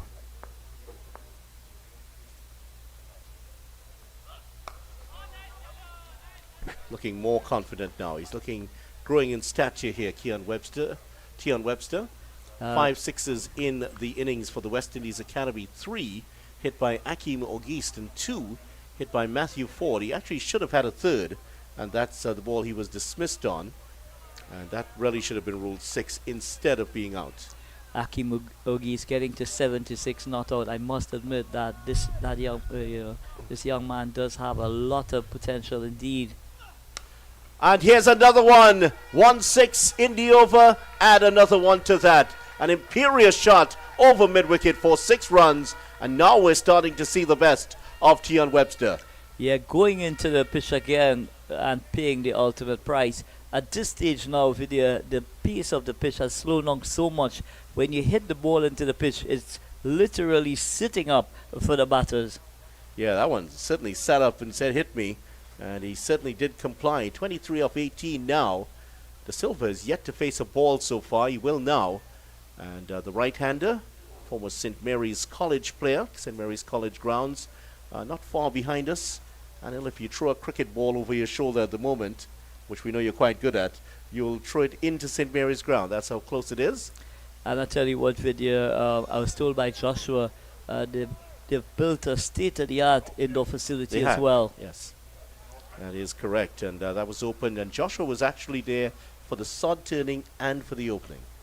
So I'm sure he will have contributed significantly to make that project a realistic reality. Well, his presence there in support of his former school, his alma mater, was certainly hugely appreciated.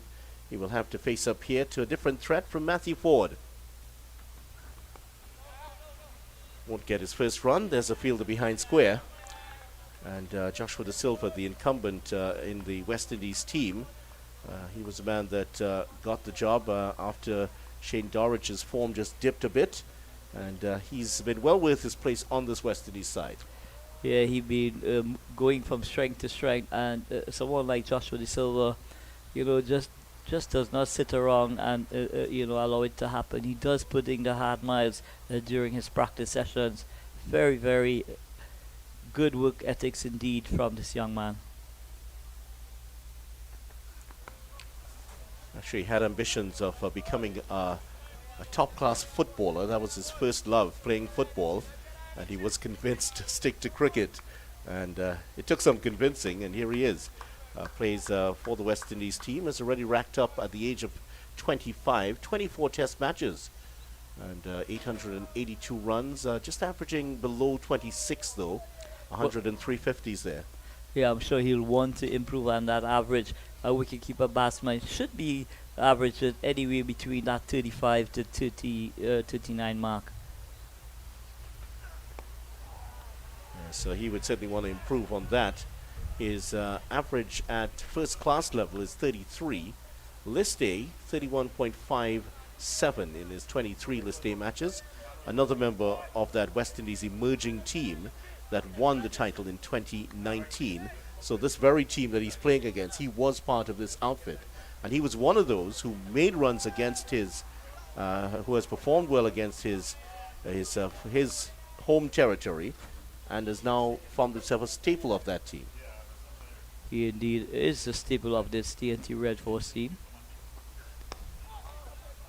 So he does provide an example here for all of these players that he's coming up against of what can be achieved. Yes, you're starting out with the West Indies emerging players, West Indies academy team. Use this as an opportunity, a stepping stone to show what you're made of and attract higher runners. Yeah, this is definitely the springboard for all these West Indies academy players to be aiming to play at the highest level. We'd love to see this West Indies academy team, going on tours on a frequent basis. It's played square. He won't get the single. He wants to get off the mark here, De Silva. And had a very good tour of, was it against Sri Lanka earlier this year? Averaged 100 on that tour, didn't he? Was that the A-team tour?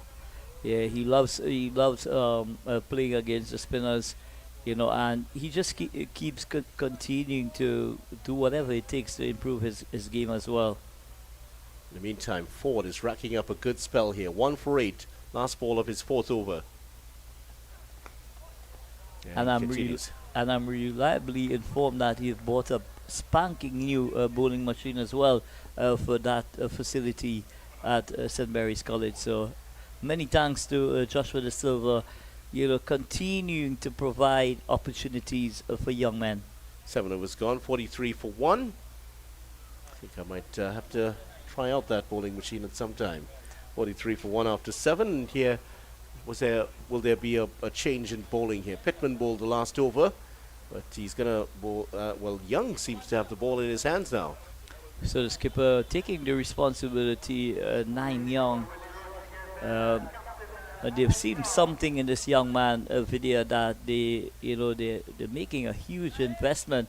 They've made him the captain of this West Indies Academy team, and I'm sure that in the near future we're going to see more and more great things coming from this young man. Yeah, Naeem Young, 23 years old, oldest member of the team, I would imagine.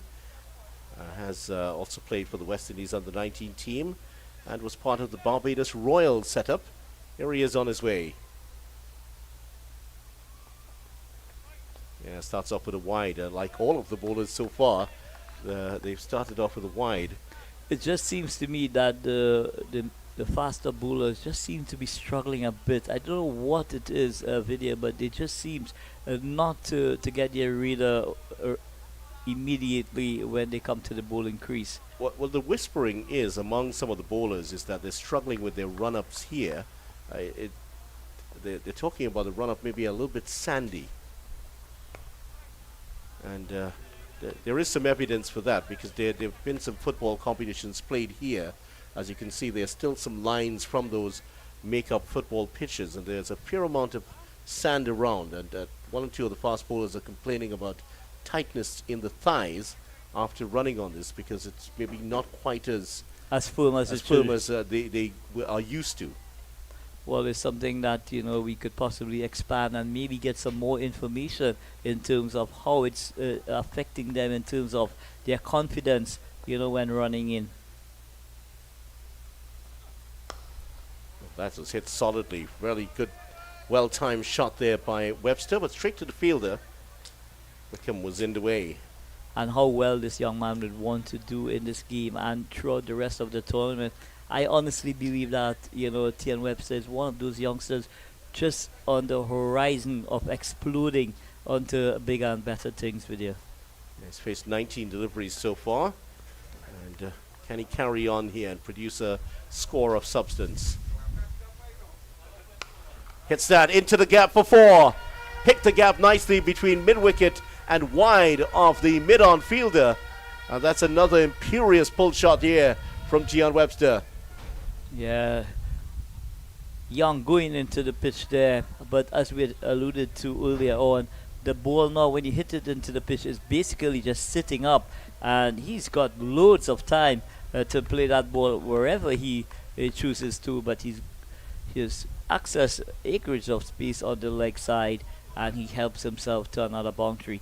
But more importantly, from a TNT Red Force team, it takes a total to 48 for 1. Drives that nicely, but again, there's a fielder in the way. This time is the young St. Lucian, Melius. So they continue with the ploy of Vidya in terms of wanting to bowl him straight, because they're so confident that he is going to miss one of those delivery. So they go into the pitch, push him back, and then immediately after, they're looking for that Yorker on the crease area. Got over that one nicely, was aiming for the big drive. And once he gets it through that gap, well, it's going to run to the boundary. The fielder's, just to remind you, outside of the circle, backward square leg, and a fine third man in place. So the mode of attack is going to be outside the off stump, just 5 on the offside. But now we're seeing a change in the field. The third man comes into the circle. Slightly slower delivery here from Young, showing his variations. And he has been used as a bit of a closer, the finisher for the Barbados team with the ball. So he's showing that experience here and showing his variations. 8 overs gone, 48 for 1, Trinidad and Tobago Red Force. With this pitch now possibly at its strides video, it's very important, that all these bowlers, kick in their variations, as a surprise element. And there we see skipper Naim Young running the fingers across the seam of the ball, getting that leg cutter going, and defeating T.N. Webster with the piece. Forward into his 5th over now, long spell for him. Well, De Silva set out for a single that wasn't there. 2 fielders in the way. One of them, Young, standing there, so there was never going to be a single there. And beside, Webster was not interested at all. Looking a little bit antsy. Of course, every batsman wants to get off the mark. But it just seems to me that the wicketkeeper, Julian, he's animated about something. But he continues to be the live wire in this West Indies Academy team.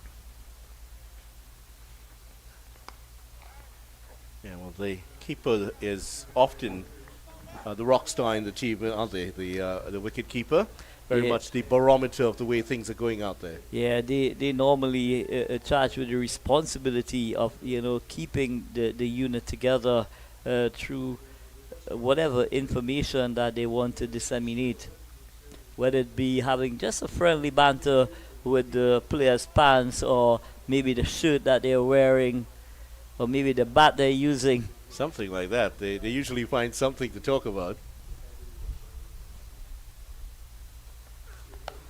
Pulls that away. Doesn't get full control of that, but will pick up a couple of runs here. And Wickham is after it and picks it up well inside the ropes. I remember that story video in Australia where Tim Payne had invited the likes of the India wicketkeeper to do some babysitting for him. It was one of the funniest things you'll ever hear. He was asking him, "What are you doing? I need a babysitter." And then Rishad Pant, yeah. Yeah, turned up at his house, and they had a nice little laugh. There was a picture of it. It was great. It was comedy gold. Yeah, and he did do some babysitting. Oh, that was really great. Enjoyed that one. Yeah. It doesn't have to be nasty, the banter out there. Sometimes it does go above board, but that was certainly one of the better ones. Yeah, and of course, it is part of the game known as sledging in cricket. Other sports, of course, in basketball, it's called trash talking. Wow. But unfortunately for Tim Payne, he's now out of cricket, and it's really sad, the circumstances in which he's left cricket.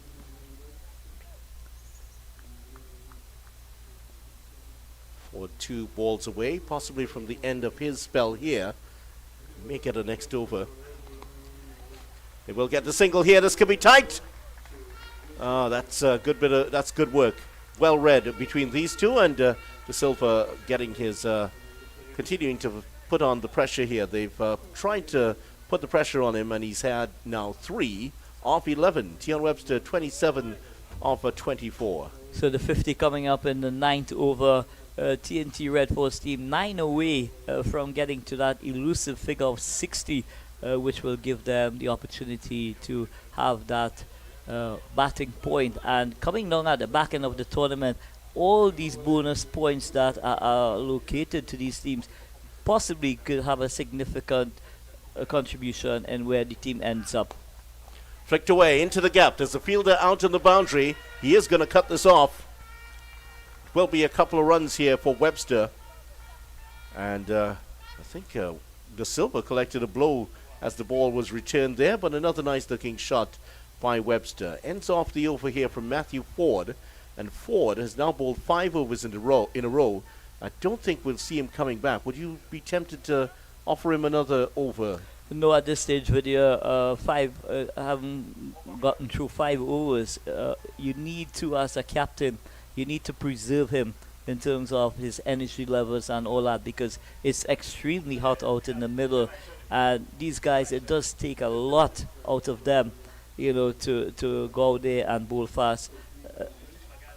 The skipper, I'm sure, Naim Young, will be telling young Matthew Ford, thanks very, very much indeed for your efforts up front. Well, the ladies settling in to watch some cricket here today. And a third change in a row here at the northern end. There they are, just cleaning out the seats there, just making sure that everything's all right. They're up in the... What stand is that? Is that the Caribbean stand they're up in? Getting ready to watch some cricket. And another change. This is going to be Joshua Bishop, who is in to bowl now. And Bishop, slow left arm orthodox. Starts off with one down the leg side. Just going to get one De Silva here.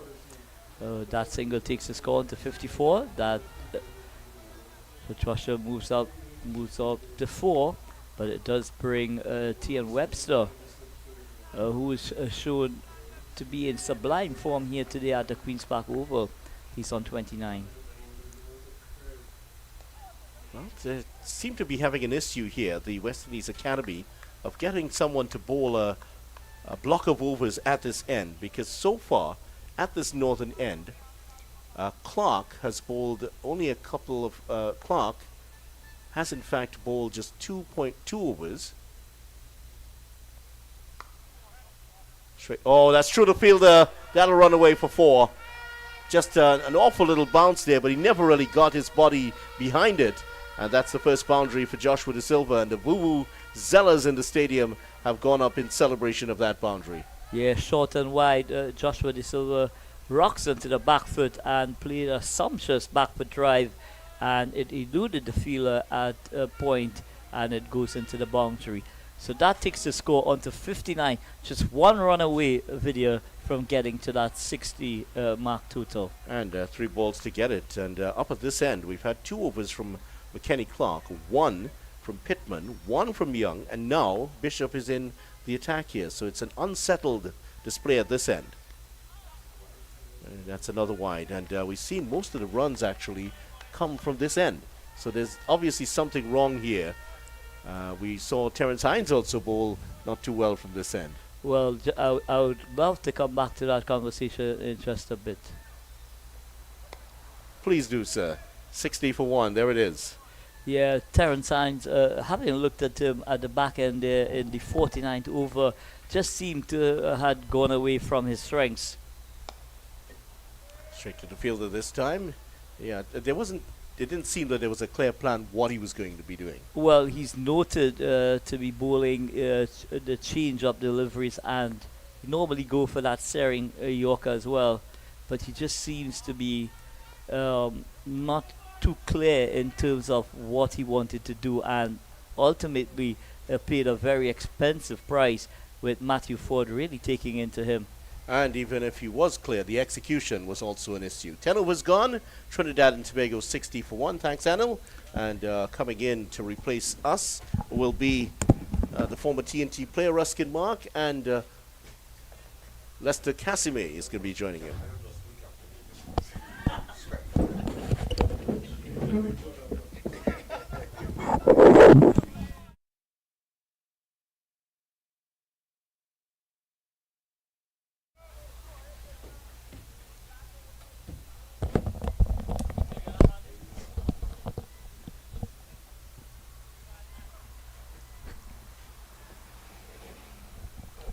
Thank you very much. And of course, as we welcome back Lester here, nice bright conditions, Lester. You know, it's Excellent. always amazing, and I always wonder if I used to play in this. But Yeah, we used to Ruskin, we run were around wicked in ourselves, you know. We were really wicked ourselves. When you're a child, you really don't know the punishment you're actually giving to yourself. we used to This run sun around was, in this. it wasn't too hot, Ruskin, it was 3 hot.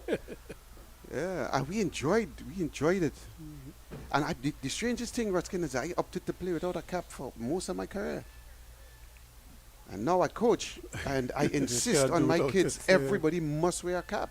Because it's not intelligent, it's not smart to not have a cap.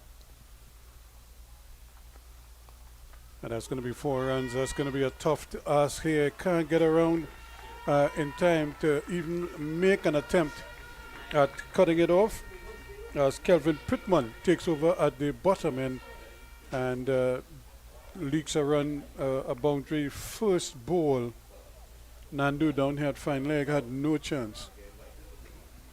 64 now for 1. I'm not sure if you saw the dismissal of Keon Utley, Yes, I did. but you could see it was a deliberate plan to bowl at him out just outside the off stump, and he was going to come out there time and again, and he did. There's a ball striking him on the pad. There's a loud appeal. It comes down to third man, and might have struck him just outside the off stump as he was shuffling across, and it's a leg by. I think he was struck a little higher than the pad, suggesting it's probably going to go over the stump. But he was right back, Ruskin, on his back foot. Fortunately for him, the ball bounced a little more than the fieldsman would have liked. A good delivery from Pittman. Elias down here on the boundary, cheering on his teammates. There's another one chopped down in that general area for another easy single. So this is a good period here. Trinidad and Tobago, they've gotten the bonus point, so they want to keep going now. They must be thinking here for the next 10 overs or so how they could get, closer to the score. You could do it in boundaries, or you could do a mixture of boundaries and singles just to keep strike rotating. And that's another ball hit hard, but hit down the ground. I don't think that's where he was aiming. Bounced high over the bowler's head. 34 from 29, Tion Webster. They need a further 198. And they have 203 36 balls in which to get those runs. Webster is 34 from 29, so they need to keep that going. Joshua, again, continues to bat very, very slowly. And driven hard, but again unable to pierce the gap, field well spread. And they're asking the Trinidad and Tobago batsmen to make your runs. They're not giving you anything.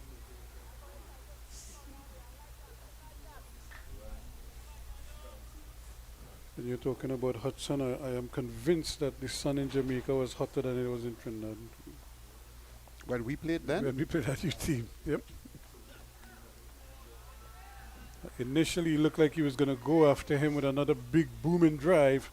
In the end, he opted to just check it and then just nudge it down to third man. Good thinking here. 67 for 1 at the end of the over. But do you find yourself reflecting on that trip we made to Jamaica from time to time, Ruskin? Well, actually, well, you always do, you know. But actually, I got a phone call from Ganesh Mahabir some time ago. And he said, Everton Mattis. Yes, it's in I New think York. Was in contact. I think they're on Facebook or on some Right. West Indies chat or something like that. Yeah.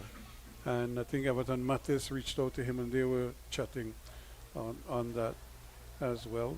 And I remember that team also, that Jamaica team had Mark Nita as part of the team. And I'd ask Ganesh to check for me to see if a particular name came up on that. And I'm trying to remember if he played Chris Daring. That's a short ball that is banged away for a comfortable single. But I'm not sure. I know there was a Da Costa, I think, who opened the batting. There was a Sam He, Yeah. left-handed bowler, left-handed batsman, and hard to out. He died not too long after he was in the army, and of course, in Jamaica, it's a little rougher than Trinidad. He succumbed early. It's another easy single. They may want a second run. They're thinking about it, but Webster says no. And it looked like it was a good decision. Let's take a look at Joshua Bishop and look at how many deliveries he delivered almost right next to the umpire. It's like a bad habit. I shouldn't say a bad habit, but it's like a practice of his. He doesn't even challenge the front line. Sometimes he would do it, but a lot of times he just runs up, and like that one he went close. Yeah, against Jamaica, I see he did it, and he was spanked for 4. But he does it Because quite he dropped often. it short, yes. Yeah, he does it a lot. Here he is again, getting a little bit of turn. And then he would just run up and, like, just as he passes the umpire, he'll deliver the ball.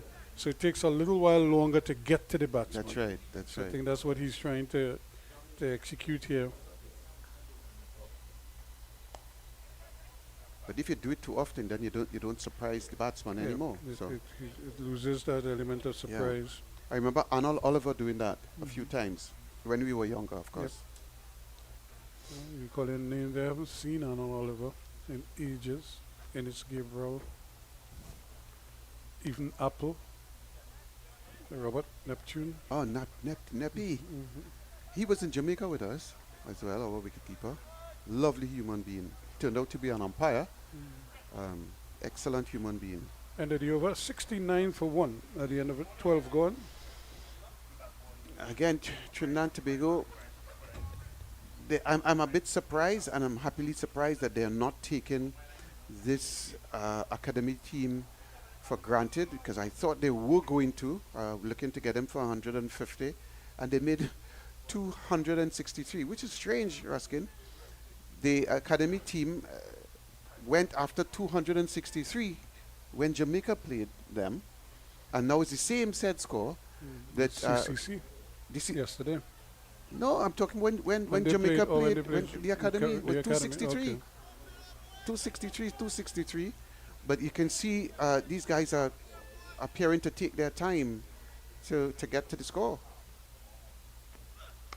But that's also partly the responsible. That's partly the a testament to the quality of the bowling as well, because the bowlers are bowling to the fields that the captain has Set. set for them. Yeah.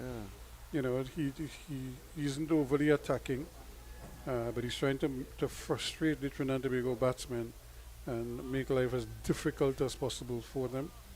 He's playing on their patience here as well. But Otley has been hitting the ball really, really hard.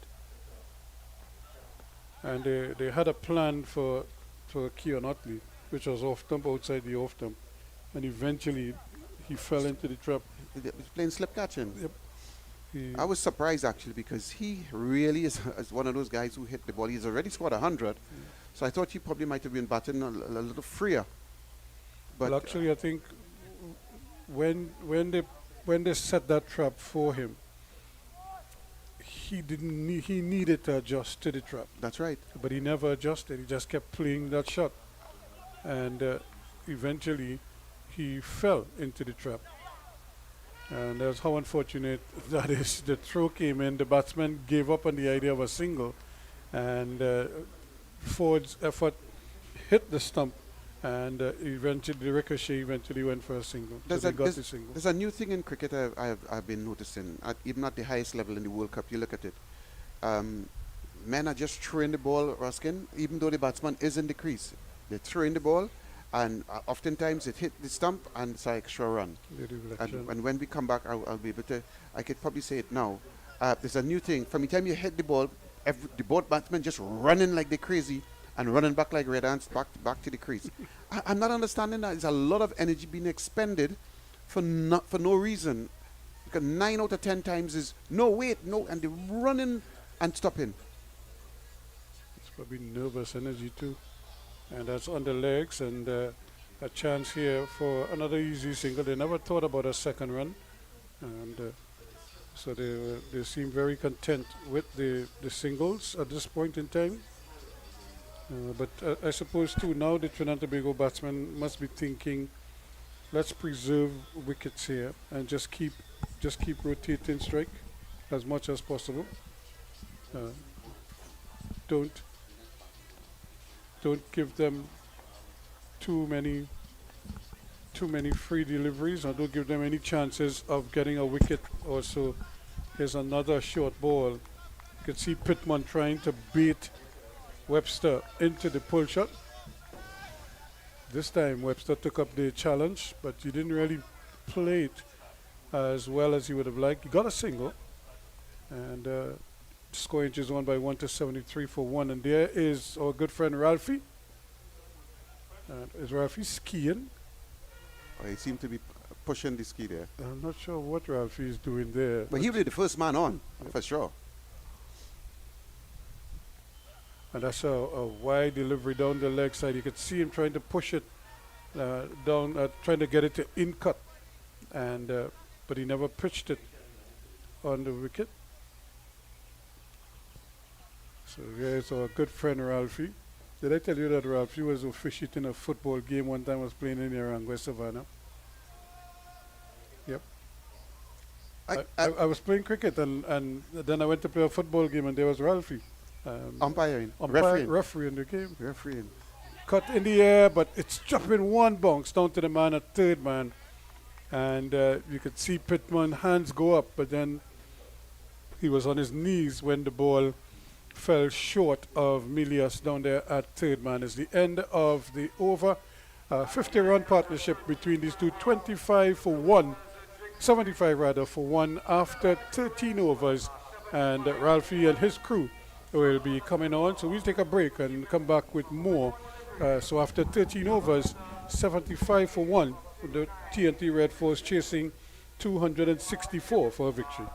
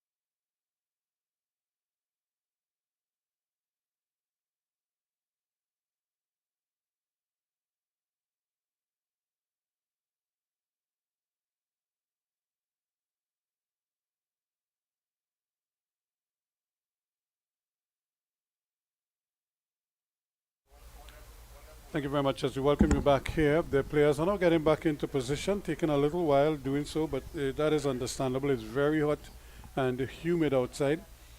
And so I think the coaches also must be taking the opportunity to pass on some information. Brian Lara is also a part of this setup, Colin. So you could see, in Leicester, you could see him very often giving advice, pointing out certain things to them. But it must be a tremendous honor and a pleasure for these young men to have somebody like a Brian Lara in the air, advising, Shepherding, and, trying to correct mistakes. And the thing when you have a player or a person like that, he can basically tell you things that probably will happen long before it happens. That's right. That's right. You And know. so it could circumvent a lot of stuff. Yep. So it's up to Yeah. you to, to put it into practice to avoid certain pitfalls that you're almost always prone to make. On the back foot he goes, low down, and did it hit the stump? Yes, it did. He was on the back foot there to a delivery that was well up to him, and with me, Joshua De Silva has to go for 13, and what a breakthrough here for the West Indies. Use the ball, probably just clipping the stump and taking off the bails, and he has to go bold off the inside edge. He goes for 13 at 75 for 2 now. Well, this is the second time. I'm sure they have been doing it for a while. Joshua De Silva has been batting at number 3, and I've seen no intent whatsoever from Joshua De Silva to bat as a number 3. And so there must be something that I am totally unaware of, why Joshua De Silva keeps batting at number 3. Whatever it is, it hasn't been working. If it's only to make sure Bravo does not come too early. But certainly Joshua De Silva having faced one ball after after the break, and went back on the back foot to a ball that he should have been on the front foot to. And the ball clipped the bails, and he's back in the pavilion. But I'm not seeing this experiment working at all. If in fact it's an experiment, it's not working, but they have been working it. So let's see what's going to happen going forward. But he's batted at he's even opened the batting in some of the shorter versions. I think in the T20 and T10 formats, he tend to open the batting a lot and scores pretty heavily in that position, playing for the different clubs that he would have played for in the T10 tournament or even in the T20. That's in the domestic competitions, Yes. by the way. So I suppose that's the thinking behind batting him high up in the order. But we'll see if they persist with it. But if you're going to be batting Now high up, if Evan Lewis comes back into the team, that was a question, do they drop Webster down to 3 and bat Evan Lewis at the top of the so the order? Evan Lewis is injured again. Well, I'm not quite sure what the reason for his absence. It could be an injury or maybe a recurrence of an old injury. And Bravo, a little bit fidgety there. Probably that's nervous energy he's trying to burn out there, trying to get the legs moving. But this is a critical partnership here for the TNT Red Force. Remember, there is no Yannick Correa to Bolster. keep them off. And here is Bravo on the back foot. That's a quicker delivery from Bishop. And Bravo not really settling just yet. Seems a little bit nervous. Not sure how he wants to play. This time he's watchful. So a good over so far from the young left-arm orthodox spinner. And again, not for the first time, we're looking at Bravo trying to play the ball square on the offside, having just arrived at the crease when all he needs to do is just try to find the middle of the bat to begin with. Because he's flirting there with a delivery outside the off stump, and this time he's going to get the run. So he is off the mark, and the Trinidad and Tobago captain pushes the score into 76 for 2 at the end of over number 14. Very, very good over from Joshua Bishop. Um, 1 run was conceded, and fortunately, he got a wicket for the academy team. Uh, I wouldn't say that the Trinidad and Tobago team is would be a little bit concerned, only because I am the view that Joshua De Silva could be and should be batting at number 7, 8. Nonetheless, he came in at number 3. There was no intent, Ruskin, to push the score along. Um, and as a result of that, I thought that he allowed the bowlers to start to dictate the pace for the Trinidad and Tobago team, which to me does not make the required sense. But what do I know? I'm an old cricketer. So Bravo has decided to get rid of the cap. He's going with the helmet because the fast bowlers are, there's still a fast bowler operating.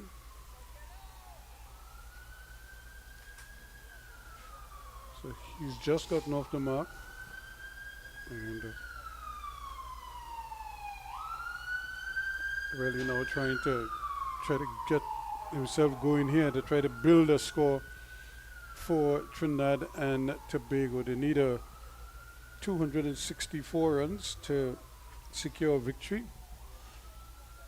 It seems a long way away. A lot of cricket to be played here, but a lot of concentration is required at this point in time, because this could be the critical period here now. Another quick wicket for the West Indies Academy, and they would be the ones taking control.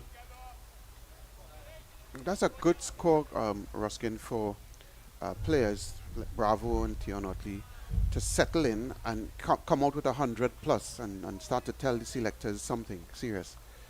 So this is an opportunity here. And actually, while the Trinidad team was in the field, I thought that that process that was running through my mind. But 263 is 263. It's a lot of runs. It's a lot of runs, and you still have to make it if you want to win the game. And right now, that could be, you can't make it in the next 10 overs, so you have to work your way through the rest of the overs. And that has to be the thinking. You know, it's not going to come by itself. You still have to. You have to work it. You still have to Over work by together. over. Yep. Yep. You could decide to work it over by over, plus every 5 overs, every 10 overs. But you have to have a system while you yourself batting, along with your partner. You have to be thinking and talking. To know where you're going to get your runs. And that's one way to get them, with good, well-judged singles. And and then you get the occasional boundary that will put you in good stead.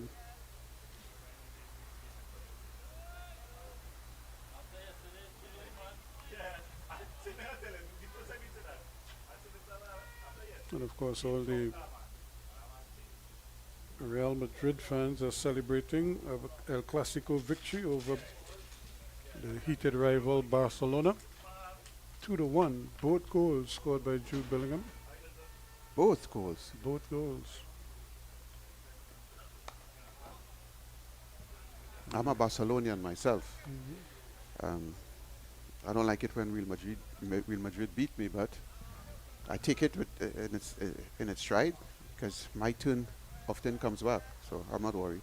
Well, that's the thing. When you have a rivalry like that, you know, it's like Real Madrid might win 2, and then Barcelona comes and win 3, and then Real Madrid comes back and wins 4, you know, or they win 1, and then it goes back to 1, and then they come back and win 1. And table tennis and lawn tennis. You know. So it's always about, you know, on the day what is happening. And I was explaining that to somebody recently. When I was playing cricket, that's how it used to be with Queen's Park. You know, Paragon would win 2 years. Queen's Park would come and win 2 years, 3 years. Paragon would come back and win the next 2 to 3 years. And we just used to be sharing the national title, you know, like that. And most times we would win that title with a first innings win. We hardly ever beat Queen's Park outright, and vice versa. It's a great shot from Bravo. He just pivoted in the wicket and placed it ahead of the man at mid-on for 4 runs. There were 2 good things about that shot, Ruskin. He got back onto the back foot and placed it between mid-on and mid-wicket on the ground. So it was placed properly and it was hit on the ground. It was hit with a lot of power as well. Bravo hits the ball really, really, really hard, and I don't think people recognize that. I often time in my conversation with Bravo suggests sometimes he's able to hit the ball almost as hard as Pollard. Of course, Pollard is about a lot bigger than him, but he times the ball so well, Darren Bravo, that is amazing how hard he hits that ball. But this one was hit with a lot of power between mid-on and mid-wicket, and it sped away to the boundary for 4. And that's what you need. Just that you need every over, and you're going to get there. So you hope there's no machismo, there's no big, let's get it over as quickly as possible and try to embarrass these kids, because they are trying to get onto their own country team and eventually to the West Indies team. It'll be interesting to see if any of them, Ruskin, could move straight from this, where they are in the academy, straight onto West Indies. And I don't see why not, because They're playing against West Indian players. Yep, and I always feel that the West Indian selectors you're gonna have to bite the bullet at some point in time And you know, invest. and invest. You did it with Malcolm Marshall. You did it with Michael Holden. Yes. Yeah, you did it with Lara. Although they carried They Lara kept for him a back. while. Yeah, they Yep, kept him back. for a little while. When you There take are into other players. consideration Tendulkar started at 16. Lara Chan- could have at 18. Chanda Paul. Chanapal well. started at what, 19? You know, Early, but yeah. I'm saying you have to take a chance with them at some point in time. The key here is to identify the players, and sometimes I'm not quite sure how the interviews go with these youngsters, but to me a lot of times it has to do with what you're assessing with them off the field, how they're processing the information, you know, when they're not playing cricket, what are they doing to to develop their cricket. Enhance the game. You know, how are they talking cricket? How are they reading the game? When they're watching at games, when you have a film session and you're breaking down things, what are they seeing? You know, and how are they adjusting to the information you're giving them? Is Bravo again on the back foot? He's been in good form, Darren Bravo, all tournament long. Set some good scores. I think the first game he got a half century. He just kept going after that. Well, it was a rain interrupted knock, so that prevented him from going as far as he would have liked. So he obviously wants to keep Knocking? to keep that vein of form going. And the thing is, he is playing, so it means he probably still has an interest in playing for the West Indies. I don't think if he wasn't interested, he wouldn't be playing. Because I could think of a million other things you could be doing With the time. with your time and with the energy.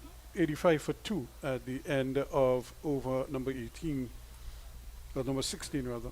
But you have to ask yourself the question: what somebody like Bravo? What is expected of him if he has to come back onto the West Indies team? What is expected? Runs. Right, and last year he scored the second highest amount of runs, and he wasn't considered. So what now do I do? Do I have to score the highest amount of runs, and or the man who comes second should be so far behind me? What do I have to do? I am Darren Bravo. My name is Michael as well. I'm number 46. What do I have to do to get on to the West Indies team? What are you looking for, selectors? I'm young enough, and I can help. I'm the Trinidad and Tobago captain. I can help in the dressing room. I can do a number of things. In fact, I should never have been off. I had a bad series against New Zealand. Horrible series against New Zealand. A fact. The last time I was in New Zealand, I volunteered to come back. That's a mark against me. I had a problem with the president of the West Indies Cricket Board. That should not be held against me, because everybody knows there was a problem with him as well. So why are you leaving me off now? I am doing what you're asking me to do, which is to score runs. I'm behaving myself as a model citizen. Why am I not on, Ruskin? Well, I suppose those are questions that only the selectors and the top brass in West Indies cricket can answer. But as a player, you just try to control What you could control. what you could control, and that is what goes on out in the middle. And I suppose once he does that, he should be okay. Here's Kevin Wickham to start from the bottom end. And here's another young man, another good all-round cricketer. Bats very well, and of course, he bowls a decent off spin. And so I'm sure he's somebody that he's one of those players that could make that jump as well. The thing is, can he get you 5 wickets in a test match? You know, those are the questions that I think that they're going to have to answer. Or can he bowl 10 overs in a one-day game? Well, Ruskin, he doesn't have a run-up. I don't know what that is he's doing. He doesn't have a run-up, so he could bowl 20 overs. No, For when I say 20 overs, I mean, can he bowl it at the level? Yes. And with consistency to do it. That's a great delivery that beats Webster all ends up. Webster went for the big hit. There is a long off and a long on.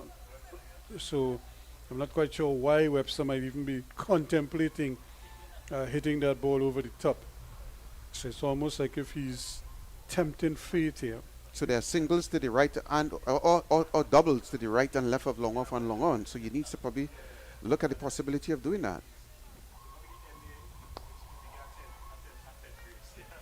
Good bit of field into his own bowling. So those are just some of the things, you know, and Bravo, I feel, not only does he have to score runs, but I think Bravo has to score heavy runs. You know, instead of making 50, he has to make 100. Yeah. You're making 100, make a double 100. Because that's the one thing selectors cannot ignore, you know, when you score heavy runs. That's a fact, Ruskin. There he goes again with a big drive, but picks out the fieldsman, can't get the run. Right in the way there is the young man, Terry Bishop. Teddy Bishop. Other than the wide, there are no runs. Webster looks solid. He looks, you know, the bat looks broad as a door and keeps that one out. 86 for 2 after over number 17.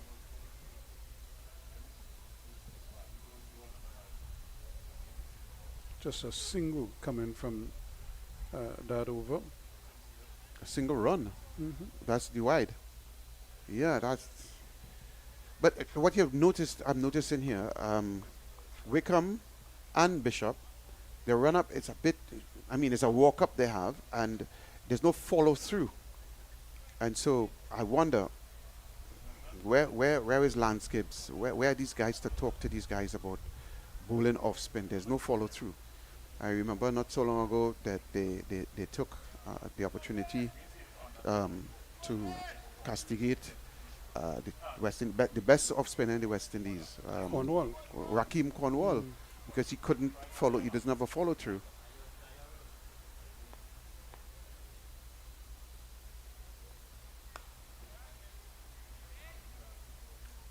And this is an area where Darren Bravo now has to show where he has matured as a batsman. He cannot soak up so many dot balls that he can't get the ball away repeatedly. You know, you look at all the Kane Williamsons and all of the top batsmen in world cricket. They can Gaps. rotate strike quite comfortably. You know, this is the level at which you're playing. So this is the level that you expect somebody like a Bravo to dominate. It's Bravo, Kane Williamson, Root, India, Kohli. Kohli. All these guys, they came at the same time. Yep, and you know, so you constantly have to be working at your game and trying your best to develop in areas where you see weaknesses. You know, one of the examples, that's another comfortable single to them. One of the examples that I always show to people is that you look at somebody like say a Michael Jordan or Magic Johnson or Larry Bird and those players. When they first came into the NBA, they were the finished product, you know, Kobe Bryant, but they worked almost every year. They would Improve. They would improve on something. They would spend the summer and work on specific things. Some aspect of the game. You know, something. So when you see them over time, you know, they not only could Michael Jordan now dunk the ball, but he can make a 3-point shot. He has a mid-range game. He has a turnaround jumper. Just different things that he's been working on over time. The over comes to an end here. It's 89 for 2 now. 3 runs in the over, but they can afford to go through this because, again, once Bravo and Tion Otley stays there, they are able to Webster. Tion Webster. Webster, in fact, sorry, yes. They're able to push, they will be able to push the scoring along. And of course, pressure will be exerted on these young men, and they'll probably flatter to deceive. But you never know. They are not going to give Trinidad and Tobago this game. I'm telling you that. Just as they did not give Jamaica the game, they're not going to. Trinidad and Tobago has to take this game away from this academy team. They are not easy. Well, it's 175 runs needed, 192 balls at their disposal. Trinidad and Tobago. Darren Bravo taking a new guard. I'm not sure if it's going to be a change of approach or what, but he has a slip and a backward point. Well, a short third man on a backward point. And he has a short fine leg. They're going to have to hurry here again. Webster a little bit Not slow. backing up. Not backing up. A little bit slow in getting off the mark there. Yeah. And those are some of the areas that I suppose you have to improve as a batsman. You have to be able to recognize a single. Yeah, not backing up. I saw the game with Pakistan and South Africa, and Giddy's standing up. Ruskin, they're under pressure, and he's standing up behind the crease and he's moving. I say, wow, even at this level. Yep. You see it all the time. They hold the bat in the wrong hand. Here he goes again. Yes. He was trying to go for the big hit, and then he checked it, and now he cuts out the risk and takes a comfortable single. But I think it's only a matter of time before he launches a big one. Hopefully he'll get away with it. But you could just see him. It's like he's inching to get going here. It's 43 from 54. Should be thinking a half century for sure first, and then look to kick on after that. But it all looks so easy right now for Bravo and company. They rotate in strike. They filling up the basket one by one. One by one. Nice bright sunny conditions prevailing here at the Queen's Park Oval.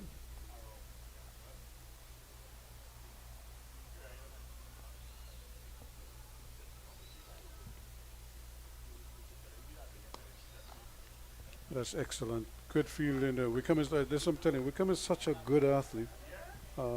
He's a good all-round athlete. He's kind of unassuming because you don't think he can bowl as well as he bowls, and he certainly can bat very well. And that's a good single. The call was made by Bravo, and Webster heeded that call and immediately set off for the single, which made the whole sequence look so much better than if he had looked up at Bravo, then looked at the ball, and then looked back to see Bravo was coming again. But he trusted the call and immediately set off for it. He's edging, and it's in the gap. It's coming down to third man. In fact, it's going to get there for a boundary, but living dangerously there was Darren Bravo, playing away from the body and getting a thick outside edge and picking up 4 runs. At the end of it, Ruskin, 9 runs scored in the over. The over before, I think, there was 3 runs. So at the end of 2 overs, back to back, you have an average of 6. So, and they need just about 6 runs, just under 6 runs and over. So they're there, and they have not yet started to push the pace along. These 2 guys are 2 very aggressive guys, Bravo and Webster. Very aggressive. Webster is on 44 from 56, and Bravo is 15 from 18. 97 for 2 after 19 overs. They need 167 runs. So they have enough time for both players probably to get to 100. Well, hardly likely, but if Bravo were to stay there with Otley, and not Otley, but Webster, it's possible. Big scores. And again, because it's slow turn on the wicket, it's not like prodigious spin. The ball isn't turning square, as we would say. So you can wait. And what I'm not seeing from the Trinidad and Tobago batsmen, but something that I saw that we saw from the West Indies academy batsmen, a lot of those youngsters were using their feet to get to the pitch of the ball and stroking it. They weren't trying to bash it all over the place. They were coming onto the front foot and they were stroking the ball quite nicely. And here we're looking at Webster now coming onto that front foot there.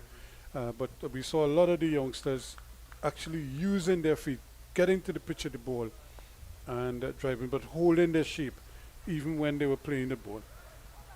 That's a good delivery. That's a peach of a delivery that went right through him, beat the outside edge. Bishop. And Webster again coming onto that front foot and just more or less just blocking it, but showing the full face of the bat and getting another comfortable single. So 98 now for two away from the 100. 1 for 17 for Bishop. And that one wicket was the crucial wicket of Joshua De Silva. First ball after the water break. And here he's finishing up his 6th over. So here it remains 1 for 17. Bravo is 15:45 to Webster. And 98 for 2 at the end of over number 20. So I'm going to take a breather, and Vidya Ramphal will be the next voice that you hear.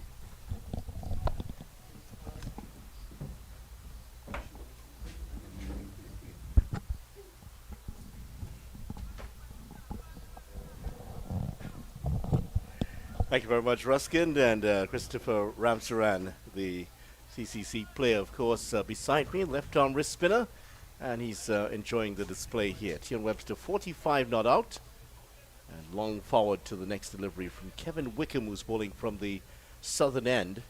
And this is pointing into a nice little match here. Red Force, if they thought this was going to be an easy one, Christopher, it's not turned out that way. Yeah, definitely. Gone for a big hit. He could be caught here. Oh, that is an exceptional catch, coming in and taking the catch. And look at the celebration there by Akeem Ogis, diving forward to take it. And Webster has to go for 45. Yeah, brilliant effort by Ogis indeed. And we just see here Webster giving away his hand once more. Yeah, that's a very, very good catch there. Coming forward, it was dropping short of him. Dived forward and took it well. The wicket for Wickham. He has his first of the match. 1 for 9 his figures. And the Red Force slip into further trouble. 98 for 3.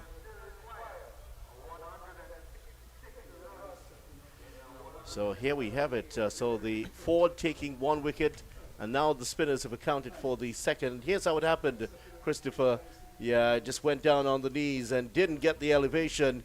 And that is very good. He had to come in a good way, maybe about 15 to 20 meters or so to take that catch. Yeah, I definitely think that shot was not on. Yeah, it definitely wasn't, and I'm sure he would be inclined to agree with you at this time, as he has to walk back. And a second score of 40 in the tournament here for Webster. He got 40, now he's gotten to 45, and he's perished. And we were talking about this earlier. He hasn't been consistent at this level. He's very good at club level, gets a lot of hundreds, but at this level, he hasn't quite dominated, and that's the challenge there for Webster. Yeah, indeed. And I think, he has played enough cricket to know that, he should try to excel at this level, seeing that he already dominated and still dominates the domestic circuit. Here we see the ever-prolific Jason Mohammed is into the wicket now. Yeah, Jason Mohammed in the Trinidad and Tobago team has played all 4 games before this one, 130 runs so far in the competition, averaging 32.5. Nothing's wrong with that at all. 10 fours and 3 sixes so far in his offerings at the crease. The right-hander burst onto the scene in Trinidad and Tobago as an 18-year-old, part of that celebrated team out of the early part of the century.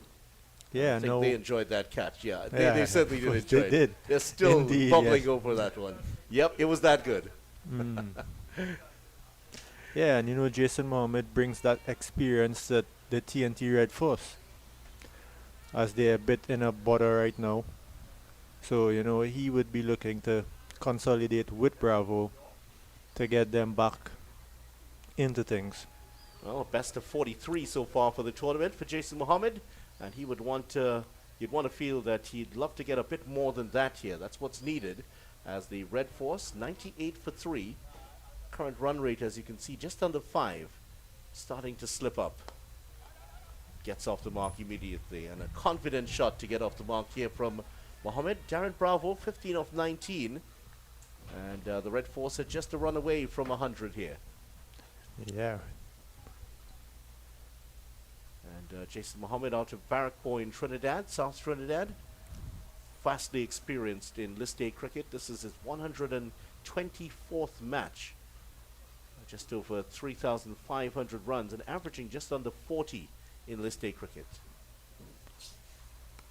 Faster delivery that Bravo deals with well. If anything, this tournament he's been slightly below his average. 621 50s in his List A career. Yes, definitely. And I think what Bravo would like to do in this tournament is see himself coming out with, personal goals, trying to get back into that West Indies setup.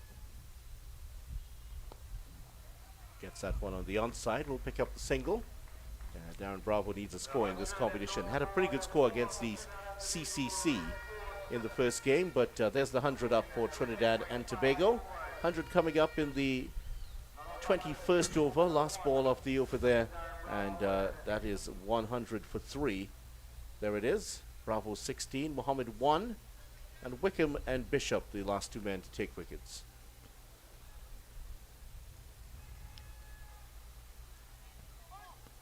And yeah, Wickham, he definitely put his hand up for the West Indies Academy and said, he'll do the job for them by bowling just a measly 3 overs for somewhat 11 runs or so.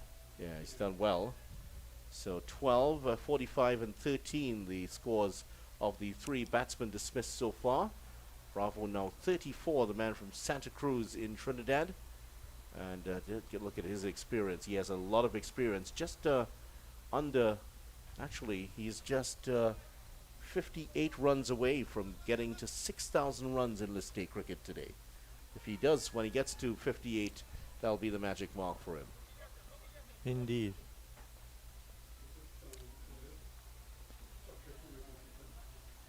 And Julian just looking round behind the stumps there. Let's see, he's just making the adjustment in the field. Very vocal behind the stumps, the young Trinidadian. Yeah, for sure. And Julian, he has had a decent tournament so far, but he hasn't really pushed on in this game. Yeah, he's a bit like his namesake, Leonardo, who left a lot of his masterpieces unfinished in Renaissance Italy.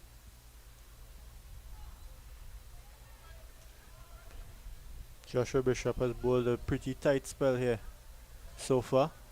Just 17 runs off his 6 overs. Bravo has had a very good career. This is his 196th List A match. Experience. That is a huge amount of experience there for Darren Bravo. Ooh, that one was spitting back at him there. Like a disgusted Arsenal fan almost. And together with 41 50s. Yeah, and together with Jason Mohammed's 123 matches. That's over 300 plus 300 plus in the wicket. At the wicket right now. So this is very good. Going to be very important here for Trinidad and Tobago. Of course, Arsenal losing earlier today, so they'd not be very happy. They and their fans like Ruskin Mark. Played square of the wicket. Another good bit of fielding here. And you just get the feeling that this West Indies Academy side, they're bubbling at the moment here. They feel a couple more strikes and they will break the back of this Trinidad and Tobago team. Yeah, indeed, because they definitely don't have that that statue of Yannick Carrier to Yes. depend on if things doesn't pay off for them. Carrier along with Shannon Gabriel and Evan Lewis. Don't forget, Evan Lewis was also not part of this team today. Those three missing from the team. Big players, vastly experienced players, and Carrier, the form player for TNT in the tournament. Having the most wickets in the tournament so far. 2 5-wicket hauls, as he was certainly missed today. Vital cog in this Trinidad and Tobago team. Yeah, and his bowling efforts have improved leaps and bounds. He has been working really hard behind the scenes on his bowling, because he always thought that he could have been that type of guy at a young age. So Wickham's going to continue. Took a wicket in his last over. 1 for 11 now. Here he is, the off spinner. Bravo hasn't dominated proceedings just yet. And interesting discussion about the fact that he really doesn't turn over the strike a lot.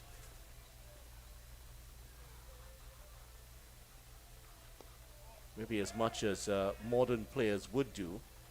The likes of those players that Ruskin would have mentioned, the Kane Williamsons, Virat Kohli's able to pick up the strike, to turn over the strike even under pressure.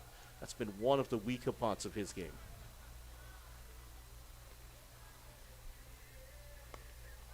Nicely into the gap. There's a fielder out there. Just going to be one this time.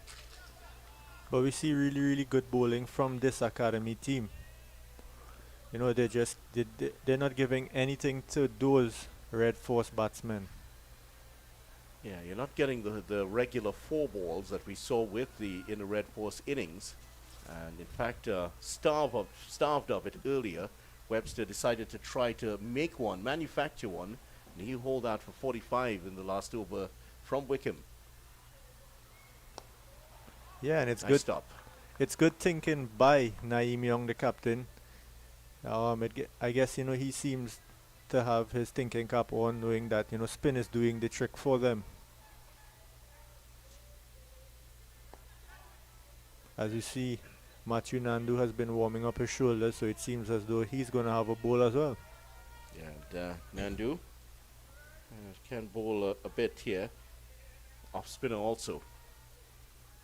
Full toss, flicked away into the gap, but there's a fielder coming around to do the stop, and just going to be one. Jason Mohammed might be a little disappointed he didn't pick the gap squarely there. And full toss to end off the over. 23 overs gone.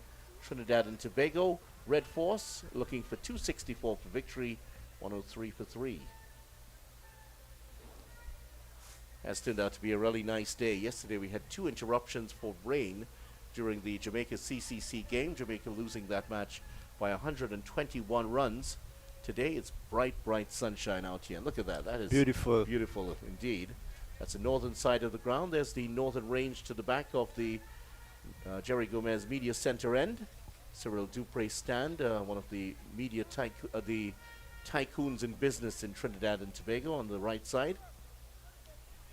As you see, there's a change from the commentators end. Matthew Nandu. You called it. And the off spinner on. So off spin at both ends now. And Nandu, who, as I mentioned earlier, starred in that World Cup game against Papua New Guinea, took wickets and scored 100 against them, leading West Indies to a big win in that match. Yeah, he's definitely one for the future.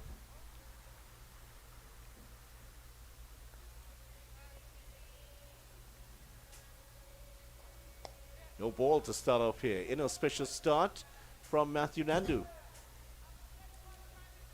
Let's see what Jason Mohammed can do with this free hit now. Yes, it is going to be a free hit. So he's going to tee off here. Jason Mohammed has been the star of so many T10 competitions here in Trinidad and Tobago. Top scorer in the Bago T10, which was played in Tobago last year. Earlier this year, I should say. Yeah, and we'll definitely see him in this first Dream 11 T10 that Tobago is producing in a few weeks. Yeah, he has been chosen for one of the teams. Several of the players from the Trinidad and Tobago team in that tournament coming up. Yeah. Here's Nandu. Here's the free hit. Let's see what Jason Mohammed does. Gone for it, and a nice looking drive. That might be the fielder to the ropes. Gets over the line. And a nice 4 here for Jason Mohammed. That'll give him a bit of confidence and fire up his batting. It should do him some good. Yeah, the fielder got across it, but it was quickly scuttling across the surface here at the Queen's Park Oval and went across the line. Nandu was bowling only his second over at the tournament. He's played in all 4 games before this, but just bowled a 1 over for 13 runs. So slightly risky to bring him on here, but given the conditions, Young thinks it's very much worth the risk here. 5 runs, 1 legal delivery bowled already. Yeah, and you know, Vidya, Jason coming into this tournament, you know, he will definitely have something to prove, because there's been a lot of talk around, circling around, about him being in this Red Force setup.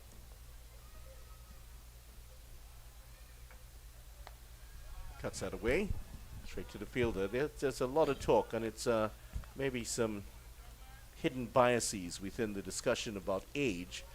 Certainly, a lot of people still feel that once you reach in your early 30s, you should be discarded. Definitely. And that runs against the grain of what we're seeing in international sports all round. We had a 36-year-old Novak Djokovic winning the U.S. Open.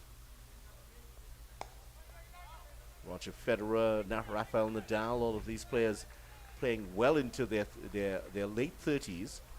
The great Tom Brady, 42 years old when he won the Super Bowl. Ruskin confirms. Ruskin doesn't like him because Ruskin is a Steelers fan, and once Brady's playing, the Steelers don't win. Yeah, but it goes against the grain of what's happening. Sportsmen are taking better and better care of themselves. So it's a discussion that is tinged with a little bit of bias.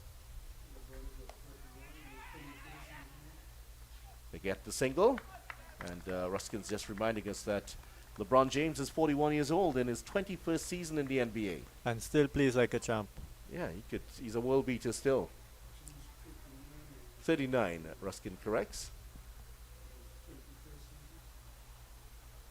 What a phenomenal talent he was. Yeah, he is, in fact. So that argument will rage on. There are those who will never really drop that sort of argument that once you reach in your 30s. But if you're producing the runs and the wickets, you should be there. 24 overs gone, 110 for 3. Yeah, definitely. And I think Jason Mohammed has been prolific in previous years for this TNT Red Force team.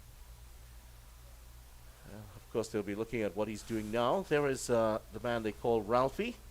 Ralphie has a broom and a, what's that, a scoop in his hands? Yeah. It looks like he's directing a plane to land here at the Queen's Park Oval, but he's actually the first man out there because the water break is coming up and he's going to be sweeping some dirt off the pitch around the crease. He'll surely be sprinting out in a short while. Yeah, he certainly does. He's late 60s, I believe now, Ralphie. That one's turned behind square. They could get a couple here. Bravo's turn for it, and it's going to be an easy 2. So he moves into the 20s now, Darren Bravo. Yeah, just tucked into the leg side by Bravo, picking up 2 runs, bringing his total to 21 of 32 balls. Ralphie, who you just saw, is one of those characters that's been in and around Trinidad and Tobago cricket, always around at the grounds, helping out and doing his part in making sure the little things get done around the pitch. Oh, has he taken an edge? Yes, he has! Big breakthrough here for the West Indies Academy. And a big wicket of Darren Bravo. And look at what it means to the West Indies Academy. The big fish has been taken. Bravo caught behind for 21. And the youngsters are rampant at the moment. Yeah, could we see Kevin Wickham doing the job for his team today? Yeah, it is Wickham once again to take the wicket. That is his second. And boy, look at the celebration. And Bravo can barely be transported off the surface at the moment. So at the break, Bravo goes, trying to force one off the back foot. And Jason Mohammed, he'll have to take the fight now to the West Indies Academy. Could that be the pivotal moment in this game when the West Indies Academy felt that's where we pushed on for victory? Yes, indeed, and we definitely saw a good catch by Julian as well. So Wickham has a couple of wickets here, and we'll take a short break here as Mark DL comes a-calling, but we'll tell you more about that after this short break.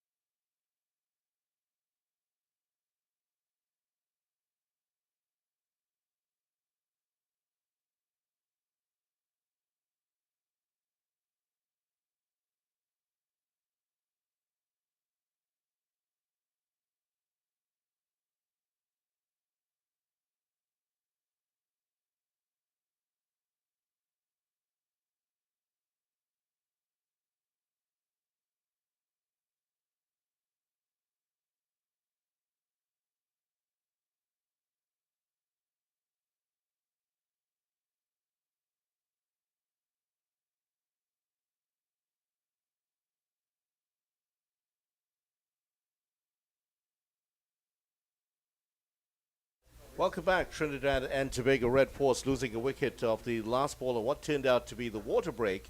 Darren Bravo inside edging one to the keeper. Wickham claims his second wicket. Bravo gone for 21. And the TNT Red Force 112 for 4.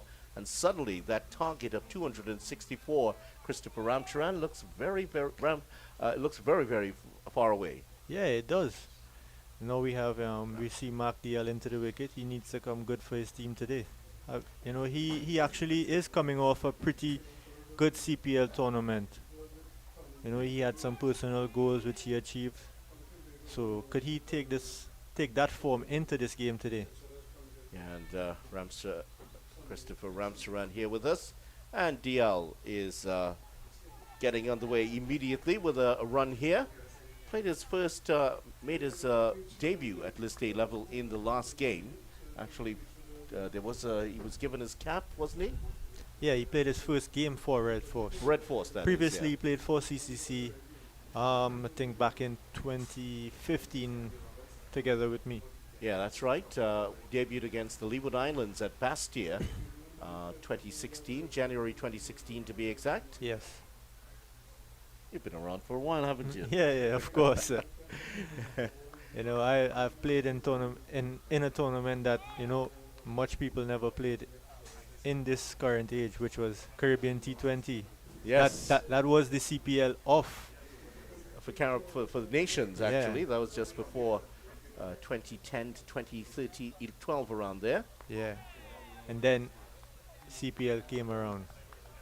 Yeah, certainly, I remember that well. Trinidad and Tobago and Guyana dominated that tournament. TNT winning the lion's share of the tournaments there. Yes, Wickham continuing. 2 for 16 his figures. Full toss, flicked into the gap. There is a fielder out there, just gets across and makes the stop. They will get a couple of runs here, though. Mark Diaz, as you mentioned, at the non-striker's end. 11 first-class list A matches for him now in his 12th.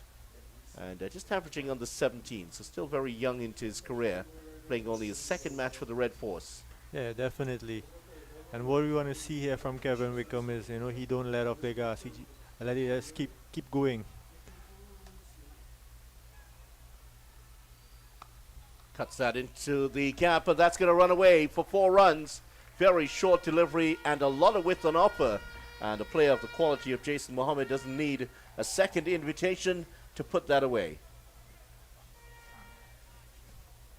That one really sped across the outfield. That's the shorter side of the boundary, but no one was going to stop that. As you see, the score moves on to 119 for 4 after 25 overs. DL on 1 at the non-striker's end. As you mentioned, is good form in the CPL as the over changes. It changes over here. We're at the halfway point, 119 for 4. Yeah, DL definitely had a pretty decent CPL tournament. But Yeah. that's at opening the batting, which he didn't do that this game.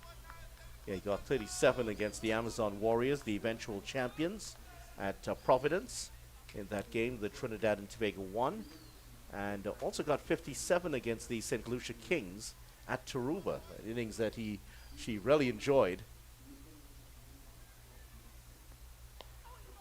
And we'll get the single on the leg side, and SDL gets another run. In fact, there was a lovely video put up by the CPL of Mark's mom celebrating as he got his 50 in that innings against the Kings. Yeah, he's very family oriented. His parents support him a lot in his career. They still do, actually. And his dad is a former Trinidad and Tobago player, Darren and DL. And he would have played against Ruskin Mark, David Rydell. I think Ruskin has suffered a bit at the hands of Mr. Dane Rydell. Yeah, very dangerous Very back in his exciting days. batter, yeah.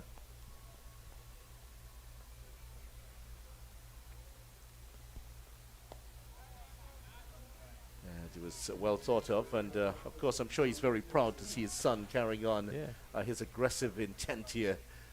Very much in the way that his dad would have done. Yes, of Very course. aggressive batsman. Oh, that's through the legs of the fielder. Bit of sloppy fielding here from the West Indies Academy. It hasn't been a bad day for them in the field. There have been some brilliant catches taken, but that's the one of the rare blemishes. Yeah, but what they would like to continue is, just keep bowling dot balls, keep building that pressure, because, Red Force could be under a bit of pressure if they keep building that dot ball count. DL looking to cut that one. Let's see. It's the microscope will be on him for a little bit here. Batting in the middle over. He likes to get on with it, DL. So he has to restrain some of those aggressive instincts here in this innings. Yeah, definitely. Cuts that, gets it through the gap. There's a fielder coming across, and that beats him into the ropes. 3 fielders in the area, and that was hit perfectly into the gap. Mark DL, they're getting a nice 4 to start off his account. Pretty looking shot by Mark DL.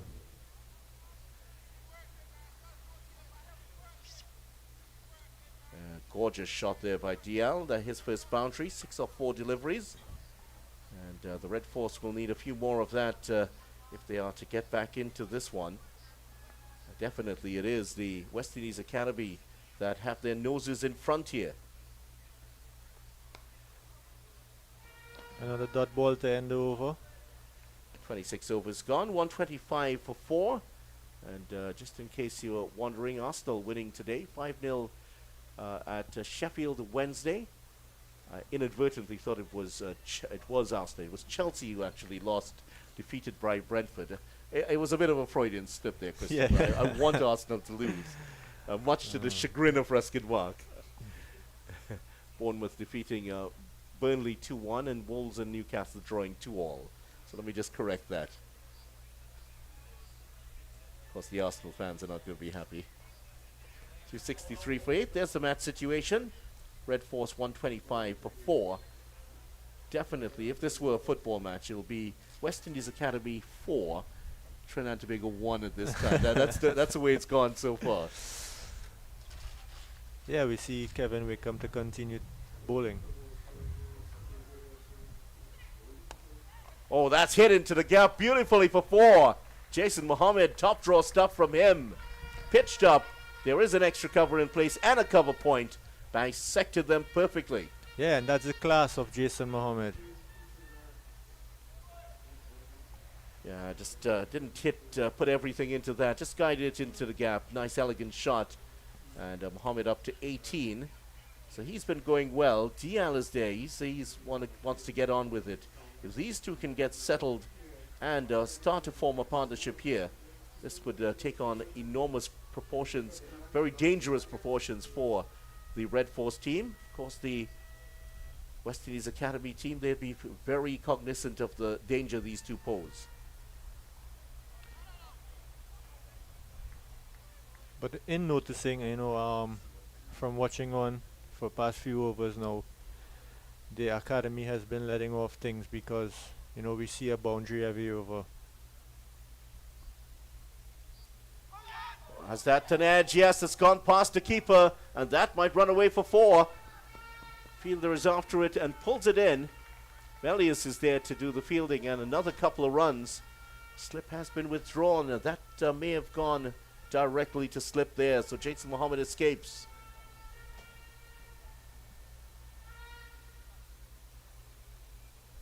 A few running repairs to Mohammed.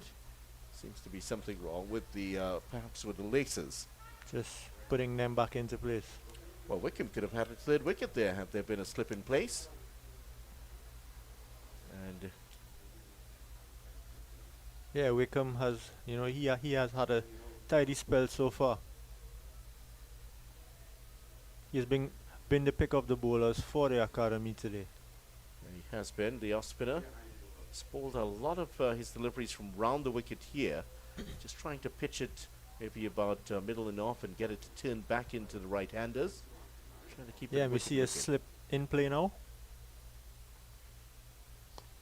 The slip is there, but has the horse already bolted? That's a problem. East has gone there, and he's a fine catcher. We saw a good example of that earlier when he took the catch to dismiss Tion Webster. Mohammed driving again. Just going to get one this time. And Mohammed is not one. He's so vastly experienced. Jason Mohammed knows how to build an innings. And certainly his skills will be tested here today. And just to reflect on his career in terms of, it's definite that he needs a big innings here today. 11 first-class hundreds and 6 list A hundreds in there. So he will certainly need to add to that column today. Well played by Mark Dial. Just working it into the leg side for 1. In many ways, they could complement each other well because he loves to build an innings here, Jason Mohammed. And Dial at the other end, he likes to get on with it. 27 overs gone, 133 for 4. Yeah, and even so, this left-right combination that is in the wicket now could prove to be a test for the bowlers because, it's back and forth. You got to keep thinking. As a bowler, you definitely don't like that. Yeah, of course. And as a bowler yourself, you have to constantly make that adjustment. Yeah, it throws off your mental. There's the Derek Murray Players Gallery. And so many names here at the Oval. The Derek Murray Players Gallery. There's the Joey Carew Members Balcony.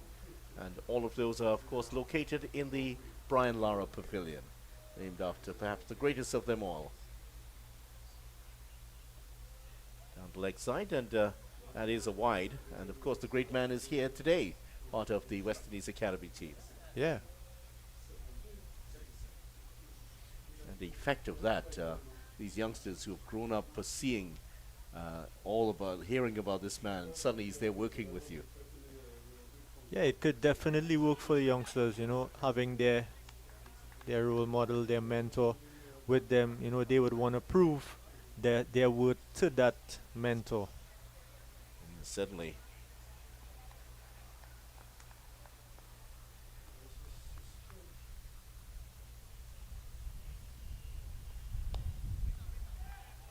And the effect of having players like that around, seen in all sorts of sports. Inter Miami could barely buy a win.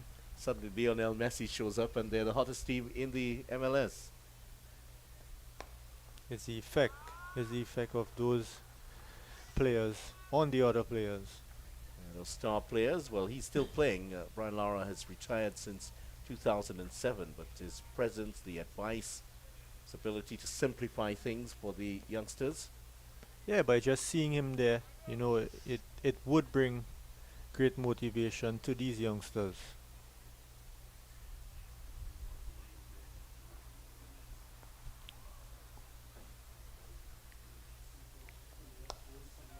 Straight to the fielder again. And this Mohammed stays put on 21. Yeah, pretty handy over so far by Nandu. Only 2 runs coming off it. It's getting tighter and tighter. It's almost up to 6 and over now. Cuts that away. Into the gap here. Just a bit of width on offer. And they will cross for 2 easy runs here. Mohammed very strong square of the wicket. Another example of that. Every run he scores, the crowd are getting behind their team. It's not a huge crowd here, but those who are here are supporting the TNT Red Force team against the West Indies Academy. Yeah, definitely. And what we are seeing is those avid cricket fans, that, today is, on a Saturday they came out with their families to watch TNT Red Force play.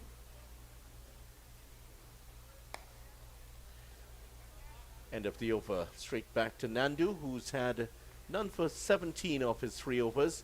And that is the end of the 28th over. 137 for 4. West Indies Academy 263 for 8. Dominated by that brilliant 76 from Akeem Ogist. Some more of the fans there, and sprinkling of young ones in there enjoying the cricket here today. A few red shirts.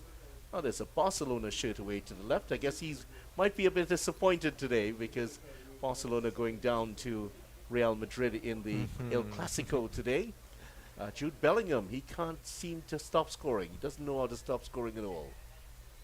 Yeah, we see Kevin Wickham to continue from the players' pavilion and bowling to Mark Diaz, who's on 8.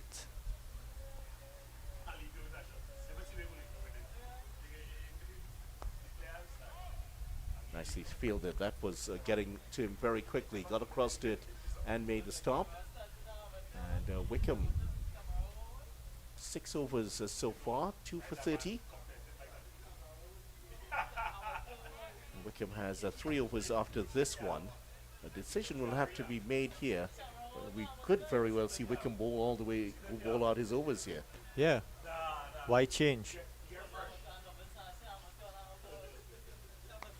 Pulled away, just a bit short, into the gap, and that's 4 runs. That's perhaps the worst ball he's bowled today, and it wasn't exactly very, very short, but well worked into the gap here by Mark Dial. Yeah, Mark Dial was quick to pounce on that short delivery. It's a shot we're seeing more and more. There's a point made that Henrik Klaassen, who has been the best player to spin in the last couple of years. Another on drive for 1. It's played a similar shot. The statistics have shown that while most players tend to play the pull shot from about 6.5 meters away, Klaassen's playing his pull shots from just under 6 meters, maybe half a meter short. And it's not a horizontal bat shot, it's an angled bat shot. They're calling it the quasi pull. and he's been very effective with it. 1/3 of his runs have come with a shot similar to that from Mark Dial. So you're seeing the game's constantly evolving and players are learning new ways to score, to get away different types of bowlers.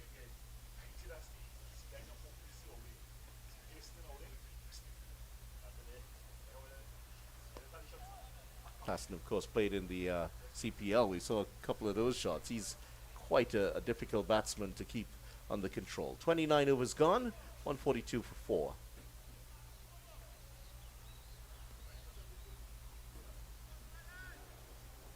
So is the game drifting here a little bit, Christopher? You mentioned that earlier. That you're just feeling their foot is off the accelerator a little bit for the West Indies Academy. Yeah, definitely. And what Naeem would want to do now is, just keep building that pressure on these two batsmen. He would just want to tell his bowlers, just bowl dot balls, keep the pressure building. More dot balls bowled, more the run rate climbs. And it's harder for these guys, to get off those dot balls. Problem is they've been giving up boundaries in each of the last few overs, Nandu included. He is back on now. Straight to the fielder, and even Wickham gave up a boundary in the last over. Yeah, what they want to do is, convert those 4 balls into dot balls or even a single ball.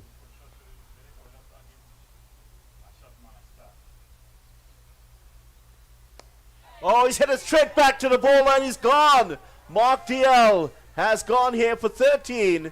Just missed timing one played, maybe stopping in the pitch, playing too early, and just chips it back to Matthew Nandu, who has his first wicket, and that is 5 down for the Red Force. Yeah, it's a pretty soft dismissal by Mark DL. And I was just about to say the wicket is just, it keeps deteriorating more and more and more as the overs go by.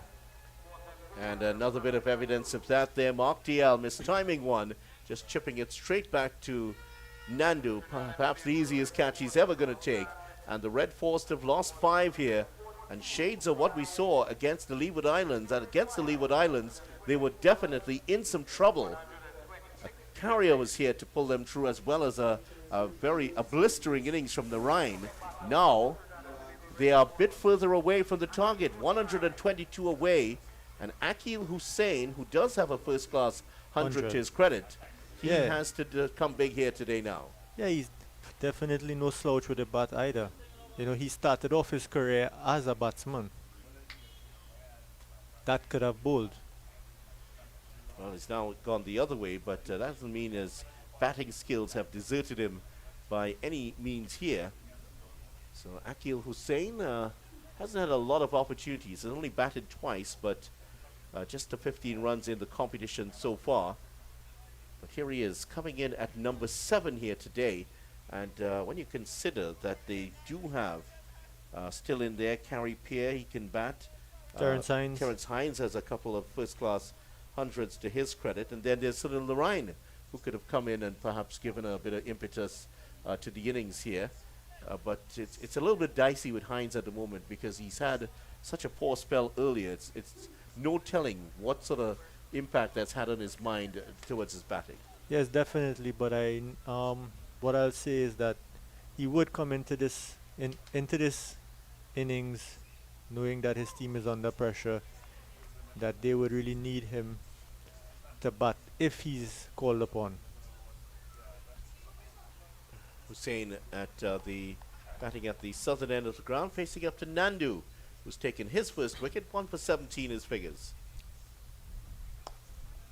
And that's nice and tidy there from the off spinner. Just to tell you about Hussain as a batter. Well, you know all about his bowling, but just under 600 runs, averaging 14.76 in 90. That shows you how he can bat. He puts that one away well. Averaging just under 15 in his 85th list day match here today. Just a 150 to go with it. Somebody needs to stand up and score a big innings here for the Red Force. Definitely. I think Jason Mohammed could be that guy for the Red Force. And what Nandu would want to do now is finish off the over, possibly with 2 dot balls or 2 singles, even 1 single. Well, he needs some company, definitely, Jason Mohammed, if he is to do that. Someone has to stay with him. He's lost Bravo for 21. He's lost DL for 13. The Silver going earlier, Webster going earlier than that for 45. So Mohammed moving along sedately. That's what he does well. start of his innings, pushing the singles, getting the couple, the doubles, and if there is a boundary, he accepts those gleefully. But he can turn it on later on. Definitely. Yeah, we see another tidy over by Nandu. Well, that's the 30th over, and the Trinidad and Tobago Red Force of 144 for 5. Ruskin Mark is going to come a calling, and Ruskin's going to be with Anil Lakan, who is has been walking around the ground and taking in all the information. And Anil, of course, is here to share all those inside stories with us. Ruskin, of course, celebrating that 5-run win last month.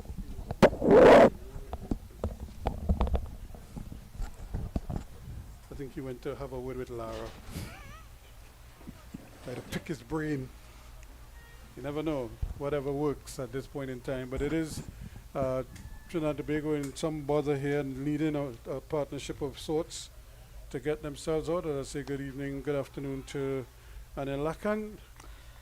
Yeah, pleasant good afternoon to you, Ruskin. Very interesting passage of play, I must admit. TNT losing 5 wickets inside that 30 over mark, and really and truly with Yannick Araya not in the playing 11 today, it does spell, a bit of concern from that TNT Red Force camp.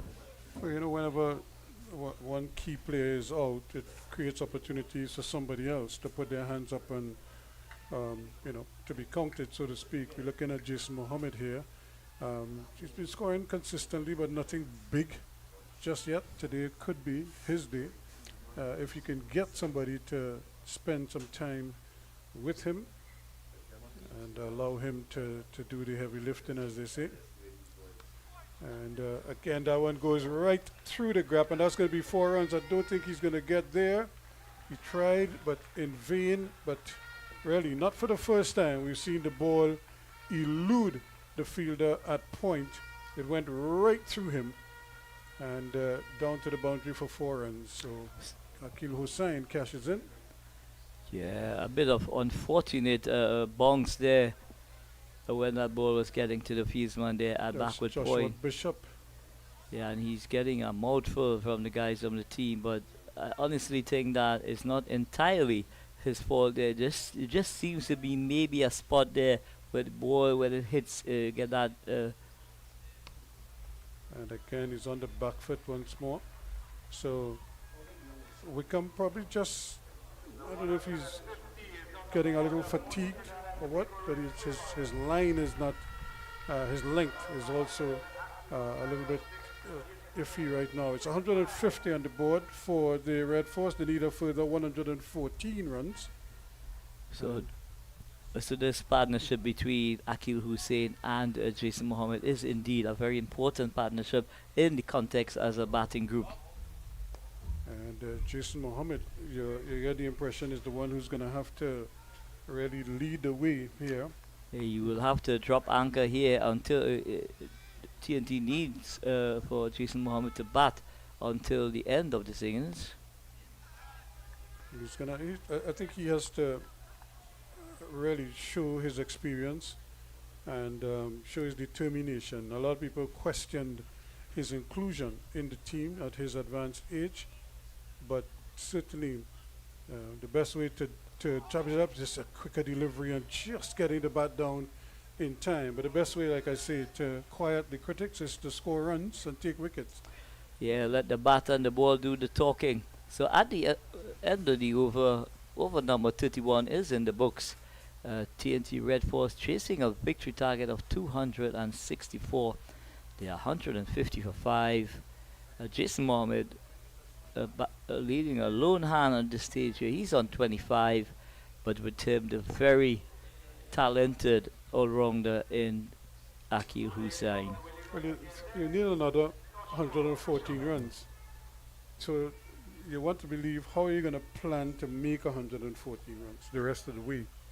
And one of the things that maybe just set it up in the next 5 over slots or 10 over slots.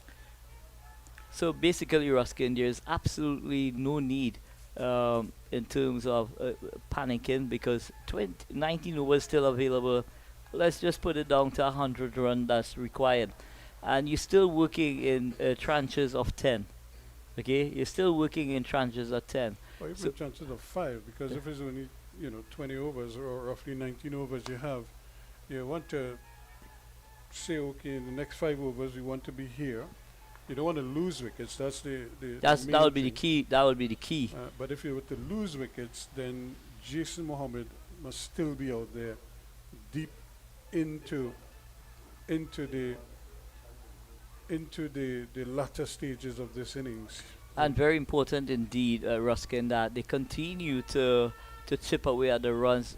5 runs at over at the Queen's Park Oval here. Once you're batting properly, you are going to achieve that target very comfortable indeed.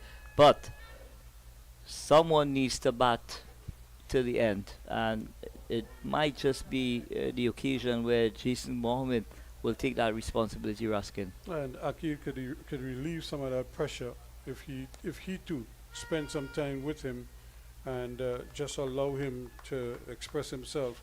But the way that Akil is hitting the ball, he's timing the ball well, so I think he could relieve some of that pressure with some timely scoring of his own. He's going to get a couple here, and they're going to have to hurry back, and he does. So good running between the wickets of these two. So we three balls into the over, Ruskin, and you have collected 3 runs thus far. So it's just about measuring what needs to be done on a consistent basis. Have targets what you want to achieve by over number 35, over number 40, and just keep on track of where you are and what needs to be done in order to keep that RPO on course. Again, Bishop just teasing Mohammed with a nicely flighted delivery, basically tempting him to come outside the off stump and drive him. And here he is again, but showing good discipline here and restraint. Mohammed just sort of picks the bat up, threatens as if he's going to go with the big drive. This time he's again on the back foot, just watchful, just plays it out in front of him. End of the over, and it's 153 for 5. Yeah, so Trinidad and Tobago possibly at this stage just losing two wickets more than they would have anticipated in their planning, Ruskin. Mark, you're perishing to a very poor shot indeed. It's like, here, take. You understand? He just tamely hit that ball back to the bowler. Someone like Mark Deal looking to establish himself into this Redford setup. You would have thought that he would have tried to grind it out a bit, but unfortunately for him, he has not been able to do that. So I think somebody, at some point, somebody's going to have to probably play an aggressive hand in a way, without trying to take too many risks. But somebody's going to have to hit the ball and find gaps in the field. And Akil Hussain looks to be primed to do just that. But I think he has to make sure that he has a good feel for what the bowlers are doing. If you're going to attack bowlers, you must be on top of them because you know exactly what they're going to do. And I'll tell you, I say this to you, Ruskin, at this stage, the TNT Red Force think tank, they would have assess which are the bowlers and in terms of their allocation that's still available to them. So when if that charge comes, they know exactly where the runs are gonna come from. So it's a game of cat and mouse, if I may say so. Well, it certainly is. One of the areas that, of course, you look at McKenny Clark. He's only bowled a couple overs. I don't know if he's fully fit, as the case may be. So he may be out. Pittman might be another option. And here is another one hit down into the gap. And that's a long chase, but it's a futile one because it's 4 runs to Akil Hussain. And Akil Hussain, as we do know, Ruskin is a very dangerous customer indeed. If he gets settled there and start really contributing by doing the bulk of the heavy lifting, what that will do in retrospect, it will just allow Jason Mohammed the opportunity just to chip away and keep the rotation and the scoreboard ticking along as well. So very important, this partnership to possibly take that total anyway, 220 if they can. Yeah, he's cutting at the delivery that pretty much close to the off stump, and but he can, like I said, he could take the pressure of Jason Mohammed if he used to strike a couple big blows, and that would put the pressure back onto the West Indies academy, and so you may start to see bowling changes and misfields and what have you. So it's obvious there's a lot of play at the moment, and but it's how they shape up and how the game unfolds in the next couple of overs. And I think at this stage, the West Indies Academy team, they are going to be tested to the hilt, because possibly they have never really been in this situation before. So how they navigate during this this passage of play in terms of keeping it simple, we'll just have to wait and see how that unfolds. Wickham decides he's going to go over the wicket this time to Mohammed. Mohammed is on 28. And he's going to square leg with this one. They've gone for one. They're going to come back for a second. And they will get it to not much by way that Lane could do out there in the deep. And so that's two more to the total, bringing it up to 162 for 5 now after 33.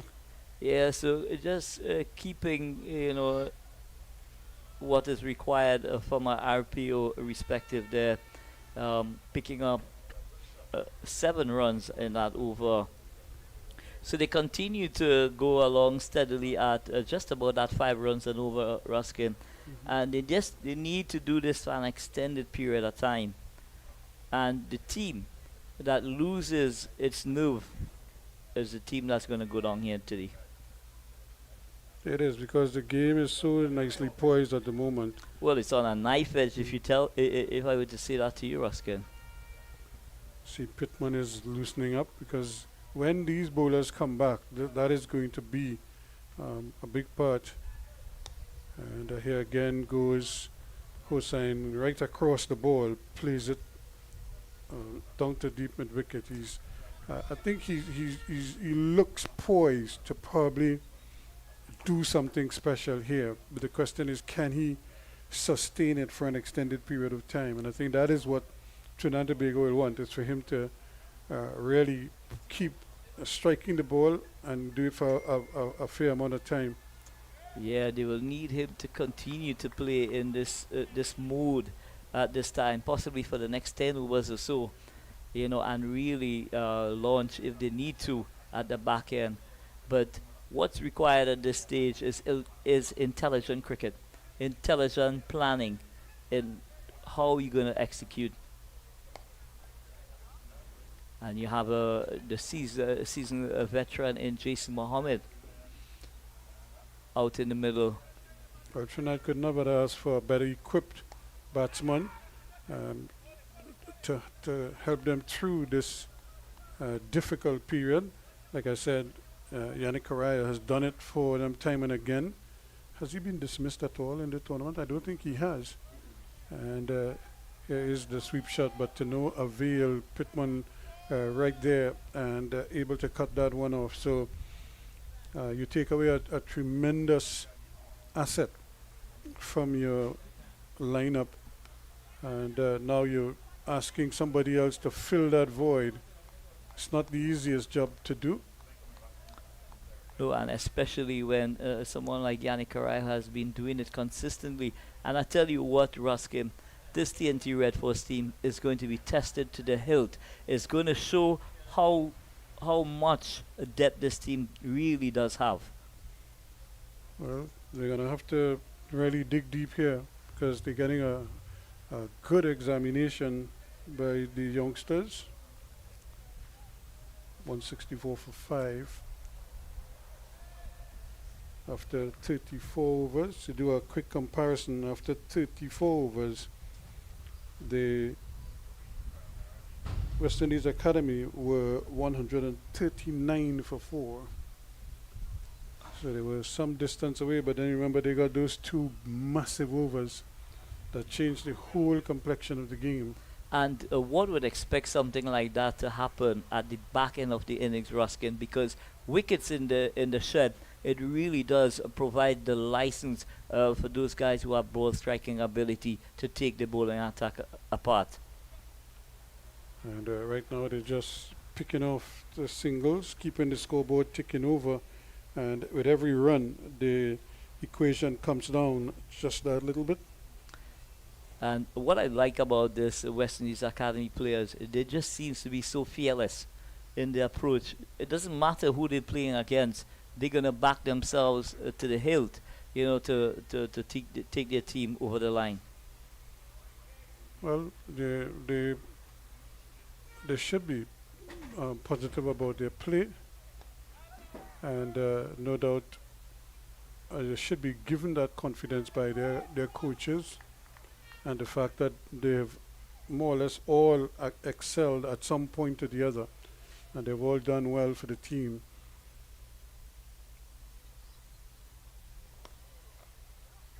This TNT Red Force team, a well-oiled unit, but what's most important is that they have that synergy amongst each other that really complements each member. Well, Wickham is certainly doing a good job for his team, but similarly, Akil Hussain has come and he's really striking the ball very well. He's striking the ball powerfully as well, and so he's really looking ominous indeed. It looks like he's threatening to really take over the game, but still showing some restraint here. Well, I'm sure we're going to see some boundaries from Akil Hussain. He just seems to be in sublime form, just waiting for that right moment. And one by one, here we go again. So Trinidad and Tobago, the Red Force, doing the smart thing, just keeping the scoreboard churning over, and trying to make sure that they right within striking distance. They got it now under 100 runs required, 97 runs required now. And what will be welcome for the Red Force team if they're able to get a boundary now. And this one is hit down to long off again. Probably should have done more with that one. Got it on the full. Yeah, a juicy full toss there from Wickham, but Akil Hussain doing the right thing, not really taking on the bowling in a very aggressive manner. Just caress that ball down to long off, and he gets a single. At the end of over number 35, it's 168 for 5. Akil Hussain, he's moved quickly on to 16. And the evergreen Jason Mohammed playing a very important hand at this stage. Now, if this pair, possibly Ruskin, for the next 10 overs or so, were to continue at that 5-rung mark, it's going to take them to just about 218, 220. But 220 is still game on because you'll need another 40 runs. 40 runs from 5 overs. So it should be very interesting, but like I said, I just feel Akil Hussain right now, the way this situation is set up here, he to me is the key. While I like the role that Jason Mohammed is playing, he is really the anchor. It's Akil Hussain who I feel is probably going to challenge the bowlers the most. And here he goes again, picking up a single of the very first ball. So what Akil Hussain has done since he's come to the crease, Ruskin, he's picking the length of the delivery so quick that he's either forward or backward in a flash, and that's giving him the opportunity to really execute the way he has been.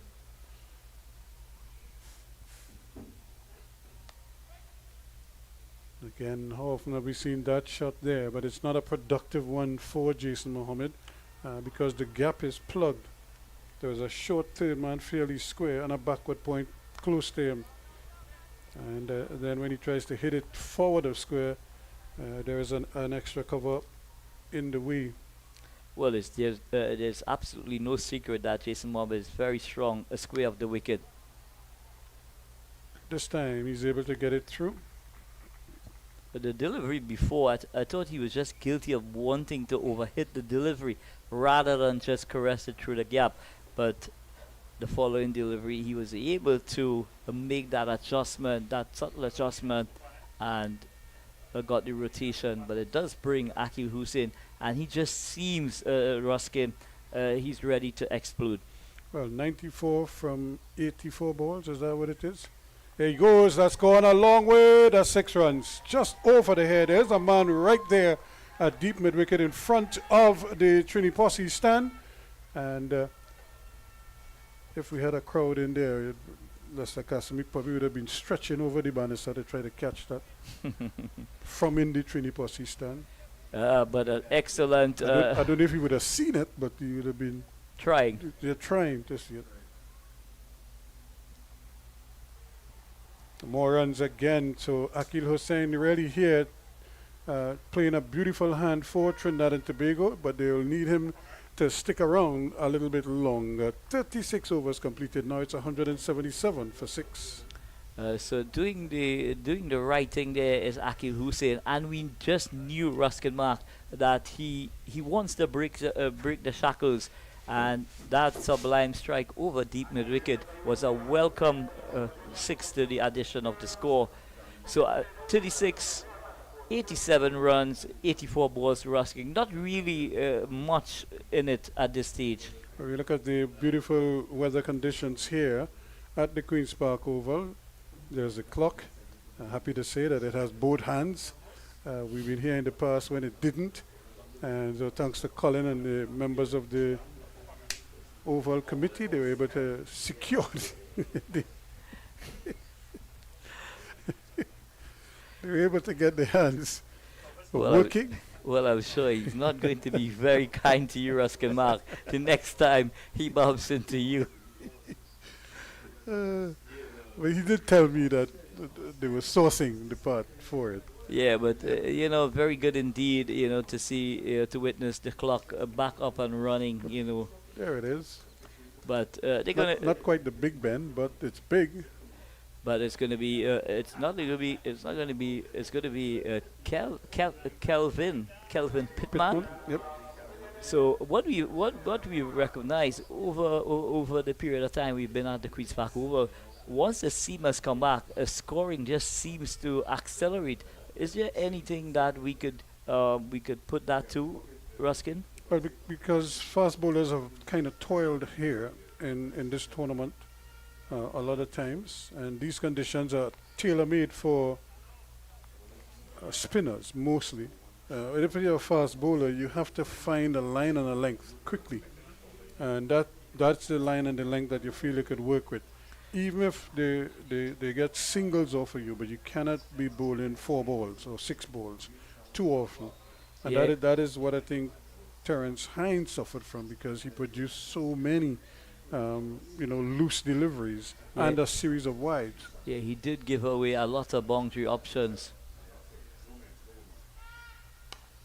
There's Pittman, they wanted a single, but it's not there. Good anticipation again from Ford. So Akil Hussein continues to move along steadily here at the Queen's Park Oval. You could just see Akil Hussein really waiting on that moment, to take the bowlers on. But he has to just pick his spots. That's the thing. He knows that he has a job to do here. Part of it is to stick around, but part of it is also to score runs. And he has to figure out ways how he can do that. Rotating strike is another way to just keep things going and to make sure that he doesn't get bogged down at one end, and bowlers can bowl 3, 4, 5 deliveries at him. And how important it is, Ruskin, in the grand context of the contest. Those 2 overs Terence Hines could be the difference in the result here today at the Queen's Park Oval. The good thing is that the Trinidad and Tobago team, they have been ahead of the game in terms of where the academy was to where Trinidad and Tobago is at the same stage. And the balls to runs equation isn't that far off. It's 86 from 81. So they're right within striking distance. They just need to keep going.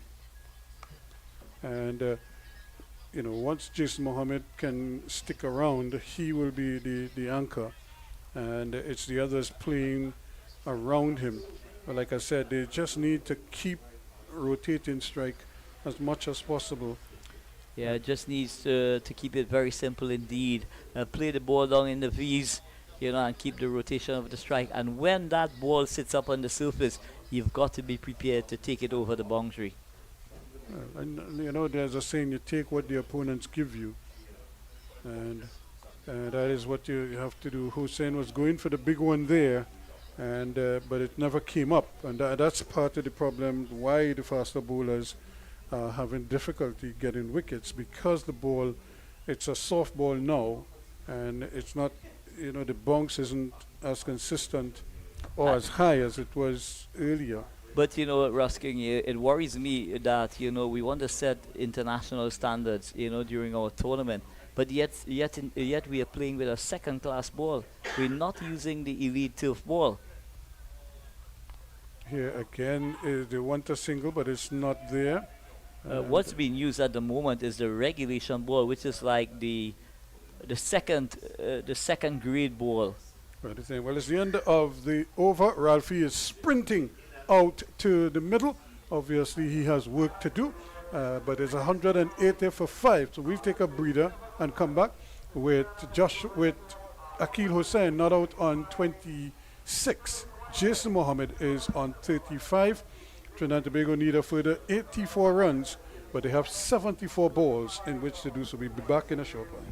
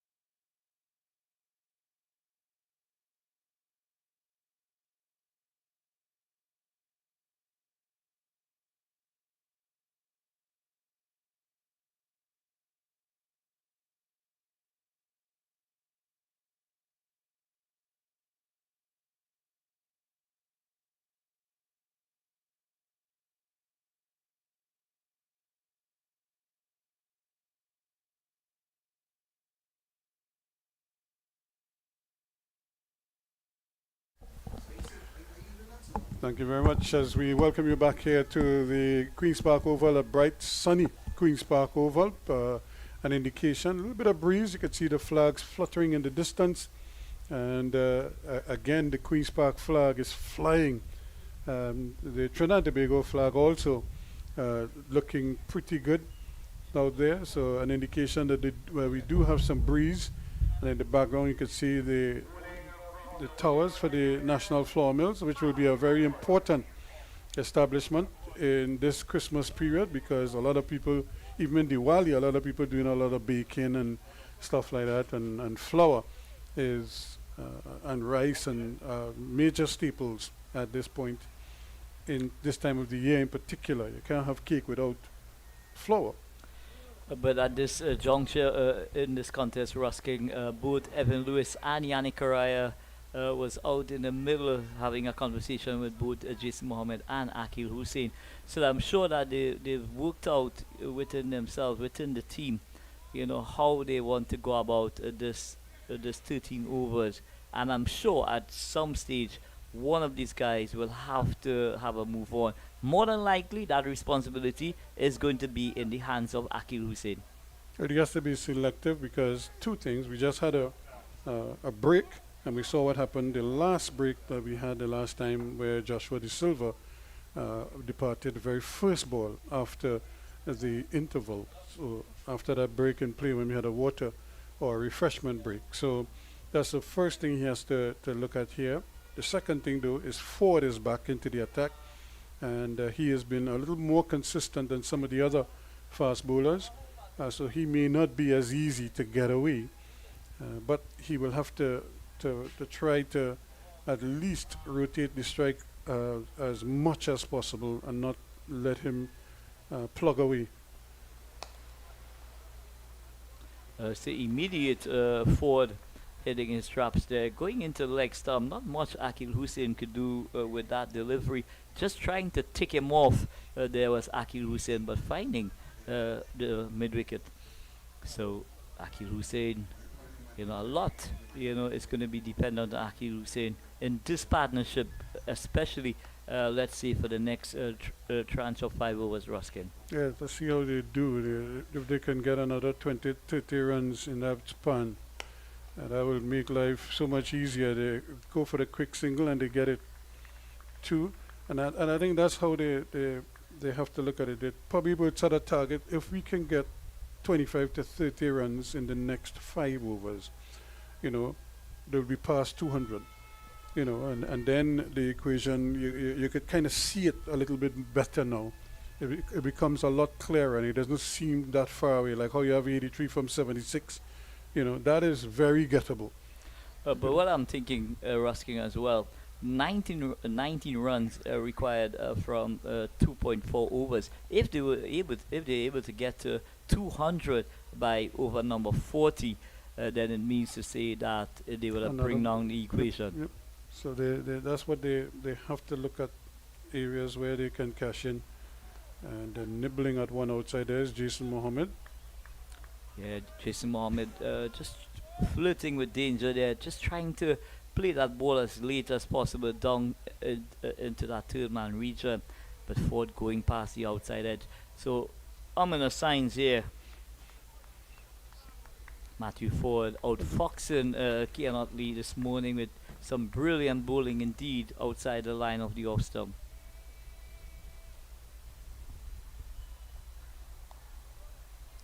And they get one. She may get a second as he's going to go back for it. And from the time he was touching down and the fieldsman, listen at Wickham out there, didn't get the ball, wasn't with the ball in his hands. It was always enough time for a second run. So Jason Mohammed didn't try to overhit that delivery. It was more about placement from him there. He beat the backward point to his left, and from the moment it went past the backward point, you know that they were going to come back for 2.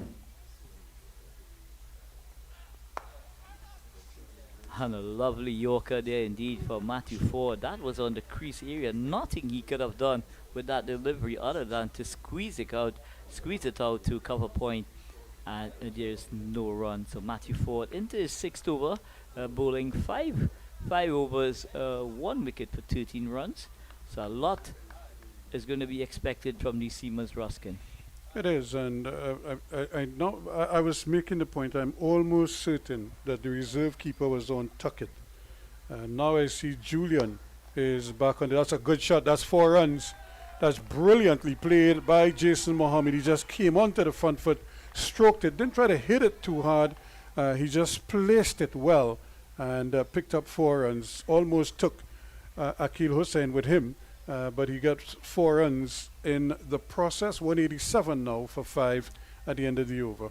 Yeah, any youngster looking on at that shot, it's a perfect execution of the on drive. One of the most, gorgeous shots you will associate with in a cricket game. Jason Mohammed just leant on that delivery and it whistled past the mid on and into the boundary she goes. So at the end of over number 38, Trinidad and Tobago Red Force won 87 for 5. And in that over, Rusking, they were able to get 7 runs.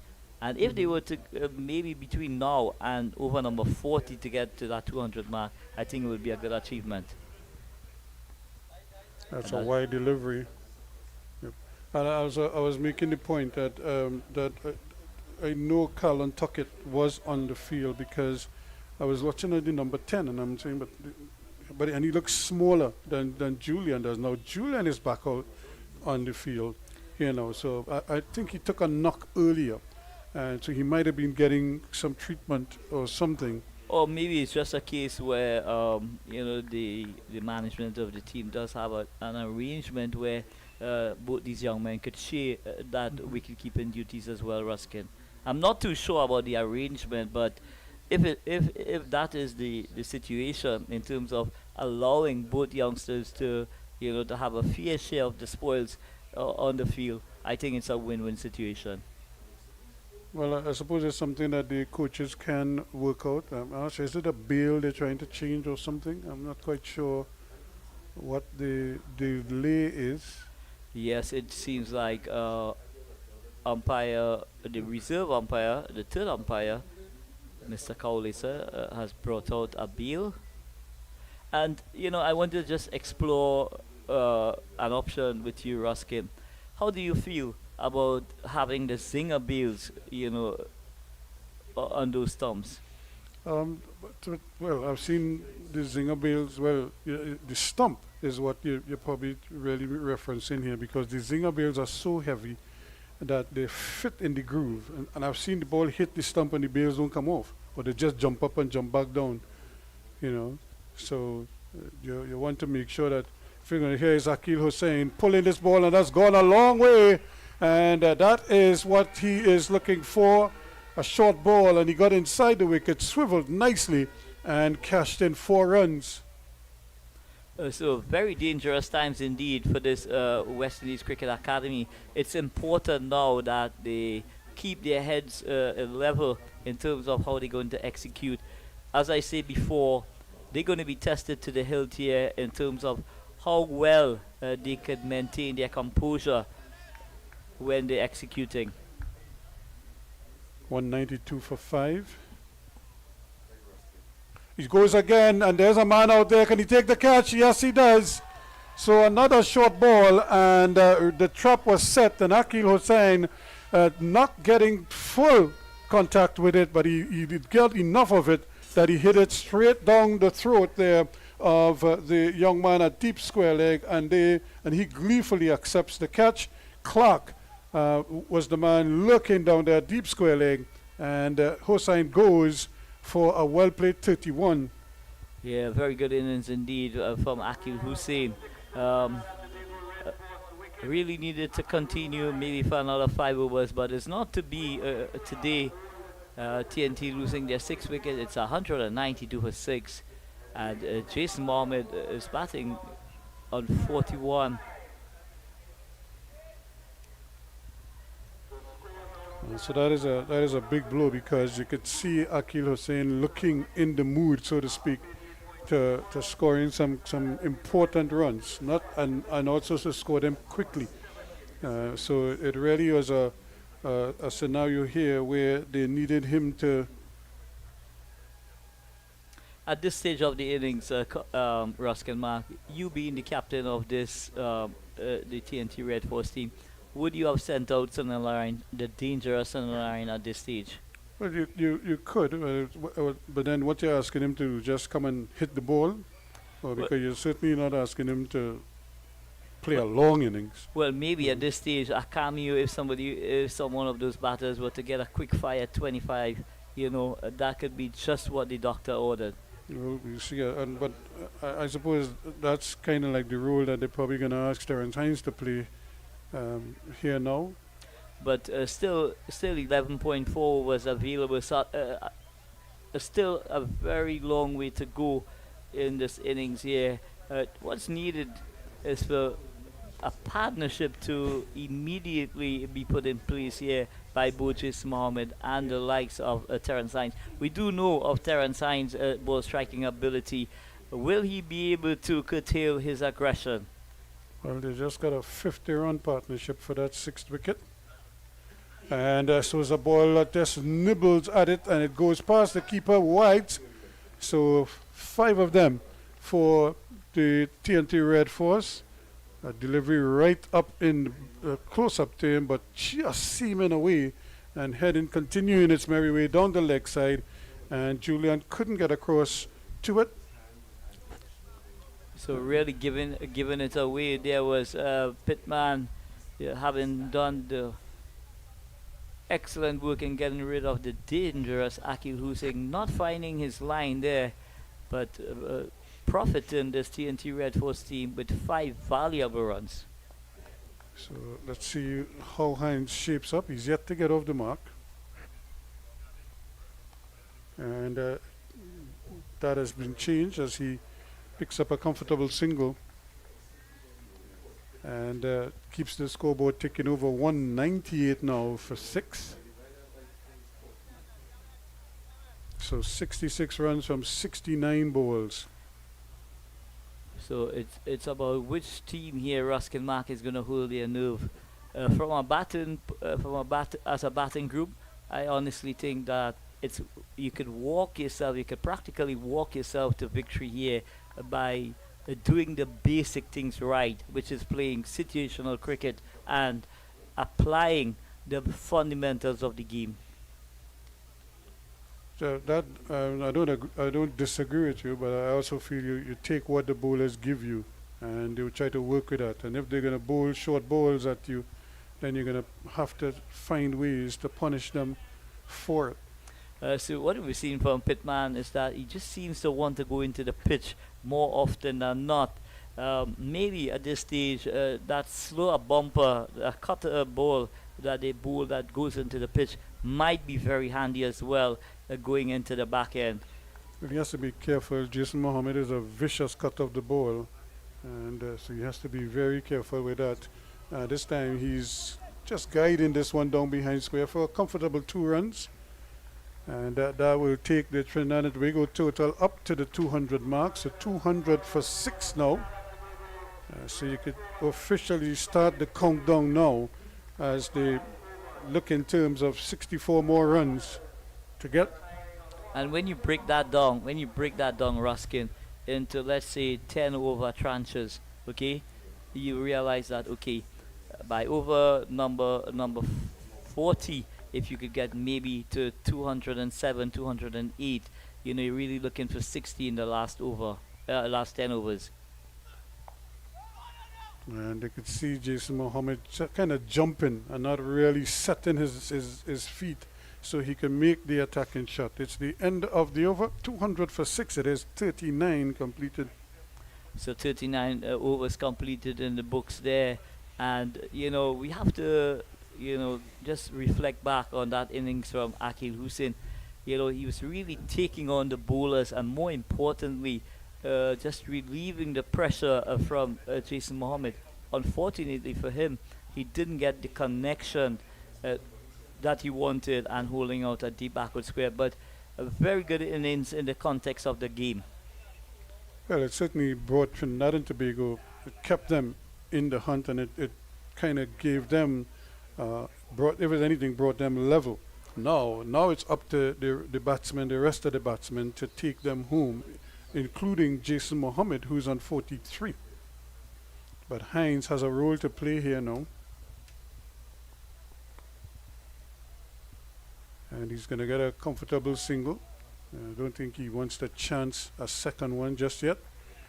So I felt that Terrence Hines possibly just missed out there a bit, Ruskin, getting a juicy full toss on leg stump. But I guess doing the right thing in that, giving the set batsman the opportunity to bat as much balls as possible. So as the Ford it is, who starts with his little trot and then gallops. And a quick single again. So good, sensible cricket by Trinidad and Tobago. And that's all that's required at this stage, Ruskin. If it is that you possibly need 13, let's say 30 or 25 in 3 overs at the back end, someone like Jason Mohammed could, shepherd his team over the line. But at this stage, the TNT Red Force still on course to walk away with this one. Well, it's 62 required from 64 deliveries here now. And a good bumper right over that middle and off stump.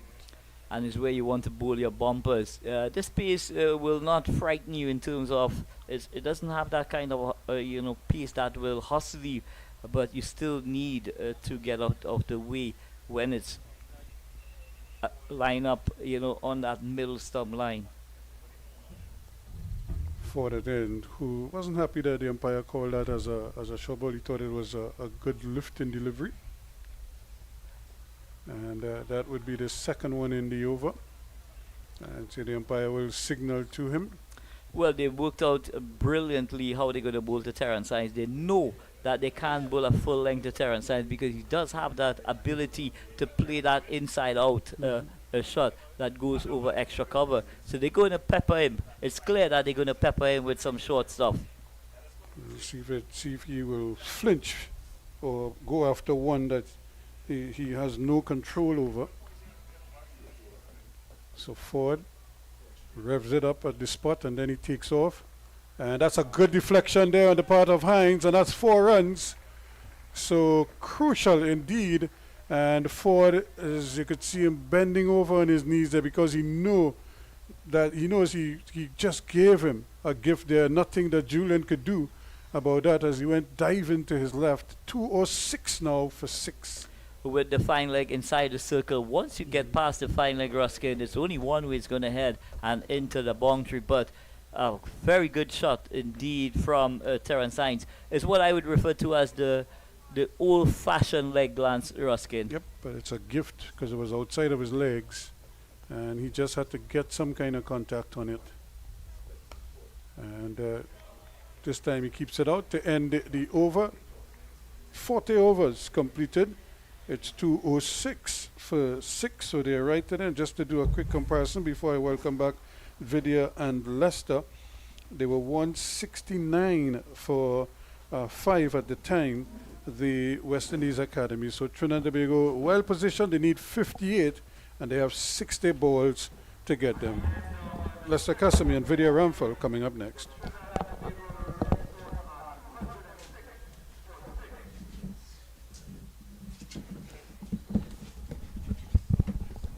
Vidya is sink or swim now for Trinidad and Tobago. It's either they get the score or the West Indies Academy walks off in glory. Hello there, everyone, and yes, it certainly is. That is the case here. Sink or swim. Terrence Hines on 6, and Jason Mohammed playing a good hand here. 44, 59 deliveries, and it is going to be the right-handed Mohammed to face up, the smaller of the 2 batsmen out there. Hines, who had a nightmare with the ball earlier today. Cuts that away. There's a fielder out on the shaded portion of the field, and he gets there in time. Just going to be 1. So we're going to see some shorter deliveries here. Leicester A lot of short deliveries being bowled at the moment. Well, they're not close enough fieldsmen around, so Hines just needs to get behind the ball and block it and run. And leave the responsibility to Jason Mohammed. But he seems quite happy to be ducking and allowing the ball to go through to the wicketkeeper, which to me doesn't make much sense.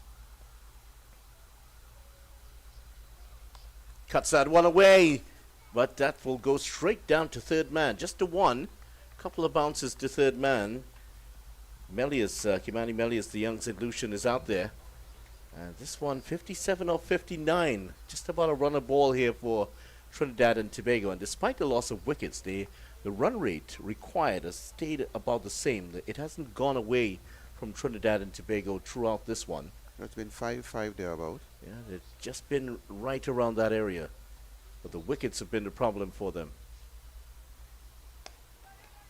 They will get the single this time. And you have to say this is a pretty good game the West Indies Academy have played here. Getting 263 for 4. The real turning point in that innings were those 2 overs from Terence Hines late. He ended up with 56 runs, 1 for 56 off his 4 overs. And don't forget, the 1 wicket he got was Ford, who was caught when actually It went for 6. it went for 6. So Akil Hussain, who took the catch, went over the ropes. That was not spotted. So he'd have been 62. And you wonder if this one does end up with Trinidad and Tobago squeezing in the victory. That will be something that will they will have to reflect on. Well, his bowling average was 14 per over. 14 runs per over. That's a lot of lashes. Some big lashes. And most of the times he bowled just about 9 balls and 10 ball overs. It was terrible bowling from the Trinidad and Tobago bowler.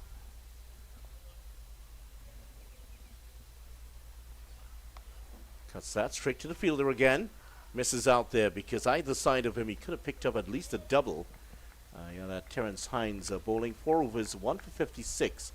As Lester has correctly pointed out with that calculator of a brain that he has, 14 runs and over, 1 no ball and 6 wides during those 4 So overs. that's 5 overs plus 1. Yeah, that's Yeah. pretty much. Yeah. So Trinidad and Tobago really did not bowl 50 overs. They bowled more than 50 overs.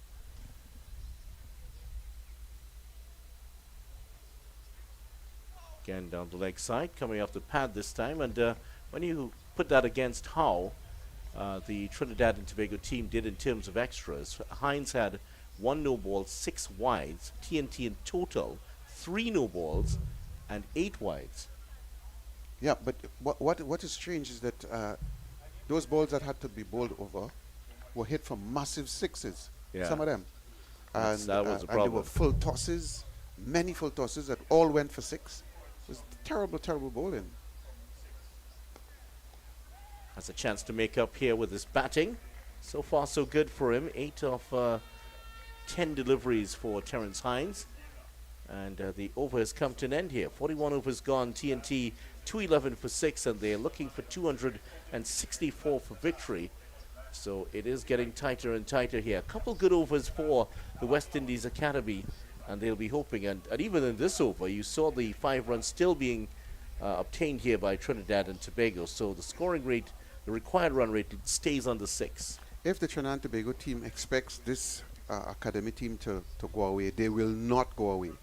They are tenacious. They are a team that will come after you. The game against Jamaica, Jamaica made 263, and it looked at some point in time like it could be even, but they just kept fighting and kept fighting.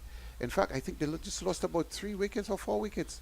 So they are a fighting team, and they're going to be coming after the Trinidad and Tobago players. And Jason Mohammed over time has been also very tenacious. I saw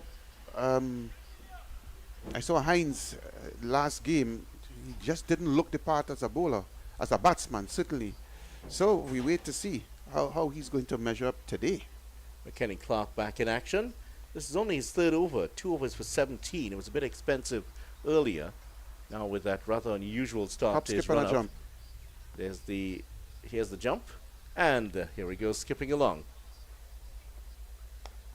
Full toss straight to the fielder again. But Kenny Clark has 8 overs remaining. Of course, he's not going to bowl those out. Naeem Young, the captain, only bowling 1 over today. That was a bit surprising. And Naeem Young, strangely enough, got a 5-wicket haul last time they were here. Yeah. So I don't know if he's here to just shepherd these guys, because he was very reluctant to bowl against Jamaica, and eventually came and was only able to bowl eight overs. So he came in when after 34 overs were bowled. So you wonder why is he doing that? Slight change in the field. The mid-wicket pushed back about 3/4 way to the boundary. In fact, he's now going to head towards the ropes. So Hines just looking on, and we talked about what does Hines have to offer as a batter. Well, in list day cricket, just averaging about 28, but averages 41.21 in first-class cricket. Oh, that's up in the air. Will that travel to the fielder? No, it doesn't. Drops in no man's land. Certainly didn't time it well, and perhaps luckily so, because if he had timed it, it may have gone out to the fielder on the boundary.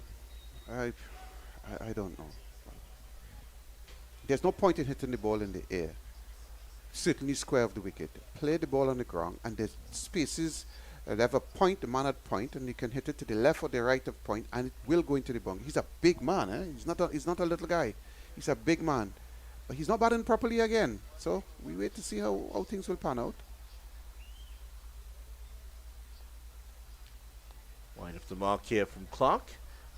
Jason Mohammed looked at the umpire as if to suggest that should have been a wide. It's not. And the umpire just said to him very quietly, I am umpiring, you are batting. You bat when you have to bat. I'm umpiring when I have to umpire. My decision is good ball. And Jason Mohammed on 46, just 4 away from what will be his 22nd first class list day 50. Hits that well, but straight to the fielder. And it's been a good performance in the field from the West Indies Academy. There were a couple of blemishes, but all the catches have been taken. And the best of them was Auguste, who took the catch, a diving catch to dismiss Webster. The last game against Jamaica as well, they dropped one catch, and that was the captain who dropped the catch. It was a caught-on ball. Other than that, it was excellent catching. So they are a good catching team. There are 1 or 2 little flaws in the outfield, but you could expect that. Again, the fielder pushed back to the boundary. That's, I believe that's Bellius going back there.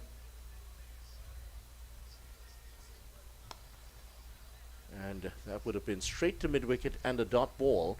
So for some reason, they decide to push the fielder from that mid-wicket position to 3/4 way to the boundary and just give away the single. If he had been in the position he was just previously, straight to him, no run. I think they were looking to stop the 4s and stop the 6s. So we're giving them the single. They've saved, as far as they're concerned, 3. 3 runs. Yeah. Now they're pushing the mid-off back to the long-off position. To the aggressive Hines. And he's going to pick up a single. As I mentioned, averaging just over 40 in his first-class career. 105 50s in the 18 innings. That's not a bad conversion rate. He does hit a lot of 6s, 26 6s. That's Hines? That's Hines in those 18 innings. And that 100 he scored was at the Brian Lara Cricket Academy. 42 overs gone. And he really peppered the boundaries and the seats in that innings. 102 not out he got for Trinidad and Tobago. So Young is going to be bowling now. So Young comes back in. This is only going to be his 2nd over of the match. And he has a possible 4 overs to bowl here.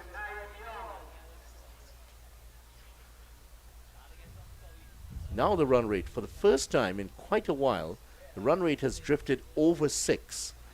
So they've been able to keep down the runs to 3 runs in that last over. So the pressure is now starting to build here again on Trinidad and Tobago. And you would feel that Trinidad and Tobago need a big over. They got, the West Indies Academy got a couple of them in their innings. Here's Hines. Is he? Oh, he would have been out. He certainly didn't look as he was going to get there. If that had hit the stumps, that might have been he might have been a goner. I think Hines, there's a little part of Hines' game that is missing. Some little tweaking. When he's at the non-striker's end, he holds the bat in the wrong hand. That's to start with, and he's very comfortable doing it. Obviously, coaching, not a lot of coaching has been in his direction. But it seems as though some batsmen would like to use that as a style. But if you see him there now with batters in the wrong hand, it's in the right hand, but it's in the wrong hand. Nicely cut, and that's going to run away for 4 runs. Excellent shot there by Jason Mohammed, and picks up a boundary off the second ball of the innings, and that's his 50. 22nd list day 50 for Jason Mohammed, one that was sorely needed by the Red Force. Good innings from Jason, expected and needed by the Trinidad and Tobago team. Yeah, Good shot. Found the space, was placed all along the ground, which is what I was suggesting that Hines probably should be considering doing, hitting the ball on the ground and from time to time try to get a 6. So 22nd 50 for him. Now he's pulling away the next one. We'll get one here. Shorter delivery again, balled by Naeem Young. And those slow bounces dug into the pitch are the ones we're seeing a fair amount of. So they're on 6 already after 3 balls. So they just need to get 3 more singles, and you never know what could happen. A wide down the leg side, and they could probably end up with 8. But they need to be there to max that. And to turn the pressure back on to the West Indies Academy. That's very, very short indeed, and that's a wide. Very, very short, way over the head of Terence Hines, who's not the tallest man in the world, and an easy decision there for Chris Wright. Chris Wright out of Jamaica, the 46-year-old from Mandeville in Manchester, Jamaica, in today's game with Nigel Dugan. He's from Guyana, is he? He is from Guyana, the 53-year-old from Georgetown.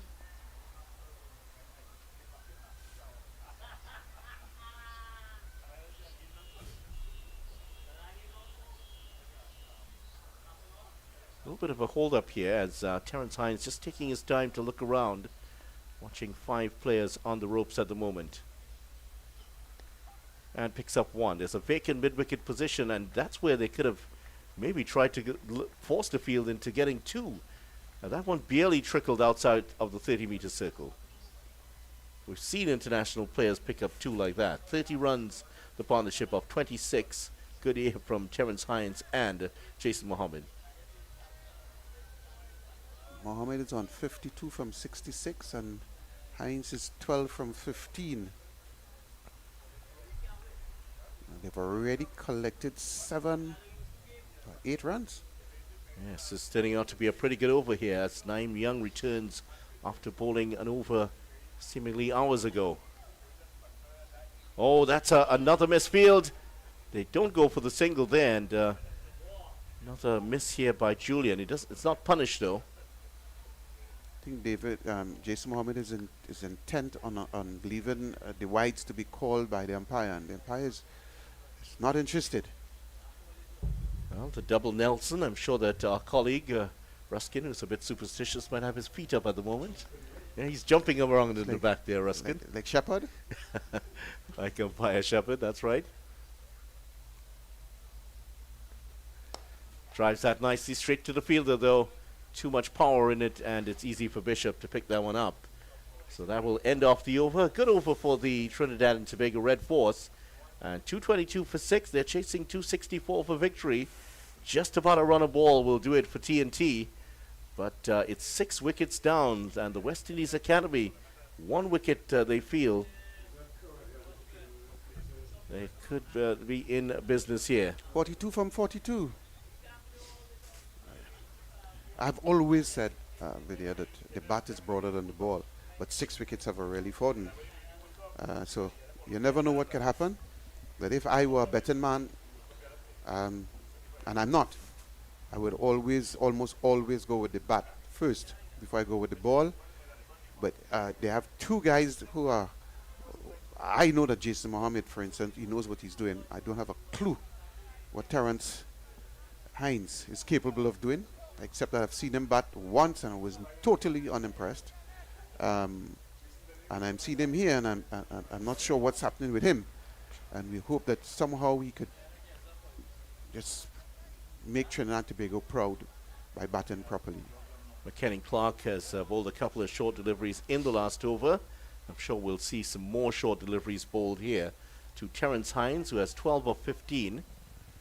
The long off has been brought into the circle to the mid-off position.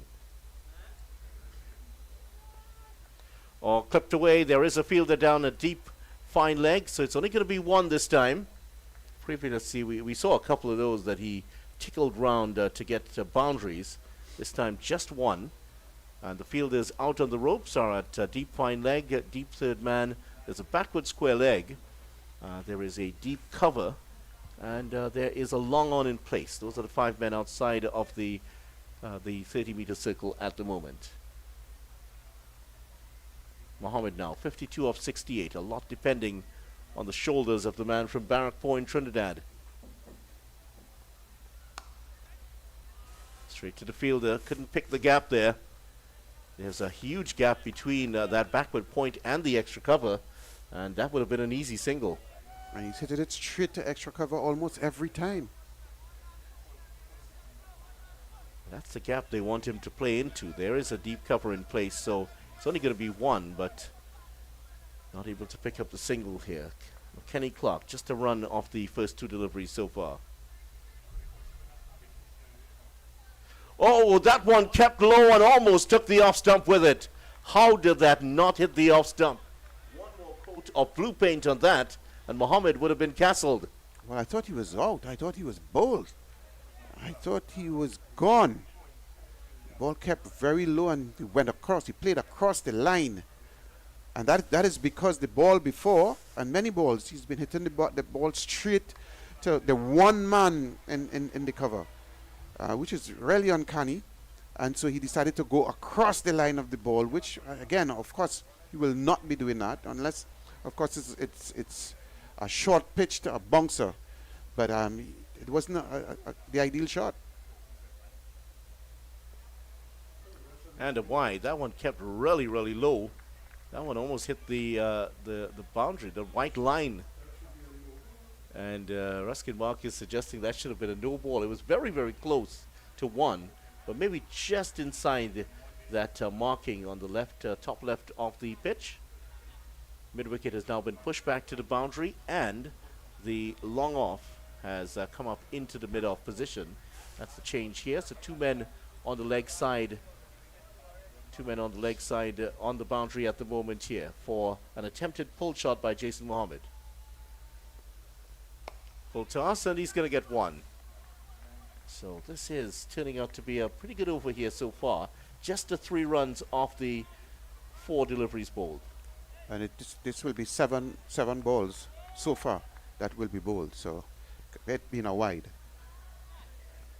40 of 39. It's stayed just around this region all the way through this match. Can the West Indies Academy? It's horses are bunching. Yes, the horses are bunching at the moment. Neck and neck all the way through. Pulls that away. There's no one there, so it's going to bounce safely, and they will pick up one. So they do sense that Terence Hines wants to get after them. They have the 2 fielders in the deep, and that was not a very convincing looking pull shot. I get the impression, just looking at Terence Hines, that he's good if it's in the arc, for him to go straight, like mid-off, mid-on, or long off, long on. But anytime it's short, pulling and cutting is not what he is favored for. So they are actually bowling every ball short to him, and he's looking rather innocuous.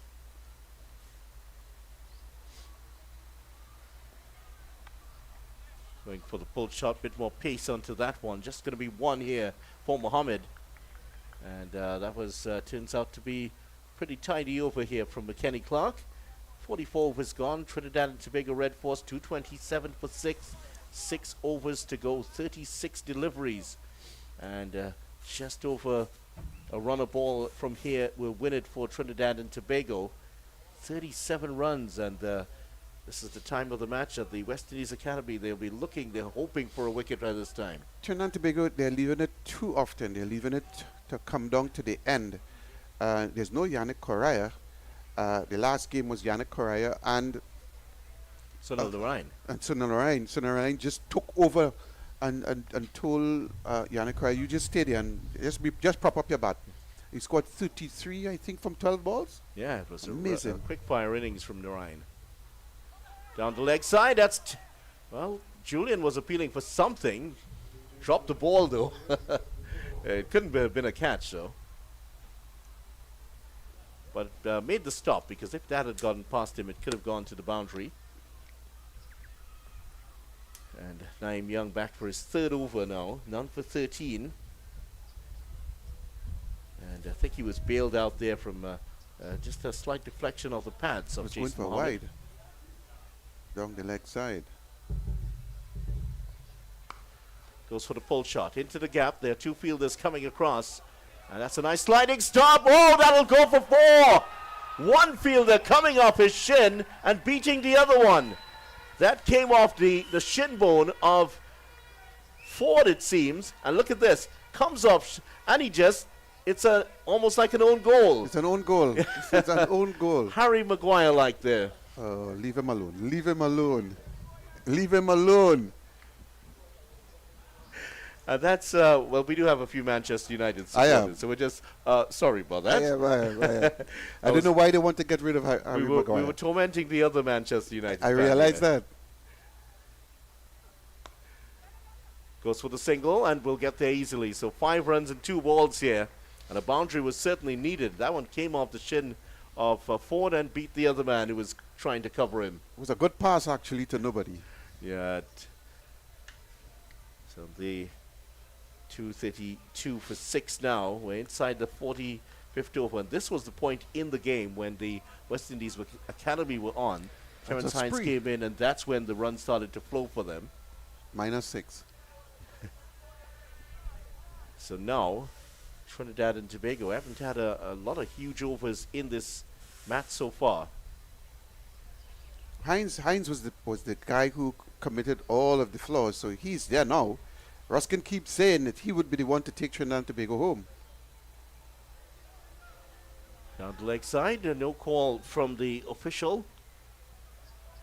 And in that West Indies Academy innings, that penultimate over from Hines, 24 runs scored off it. That's where 10 balls? that was the 10 ball over. That's where the runs came.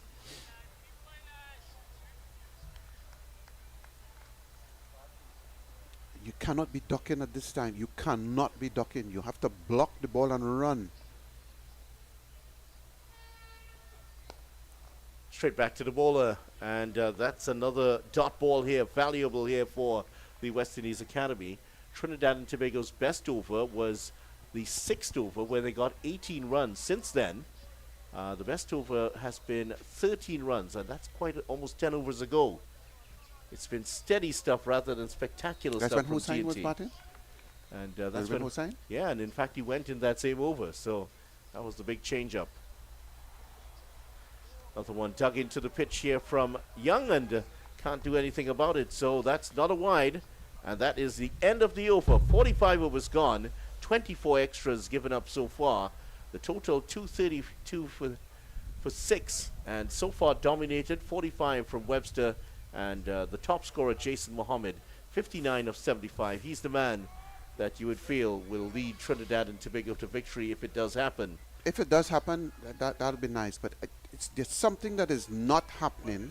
There's a lack of understanding that every ball is a ball until the umpire decides it's a wide. And they are leaving balls that they could just stand up, jump up and block, and it's a single because the wicketkeeper is deep. The bowler is way down the road, and it's easy singles, and they're ducking. And they're leaving balls that are wide offside the off stump, and the umpires aren't calling wide. So those are balls that are just going by. 3 dot balls at the end of that last over. That's an all, according to Leicester here, could have been scored of. Make an attempt.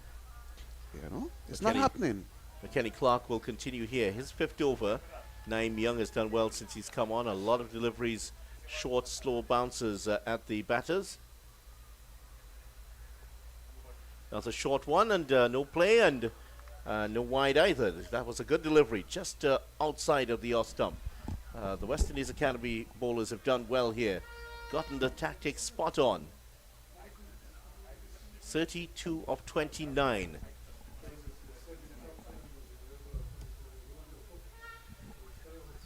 Two fielders out on the ropes, one at forward backward square leg and the other at deep mid wicket. So that's why there's the absence of those pull shots and hook shots from the TNT batters. Down the leg side, that's a wide. It's been hit away from the fielder by the keeper, so they're going to get a couple of runs here. Plus the ball will have to be rebowled. 3 in all. 3 wides, valuable 3 wides here for TNT. The Academy decided if Trinidad and Tobago will not score the runs, they will give it to them. Obviously, that's what's happening. Because too many balls are allowed to, at this stage of the game. They're playing and they're leaving alone balls. I didn't know that existed. Block the ball and run. There's no fieldsman close enough to stop a single. None.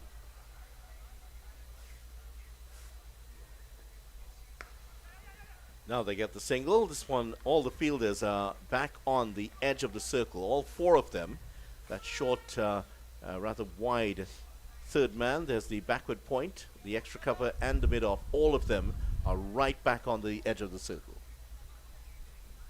Those are the 4 men inside the circle. Now another one pushed out.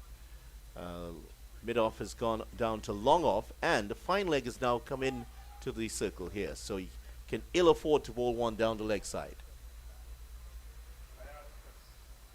Very wide of the mark. Full and wide, and called a wide. That's the another wide in the over here for the TNT Red Force. Pressure. In where I came from, basic pressure of the bus pipe. So Hines was under pressure when he was bowling. Now Hines is batting. He's not creating any pressure, but Jason Mohammed is there exerting pressure, and the bowlers are in fact just taking pressure on themselves.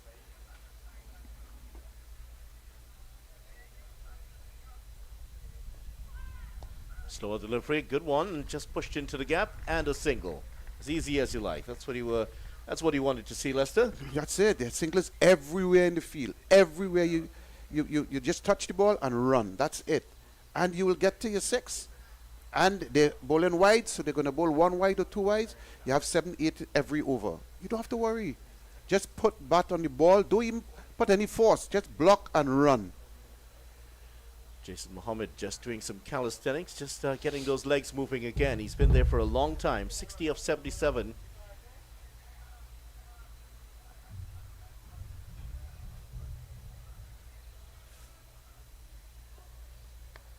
And gets a single. Just pushes it into the gap.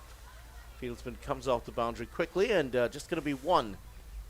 So that's what you were asking for. Obviously, they're listening to you. They're hearing me. I have a radio in the pocket. The Harvard coach, Lester Cassaway. That's You've from been at Harvard your whole career, haven't you? years of playing cricket, playing the short version of the game. Simple. It's not difficult. You're saying? Harvard coach. You've I'm been a Harvard at Harvard coach. all the way through your life. No. I played cricket with Harvard at my early part of my life. At age 22, I started playing for Queen's Park. But I went back. I'm coaching Harvard now for over 30 years. Oh, down the leg side. That is going to be a wide. It's a no ball. Yes, that was the first consideration. It was over the waist height, and that's why it's been called a no ball. It would have been a wide anyway. But that one's certainly above the height of the waist. So it is a no ball, and it's going to be a free hit. So They're giving away the run for themselves. Yeah, so just stay in the wicket and keep it and get it. So it's 2, 4, 6, 8. So the runs are coming here. Just around the time Hines was giving it away, now it's been given away. So the pressure is starting to tell here, and can Clark cope? He is now going to be bowling the free hit. Let's see what happens here. Hines has a chance to make him pay. A little bit of payback might be coming here. Oh, he gets a touch under that. It's not going to go to the boundary, but he will get a couple of runs here. And maybe not the full punishment that Hines would have been hoping for, but picks up a couple. This has been a good over here for the TNT Red Force. West Indies Academy have to hold their nerve here. They're buckling a little bit. 24 Just a from little bit. 26. 24 from 26. With 2 more to end the over, and it's a real wayward over. That was the 50 partnership, by the way. 50 of 46 deliveries between Hines and Mohammed.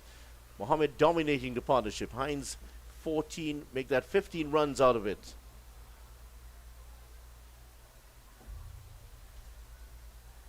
Walks away to square leg to steady himself. Now let's see what he can do here as Clark round the wicket to him. Guides it down to third man. Won't get the single. And yeah, trying to pick up the single, but that's going to be the end of the over. That's an over that Trinidad and Tobago would have benefited from. 9 ball over. 9 ball over, yes, and they brought it up to 242 now for 6, and now the balance has started to trend towards Trinidad and Tobago. It's leaning towards TNT once again here with this 50 partnership. 22 runs of 24 deliveries, of course. A wicket here would put it right back in the court of the West Indies Academy. Jason Mohammed needs to keep his nerve, keep his head. And so there's Hines. Just organize and keep your wicket. Hines is batting completely different to the way he did the last game. I can tell you the last game he was trying to hit every single ball. Now he's attempting to bat properly. And whether he gets out doing that, that's all right. But you cannot get out trying to hit a 4 or 6 now, because that's not what is needed. The calming influence of the man from Barrackport, Jason Mohammed. 61 he is, looking to take TNT to victory here. Drives that will beat the fielder. Got a hand to it. That's a good stop. Auguste was there again. Boy, and he does manage to stop that one from getting... Oh, he's hit Leonardo Julian on his face. Oh my. Leonardo, I'm not sure. I think it was because he was looking directly into the sun. The ball popped up and hit him on the cheekbone, it looks like. Now, first of all, that was an excellent stop by Auguste. That may have gone away close. Now, here's the ball coming in. Boom. Oh, my. Maybe just on the cheek, hopefully not on the nose. But he certainly is feeling that right now. Hope the stitching didn't catch him, because if it did, it will probably be some sort of laceration. I'm sure Trinidad and Tobago will not like Narayan to come out to bat today, because Narayan is not going to muck around. He's not going to muck around. Hines is trying to take his time, but much like Hossain and Tion Utley, they are shotguns, and so they probably won't be able to hold back themselves. Narayan is not one of those guys he's a pinch hitter who is batting at number 9. He hit some great ones in that last game. That 33 came up very quickly to take TNT out of a dicey position. Very, very dicey. It was a dicey position, Yeah. and what worked for TNT in that game was that Yannick Carrier was there to really bat them through. Stabilizer. He batted over 100. He faced over 100 balls in that innings, and he was a stabilizer. And then at the other end, someone was able to really blast their way out of trouble. This time, it's been different. You had Jason Mohammed batting sedately here, 62 of 79. He's hardly put a foot wrong. Yes. Hines has also reined in his aggressive instincts. So a different way of winning here for Yes, TNT. yes. But they're pushing the envelope too often. The star batsmen on this team need to you're coming up against the academy. There should be 3 wickets lost maximum, plus 1, which is the wicketkeeper, the center open. That's not a good experiment as far as I am concerned. So that's 4 wickets down, and you need to beat this team convincingly. This is not a convincing victory, and they convincingly beat Jamaica. I mean, everybody is beating Jamaica. Jamaica is I don't know. That's a team from Mandeville. That's not a full Jamaican team. Well, clearly there are some issues there because they haven't really fired the way they did last year. Last year they didn't start well either in the competition. Jamaica lost a couple of games, including to the West Indies Academy, and then went 5 straight and won the tournament. So they've lost 5 straight here now. But they've lost 4 straight Jamaica 4. They've played in this 4 games. tournament. Yeah. So they're very consistent, though. So after that streak of 5 wins last year, 4 consecutive losses. But let me say this: that Jamaica team is a good team. You know, it's a very good team. It's just that On paper, it's a very talented team. These guys have performed over the years. Blackwood scores runs consistently. The captain scores runs consistently. Cathy scores runs consistently. In the meantime, Julian looks like he's going off here with that injury. Oh, I'm sorry to see that. Really sorry to see that. I hope there's a competent wicketkeeper to come, because you really need a good wicketkeeper. And you just took in a few overs. Tuckett was on for a couple of overs before, so I think he's just readying himself, putting on his pads, and he's going to come in shortly here. But Trinidad and Tobago were just starting to get going here. A little bit of momentum in that last over. And now this break here. I think it's good for Trinidad and Tobago. This break is good for Trinidad and Tobago, for Hines to get his composure back. Just keep doing what you're doing. Don't get flustered, because remember, he's basically on the team, as far as I'm concerned, as a bowler. So a lot of these bowlers who can bat a little bit, they do enough and then they go out. So I'm not seeing Mohammed talking with him to keep his head active. Jason himself is on his haunches down at the bottom. Just outside of your picture, he actually has, I believe, is that a towel on his head? Yeah, Jason Mohammed has, he's doing some stretching to the hamstrings, both legs, and he has a towel over his head at the moment. He's trying to, maybe one of those, they do use those towels that are well soaked. Yeah, it looks like Tuckett is going to come in, Colin Tuckett, and he's going to take up the keeping duties. A freak incident in which Leonardo Julian, a ball just bouncing and hit him seemingly flush, maybe on the nose or on the cheekbone. Either of those is very painful. Yeah. And especially if the stitching hits you. Yes, that does cut it's badly. rough, yes. Fortunately for him, the ball was not thrown very hard. It was not a vicious throw, but it popped up from nowhere. Him not being a tall person, wicketkeeper, they're not generally tall, and it hit him flush in his face. Yeah, so he's off the field and getting some treatment at the moment. Tuckett is going to be heading in there. Yeah, took a catch while he was on. Caught Bravo of the bowling of Wickham for 21. So he is on the field at the moment. So he's a competent keeper. Yeah, he certainly is. And a bit shorter than Julian, and has that number 10 on his back. Julian is number 1, so he just adds a 0. Well, as one of my colleagues, a former classmate of mine, said, well, I must be 10 times better, that's why. It's ordinal, nominal numbers, just for identification, that is. Turned away on the leg side, they could get a couple here. They can go back for it, they will. That ball did not get outside of the circle, and they get 2. Oh, and now there's another overthrow. West Indies Academy here. The pressure's starting to get to them. There was no need to throw that in. And now they'll give up 3 runs here. 4 runs off the first 2 deliveries.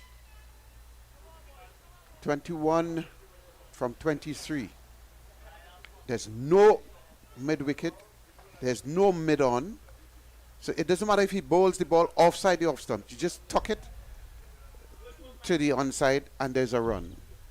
There's extra cover close enough to save a single. There's a man at point to save the single. Powerfully driven straight to the field. There could be a run out here. No one was backing up, and Bishop decides not to throw. There was definitely a chance to run out. Jason Mohammed there, he was struggling to get to the other end, but Bishop declined to give away the extra run. At this stage, you have to throw the ball. You have to throw it, and the man who was at mid-wicket will have to run around to save that, but you have to throw it. Yeah, it's Jason Mohammed. If you get Jason Mohammed now, you still have a chance. Well, it didn't seem as though the player was moving across to back up, so Bishop decided he wasn't going to let it go. Cut away, that's going to beat the fielder. There is a man in the deep though. Just going to be 1. 6 runs off the first 4 deliveries here. And the run rate has dropped to 4. Required run rate has dropped dramatically. So TNT have edged ahead here now.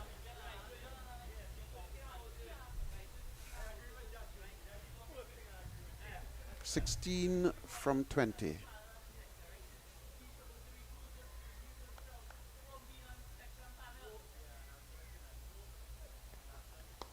The Academy need a wicket. They're not going to get it there. Just the one run. They need a wicket in the worst possible way. This partnership has been very effective between Mohammed and Hines. Well worth over 50 now. 57 it is. From 52. It's come in very quick time, and these two have done exactly what was needed for Trinidad and Tobago after the dismissal of Akil Hussain. 7 so far from the over. Last ball. Two fielders out there, just going to be one again. Couple of boundaries here could certainly put the fear of God into the minds of these West Indies Academy players. And there is the 250 up for Trinidad and Tobago. They need 14 runs of the last 3 overs. That should be with 4 wickets in hand. So that should be an easy equation, but that's not how cricket is played. That is not how cricket is played. There's no attempt to stop the single on the onside from the last over, and they seem to be doing the same thing here. No single is going to be stopped, and I think they need to tidy up. If you're going to bowl on the stump, or you're going to bowl outside the off stump, that does not stop a good enough batsman from tucking it onto the onside and possibly get 2 and settle for 1. So Hines is on 20 from 27. Jason Mohammed is 64 from 81. Ford 1 for 26 off his 7 overs. He will have a couple overs to bowl here. Can he change the conversation for the West Indies Academy? That's a wide to start off here. Bit too short. And over the head of Terence Hines. He barely moved out of the batting position. That was so high over his head. You still have to wait till the umpire to make a signal, to make a decision, and possibly you could get a top edge and it could go over the keeper's head, and there's nobody for the hook. So you need to utilize the ball. Won't get a single this time. Driven straight out to the fielder. At extra cover. Just block the ball. Just block the ball and run. You don't have to hit it. I mean, it has to hit the bat. You don't have to hit it. Situational cricket here being called for by Lester Cassimy. Block and run, he says. Here's Ford. Straight to the fielder again. Another dot ball. And that one was driven almost not a full-blooded drive, but still enough power to take away the chance of the single.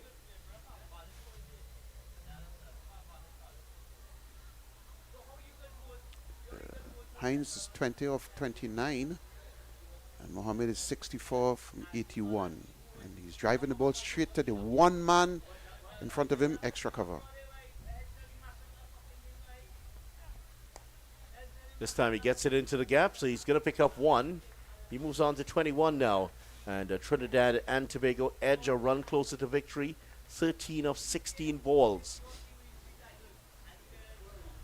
And 12 it should be now. And certainly the West Indies Academy, they need a wicket in the worst possible way here, Lester. They need a wicket, or 2, possibly 4. But failing that, Trinidad and Tobago just need 12 from 15 balls. 4 would be perfect. Would be heartbreaking. Flicks that uppishly. Not going to carry anywhere close to the fielder, so another run. And that's all they need to do at this point. A run a ball, they'll win it with 3 balls to spare. And it doesn't matter if it's an ugly victory. Once it's a victory. But you cannot afford to lose ugly. You cannot afford it. Trinidad and Tobago, they're the leaders in the competition. And they need to show why they're the leaders. Because they have guts.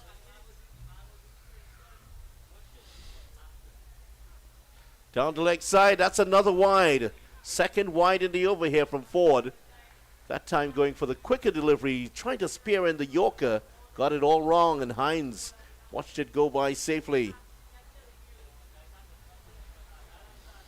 I've been saying this for the longest while, Vidya. Just be present, just be there. These are very inexperienced guys. They're They're going to do things they probably wouldn't do in the next 5 years.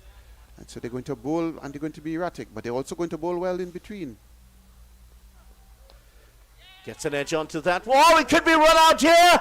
Oh, that's a very poor throw. And he gets back in time and they get the single. All he had to do was lob it back to the keeper, and that would have been the end of Hines. But I don't understand. You're playing for runs. If you're playing for runs, why are you standing up? And especially Jason Mohammed is the head batter. The man he's get the ball onto his bat. You run to save your life, and he has to run to save his life. Jason Mohammed left him stranded. Of course, if Jason Mohammed would stay behind and he gets run out, that'd be fine. But if both players don't get run out, then that's even better.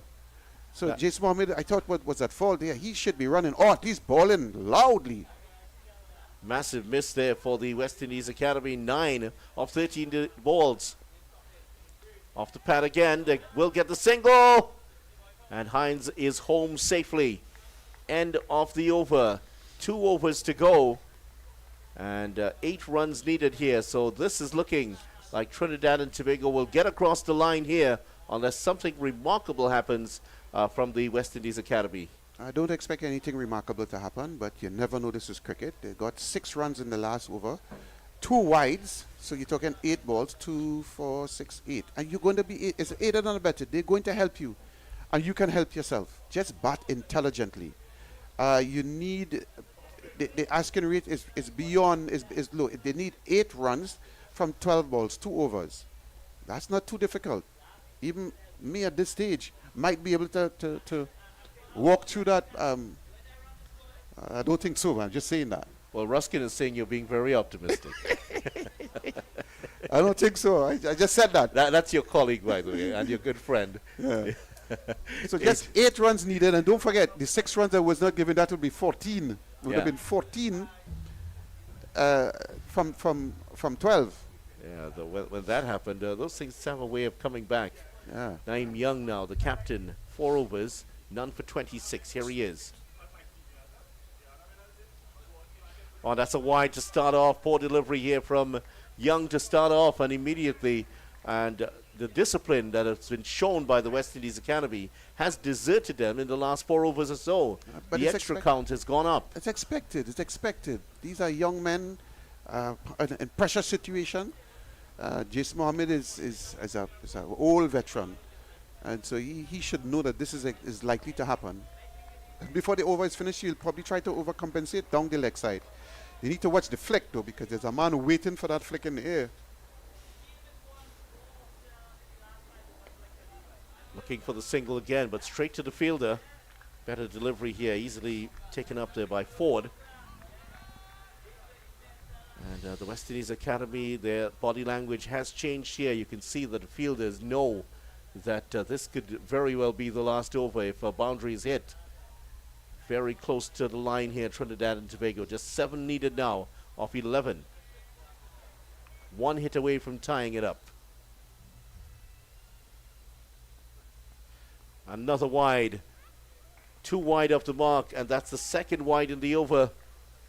Boy, just 1 legal delivery bowled. Still 5 to go. Pressure.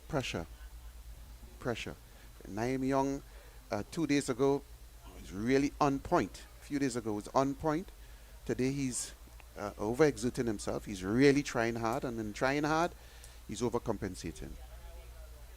Sharon Sines might be looking around and saying, well, that's what happened to me earlier. The pressure told at that point. Driven nicely. Fielder gets across. Just going to be 1 this time. 5 runs needed now. Just 5 away from victory. So within 1 hit of victory here, Trinidad and Tobago. I don't think Trinidad and Tobago needs 1 hit right now. They need to bat sensibly. If you get it to hit for 4, go ahead and do so. But if it's not there, keep looking for the singles. There's a short mid-wicket now, which makes a lot of sense as far as I am concerned, to stop the single. And the men on the offside, this is the point, cover, mid-off, they're all in basically run-saving positions. So you have to move the ball onto the onside, and it's difficult to do that with a straight mid-wicket. Oh, that's a lovely straight drive. There's a fielder coming across. That's two. Makes the stop, and they only get one. 6 fielders inside the circle. And that was an excellent bit of fielding. Chased it down and made the stop. The fieldsman was running to his left. It's difficult to run to your left and have to throw the ball to your right.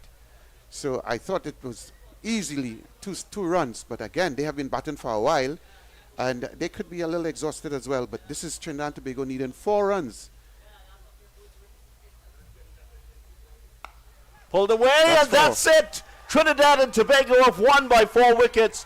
Jason Mohammed hits the boundary to win the match for TNT. He ends on 17 not out, and this partnership between himself and Terence Hines has brought victory for Trinidad and Tobago. They're 4th in the row. The red, white and black unfurled here at the Queen's Park Oval. TNT 4 in a row. They stay at the top of the table, and second defeat of the tournament for the West Indies Academy, who have put in a very fine performance. Yes, you have to give these youngsters a lot of credit. To get to 263 against Trinidad and Tobago with excellent bowlers. They're former test players and test players. So they were able to get to 263. Excellent batting from these guys. Their catching has been excellent. Their ground feeling a little off from time to time, but it was very, very good. This is a good representative team for the Caribbean. I like the idea of having this academy team, and it's really good. I'm also happy that Brian Lara is part of the whole setup to help mold these guys. So when they go back to their respective countries, because most of these guys will end up playing for the territories within the next 5 years or so. I am very happy with what I'm seeing. I like the guts. I like the determination. I like the fight coming out from these youngsters. They did not give up. Trinidad and Tobago team is an experienced team, and as a result of that, we saw the results. But again, overall it was very good cricket we saw. The wicket was really, really well prepared. The oval, as we know, is a very good surface right through. Again, very good work from the curator, the person who fixed this wicket. And there was no complaints. The wicket was good. The batting was good from both sides. Cricket was good. We just need to see a little more thinking, a little more application, and we'll probably see teams get into 300. Well, Jason Mohammed is the man who's going to get the player of the match. 70 of 86 deliveries, 7 fours for him, and a deserving one with his 22nd list day 50 in his career. Trinidad and Tobago defeating the West Indies Academy by 6 wickets, their 4th win in a row. They stay at the top of the table. West Indies Academy would still be in a position at the top, in the top 4 in that semi-final position. Now, Trinidad and Tobago will return to action in here at the Queen's Park Oval on the 2nd of November. They will play Jamaica in that match. As for the West Indies Academy, just a day before that, on November 1st, they will play the Guyana Harpy Eagles. That's going to be a big match for them if they are to make it into that semi-finals. Action continues tomorrow in the CG United Super 50 Cup. Tomorrow at the Sir Frank Worrell Memorial Ground in St. Augustine, it's going to be Barbados versus Guyana Harpy Eagles, and right here, and actually at the Brian Lara Cricket Academy in Taruba, Jamaica will take on Windward Island. So we hope that you will join us for those 2 matches. So that's going to be it here. The news is Trinidad and Tobago maintain their spot at the top of the table with a 4-wicket win over the West Indies Academy. On behalf of our commentators today, Lester Cassidy, Anil Lakan, Ruskin Mark and Christopher Ramsaran, on behalf of them and the rest of our crew here at the Queen's Park Oval, I'm Vidya Ramphal. Bye for now.